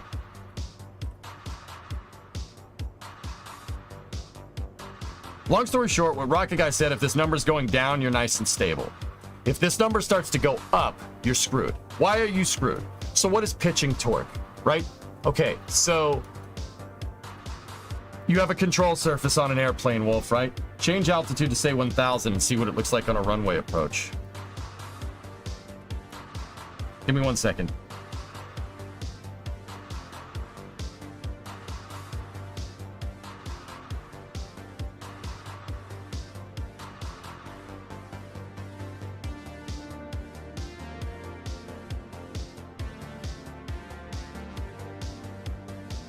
Wolf, that's not good. That's not good. This thing is ridiculously unstable. So why? Okay, what's pitching torque? All right, you have a control surface on a plane. You pull back on the joystick. The thing tips up, right? That's going to deflect air up, right? And create torque to rotate your plane along its about its center of gravity, right? So you use an elevators to pitch up. The deflection of the elevator is going to create a certain amount of torque, right? If the line is going down, that means you can pull back on the stick and have complete control, okay? What that means is that at certain scenarios, my control surfaces are inadequate for controlling the vehicle, meaning that there's something on the vehicle that's going to basically overcome the torque of my control surfaces. It basically making us aerodynamically unstable. Like, long story short, if that line goes up, you're gonna crash. I have a lot of deflection on my control surfaces, Rocket Guy. I haven't seen anything. I haven't put this thing in any type of failure mode to suggest that you would a loss of control at lower altitudes. To be honest with you, dude.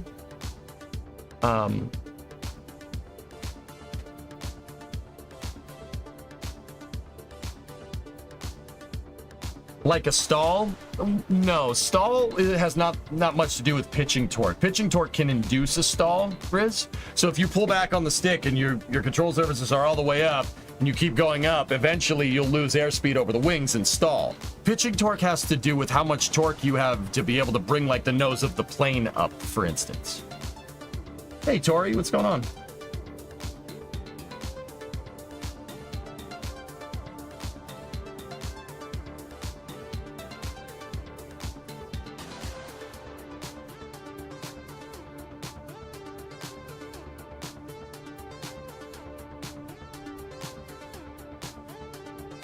Now, Rocket Guy, what I did end up doing is lowering the authority limiter on my pitch here.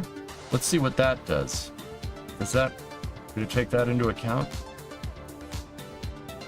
No. Kerbal Wind Tunnel. It is a mod motor, kid.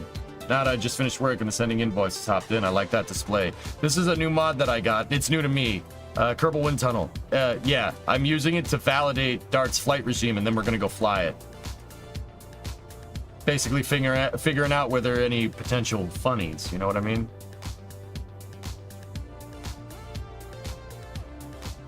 So break it down for us. What needs to change? Pilch, I'm gonna be honest, that is a little bit of a funny right there.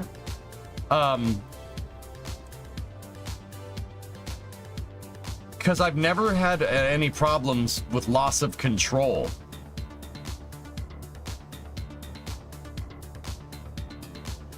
Yeah, never had any problems with loss of control here.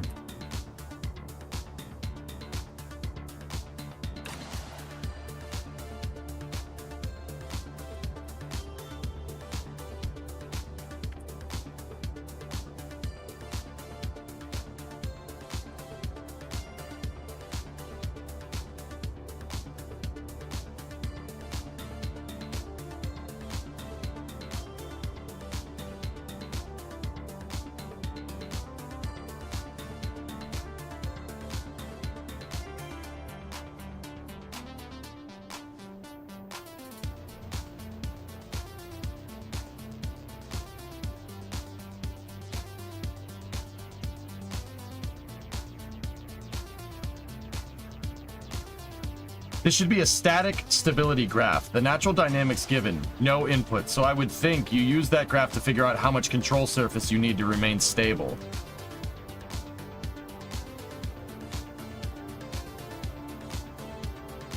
Oh, okay. Yeah, okay. I misunderstood this a little bit. Who was I talking to about what this says? Wolf. Wolf, are you still here, buddy? This doesn't necessarily take into account control surface authority. This is just the vehicle flying around like this, where it's basically nice and stable with no input. Excuse me, I should have clarified, but that was because I kind of misunderstood it. This doesn't take into account you pulling back on the stick. That just explains what pitching torque is. But sometimes a vehicle can have natural pitching torque just because of the shape of a wing. I apologize. That was me. I screwed up there. But today is my day of screw up, so.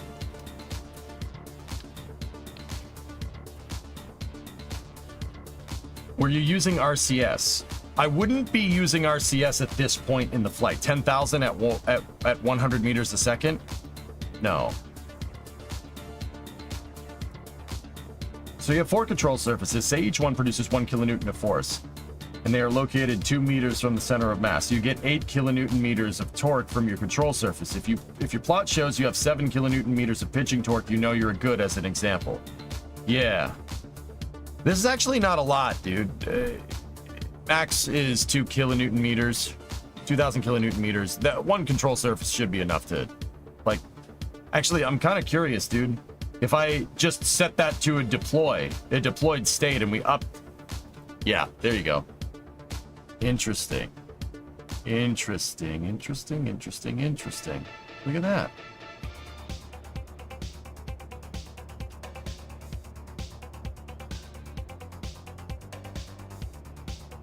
Static versus dynamic stability. Bingo, Kelly. Pitch input. Yeah, there you go.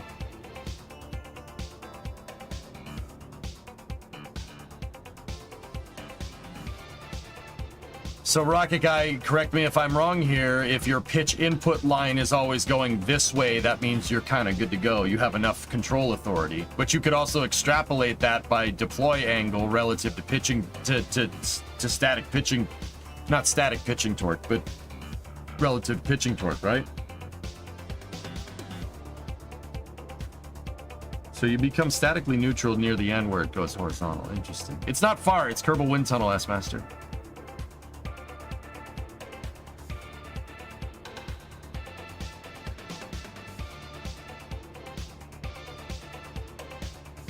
Cool. All right. I saw what I wanted to see. We need Jeb. Yeber, where are you? Good. Save. Make sure this thing's got a full tank of gas, and then we're gonna just zip this thing up into space here. We'll edit it up into space because we're just testing. Make sure my launch escape system rockets are not in the same stage as my orbiter maneuvering system. We got to make sure that we have good monoprop on board. All the tanks are full. Those tanks are locked out. We can unlock them. Okay, cool. Save.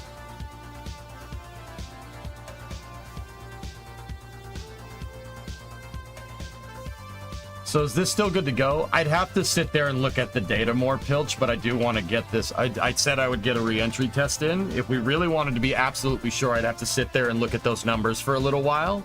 But also, yeah. But yes, pitching torque you want to be negative, since that indicates an opposing moment relative to your aerodynamics caused moment. So it means that your nose is pitching up, your aircraft naturally wants to pitch up and vice versa.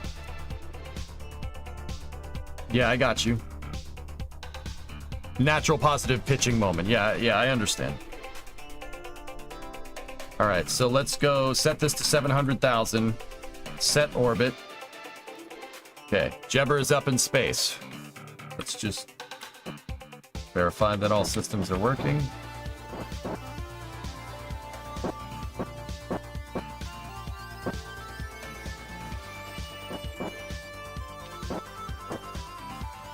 Cool.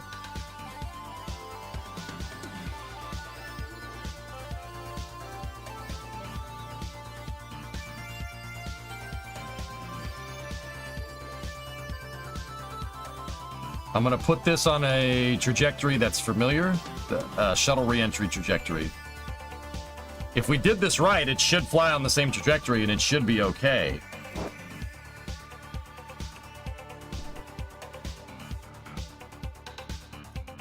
We're going to activate our orbital maneuvering systems.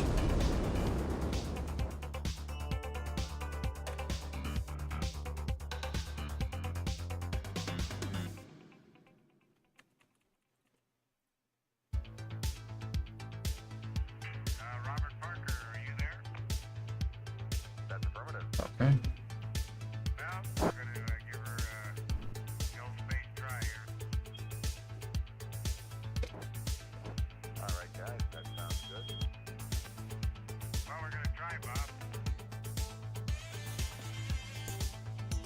Nazlik, I'm good. How are you?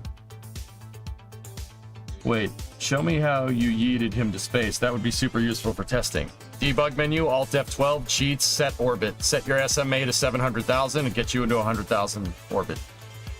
Yep. You can also set other orbital parameters. Excellent for testing, dude. But as you can see, no other cheats are on. X out of that. You have a 10-second burn time. Node in T-minus 40. Turn the lights on.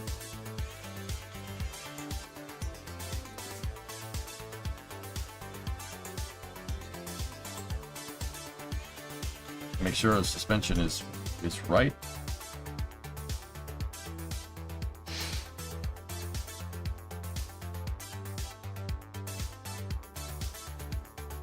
No, this is actually just no, but this isn't improvements. This is just what the changes that we made on Wednesday or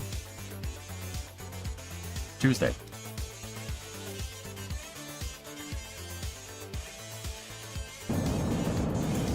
Okay, deorbit burn.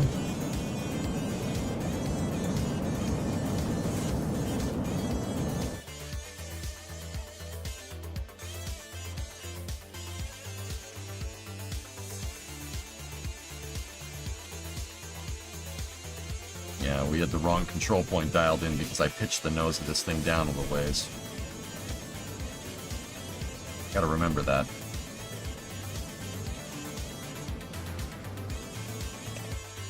All right, let me just verify. Okay, we're good. Reorient the vehicle.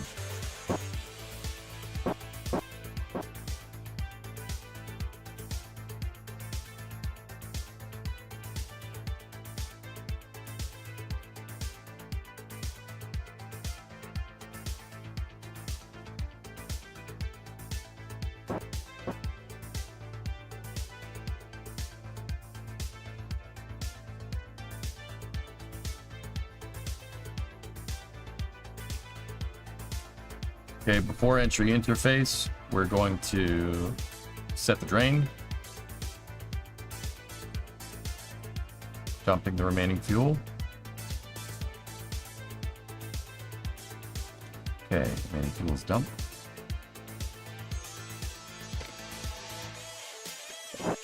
I want to get rid of wheel authority. I don't want that.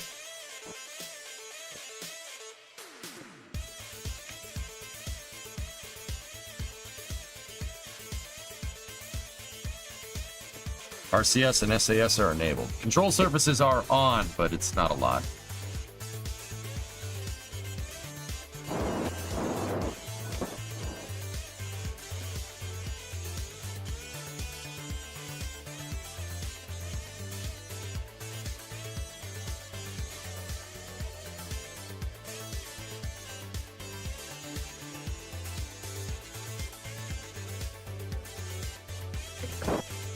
Something is still providing wheel torque. I don't want any wheel authority to dart.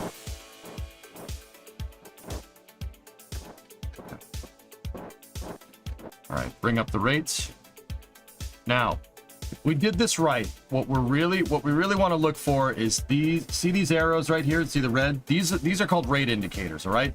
So this shows how much pitch you're inputting. This is pitching input, like what we saw, and that's roll and yaw input. We do not want those arrows maxing out one way or the other. if we do that, if it does that, that means it's no good. You don't want to do that. The reason why is because when you're going through reentry, guys, reaction control systems shouldn't be used. Like, you shouldn't have to constantly fire a reaction control system to keep your vehicle stable. Your vehicle should stay stable via its natural pitching torque for a reentry vehicle. Basically, see right here how we have little to no control input? The SAS is just kind of keeping us on an even keel. That's what you want. But the key is that you want this to stay like this through all of reentry. That's a hard thing to do. Because think about it. The RCS, it right in the name, reaction control system. That's your control system. That's not your stability system.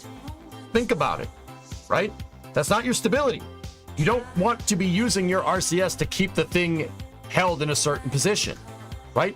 Because then when you have to steer it, when you have to actually use your control systems to control the heading of the vehicle, if your pitch is already maxed out and you need to pitch up anymore, guess what? You're just going to nose into the ground.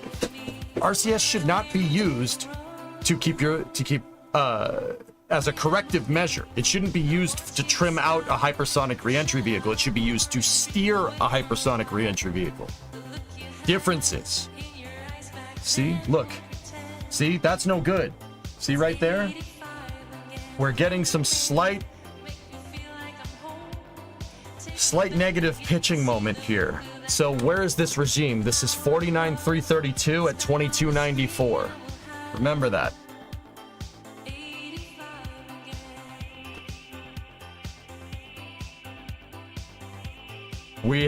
What we have here is failure to communicate. No, because we have to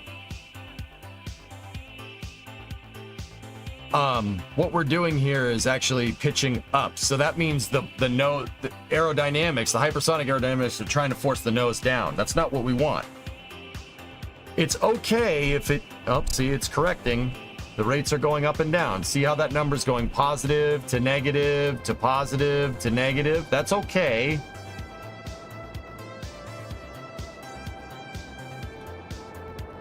But you don't want to be using the RCS to do that.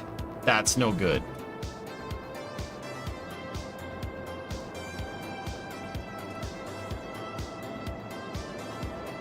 Actually, it isn't bad. Since you're a nose up, the aerodynamics are trying to stabilize you with nose down movement.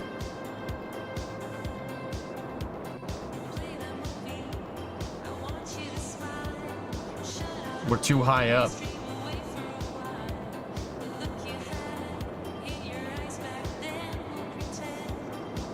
Now, what happens if we bring some wheel authority into the fold here?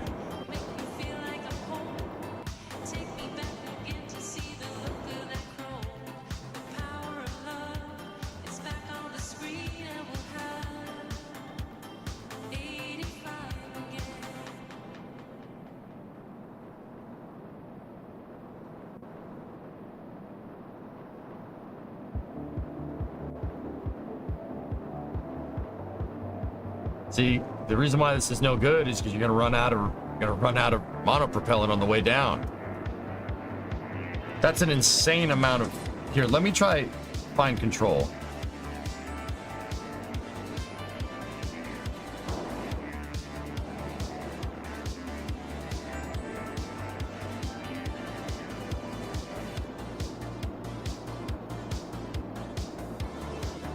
It's no good, rocket guy. No good. This is not what we want. Look, see, now we're maxed out. Bad. If I let this thing go, what does it want to do? Bad. Now, don't get me wrong, we're aerodynamically stable. See how it leveled off? That's okay. It'll eventually stabilize. That would have killed us in real life. Like, we would be dead.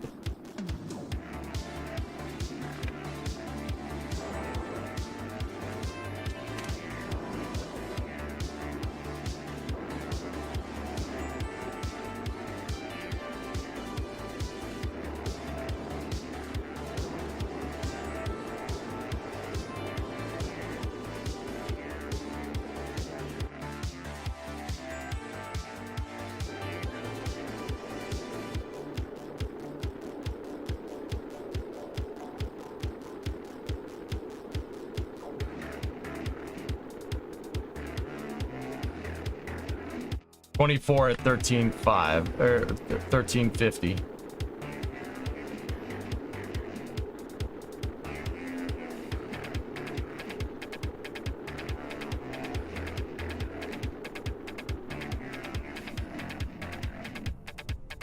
That would have killed us right there if it didn't kill us before.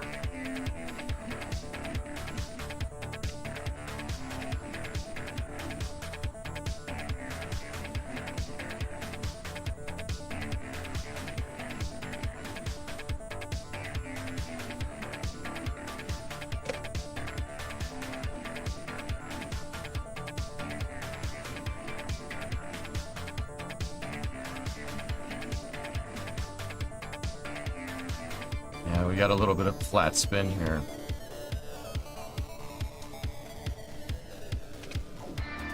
Clouds.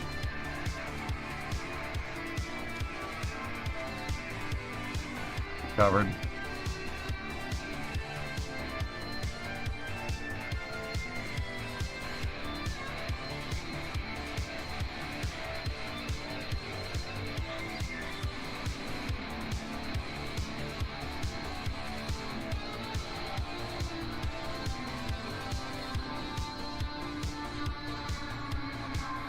Okay, done. See you, buddy. Yeah, see? There's some pretty hard control problems with Dart here. That's no good. We gotta fix it.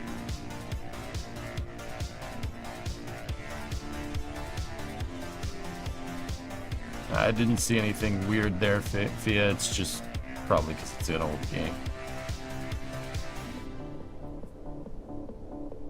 Oh god, this is a repeat of what happened before. Hopefully my landing gear validation works.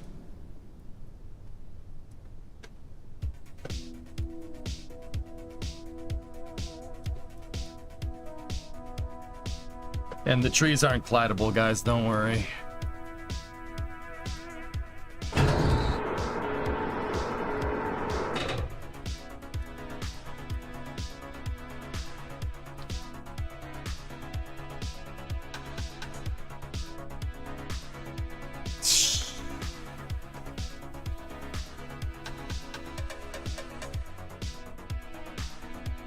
Stupid hill.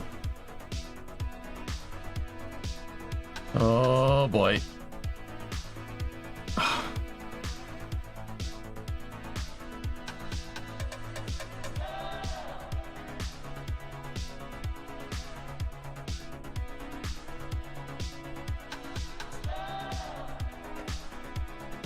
How did you fix the landing gear issue? I tilted my landing gear down, Rocket Guy, to take into account a positive 10 degrees angle of attack. So my landing gear are tilted down 10 degrees. So when I go to actually flare and land, my landing gear are straight down, perfectly parallel to the runway. That, with some spring, give it some spring and damper, they don't skitch out at all. Simultaneously, my front gear is tilted opposite. If the rear gear are tilted down, my front gear is tilted up because we're nose down. So basically when my gear contacts at any point during landing, when my gear contacts, the gear shape is perfectly parallel to the ground. If I'm recalling correctly, the wheel collider for the landing gear is actually a square. It's not a circle. So if you have a square collider on your landing gear, right, and you go to land this way and you land on a point of the square, the collider's gonna freak out, right? That's why the gear freaks out, I'm pretty sure.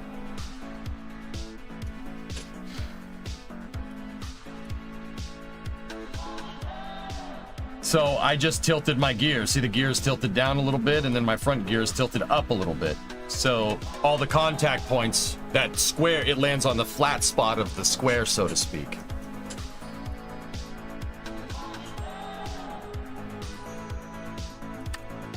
Cool. Good testing. Yeah, it pretty much fixes it, dude, for the most part. Like, at least it's fixed it with Dart. Like, you saw that was an unprepared surface. I plopped it down. I slammed that thing into the ground because the ground started to come up. So I was starting to lose airspeed and the ground was starting to go uphill. So I needed to put that thing on the ground. So I brought the nose up to stall it and get it to fall onto the terrain well, it was relatively flat because we were starting to go uphill. We don't want to just crash into the ground.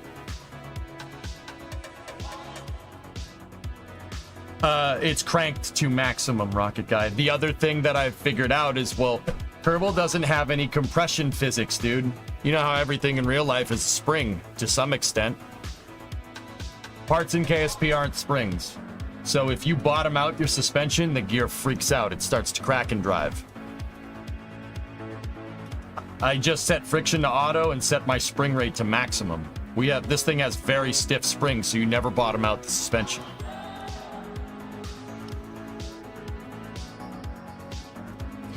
Every physical system can be reduced to a spring damper system in real life. Yeah, Kerbal has no compression physics. Fun fact, guys, if you build a plane and you put it out on the runway and you see the landing gears start to move around, like skitch your plane to the side off the runway, that's Kerbal's way of telling you that you're crushing the landing gear and you need more of it. The more you know. Yeah, anybody ever had that happen? Or you put a rover out on Kerbin to try and drive around and the thing just kind of moves around, it kind of just skitches sideways. There's no compression physics in KSP. That's what happens in lieu of compression physics.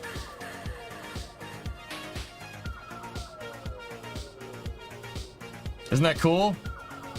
Now, once again, we're gonna have to do a lot more testing with Dart here, dudes.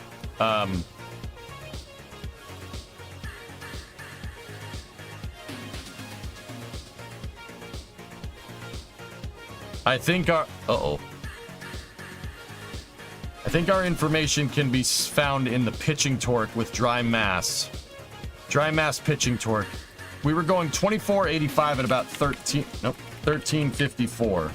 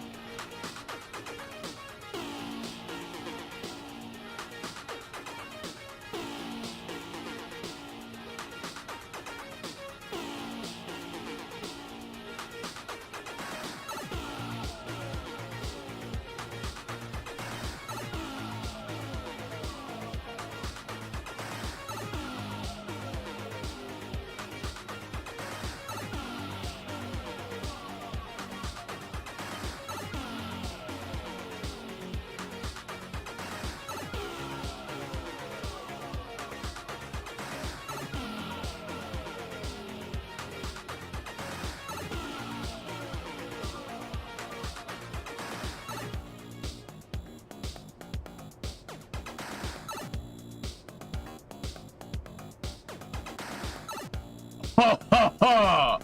Aha! Ha ha ha ha! Okay.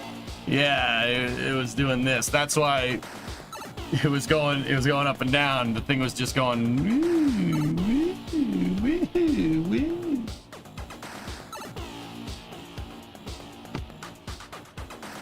Yowza.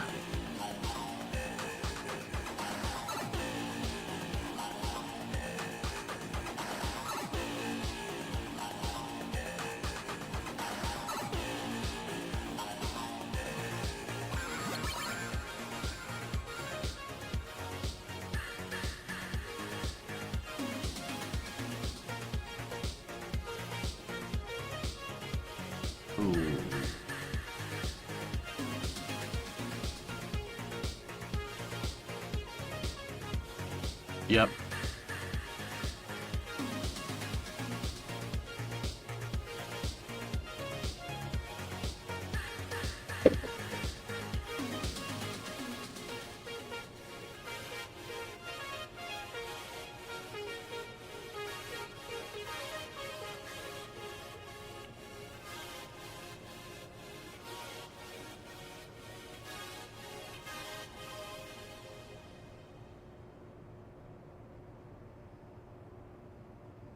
Yeah, wind tunnel is a mod, yeah.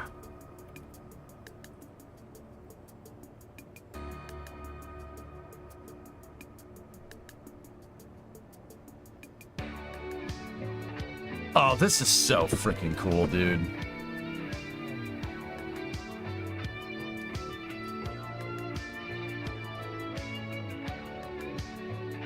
So Rocket Guy, let me make sure I got this correct, right? Make sure I'm honing in on this right. I was trying to hold that thing, right? You know, as we rotate around the planet, your angle of attack is going to increase relative to the horizon, right? I was trying to hold it till it got up above like 45. The second we got above... The second we got at basically 240, right? We started getting unstable. It was enough to... It's enough to basically want to zip down. Break time before flame trench. Yeah, I gotta go get ready, guys. I just want to make sure I'm understanding this right.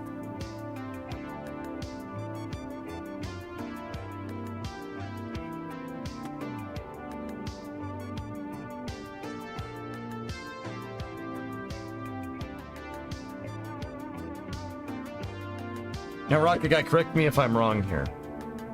That line is going down, right? If that line was straight, does that mean we could just hold 45 just all the way down? Is that what am I looking at this right? So that is how you see your flight envelope. The plot shows that you should never exceed minus 18 AOA or plus 35 or you go unstable.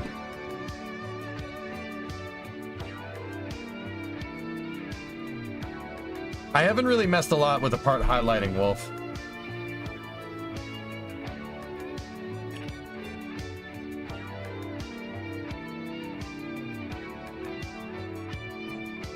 Thanks, Goat Meals. We're gonna dial this thing in next week. Guys, I'm gonna use Kerbal Wind Tunnel and I'm gonna redesign Dart a little bit more.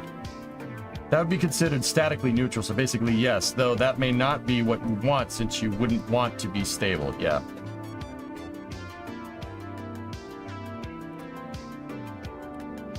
Oh.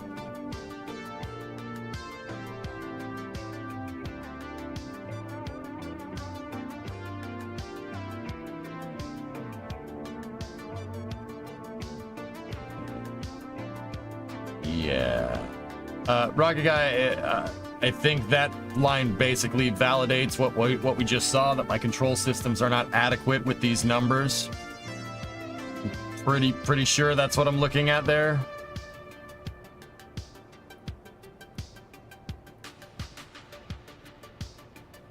Oh, this is mint. For sure, not at that high altitude.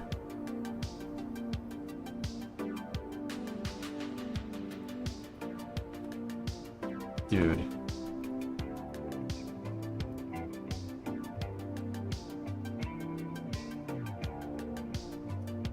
Guys, I think we just opened a can of worms.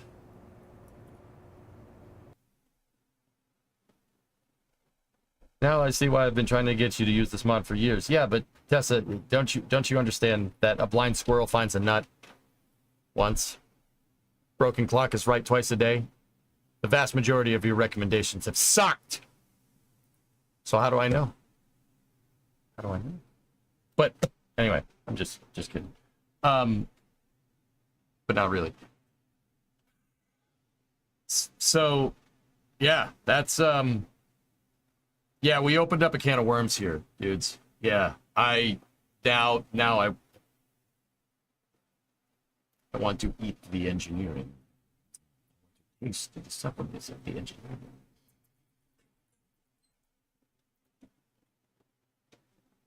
I'll have to download and try it out tonight as well. Yeah, we opened up a can of worms here. Now I want to numbers everything because that's awesome. We're gonna dial in Dart and I'm gonna get it to work. Actually, we could dial in anything. Pods, shuttles, Dart, any airplane.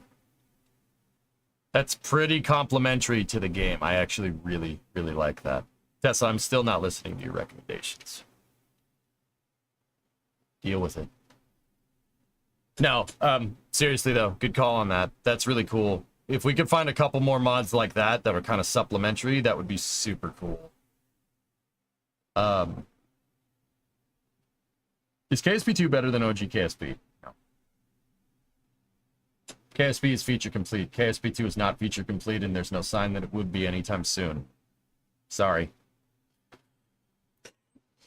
So, when Principia? No. All right. Guys, I got to get ready for Flame Trench. So here's what's going to happen. You don't need to go anywhere. Over on the YouTube side, though, because I want you to go watch the YouTube stream, I am going to shut down shop over there. But on the Twitch side of things, we still have a lot to do. We got Flame Trench, which is a podcast that I host with my buddies over at NASA Spaceflight, where we candidly talk about what's going on in the space program. You'd say the Flame Trench podcast gets a little spicy.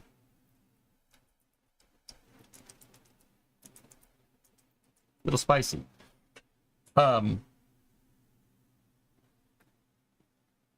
Sadness, I'm just going to tell myself that we'll eventually have KSP2 with all the same features. Yep. Program, appreciate you. Thank you. So if you're on Twitch, you could just sit here. And the podcast should be coming up at the top of the hour. I have about 20 minutes. And I got to go over there and get ready.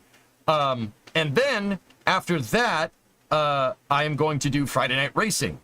Maybe a little gaming session in between. Maybe we mess with Kerbal a little more before racing. It really depends. We'll see. Anyway, but still got plenty of stream left on this Friday in the middle of summer. It is absurdly freaking hot in this room right now. Kerbal makes the computers warm.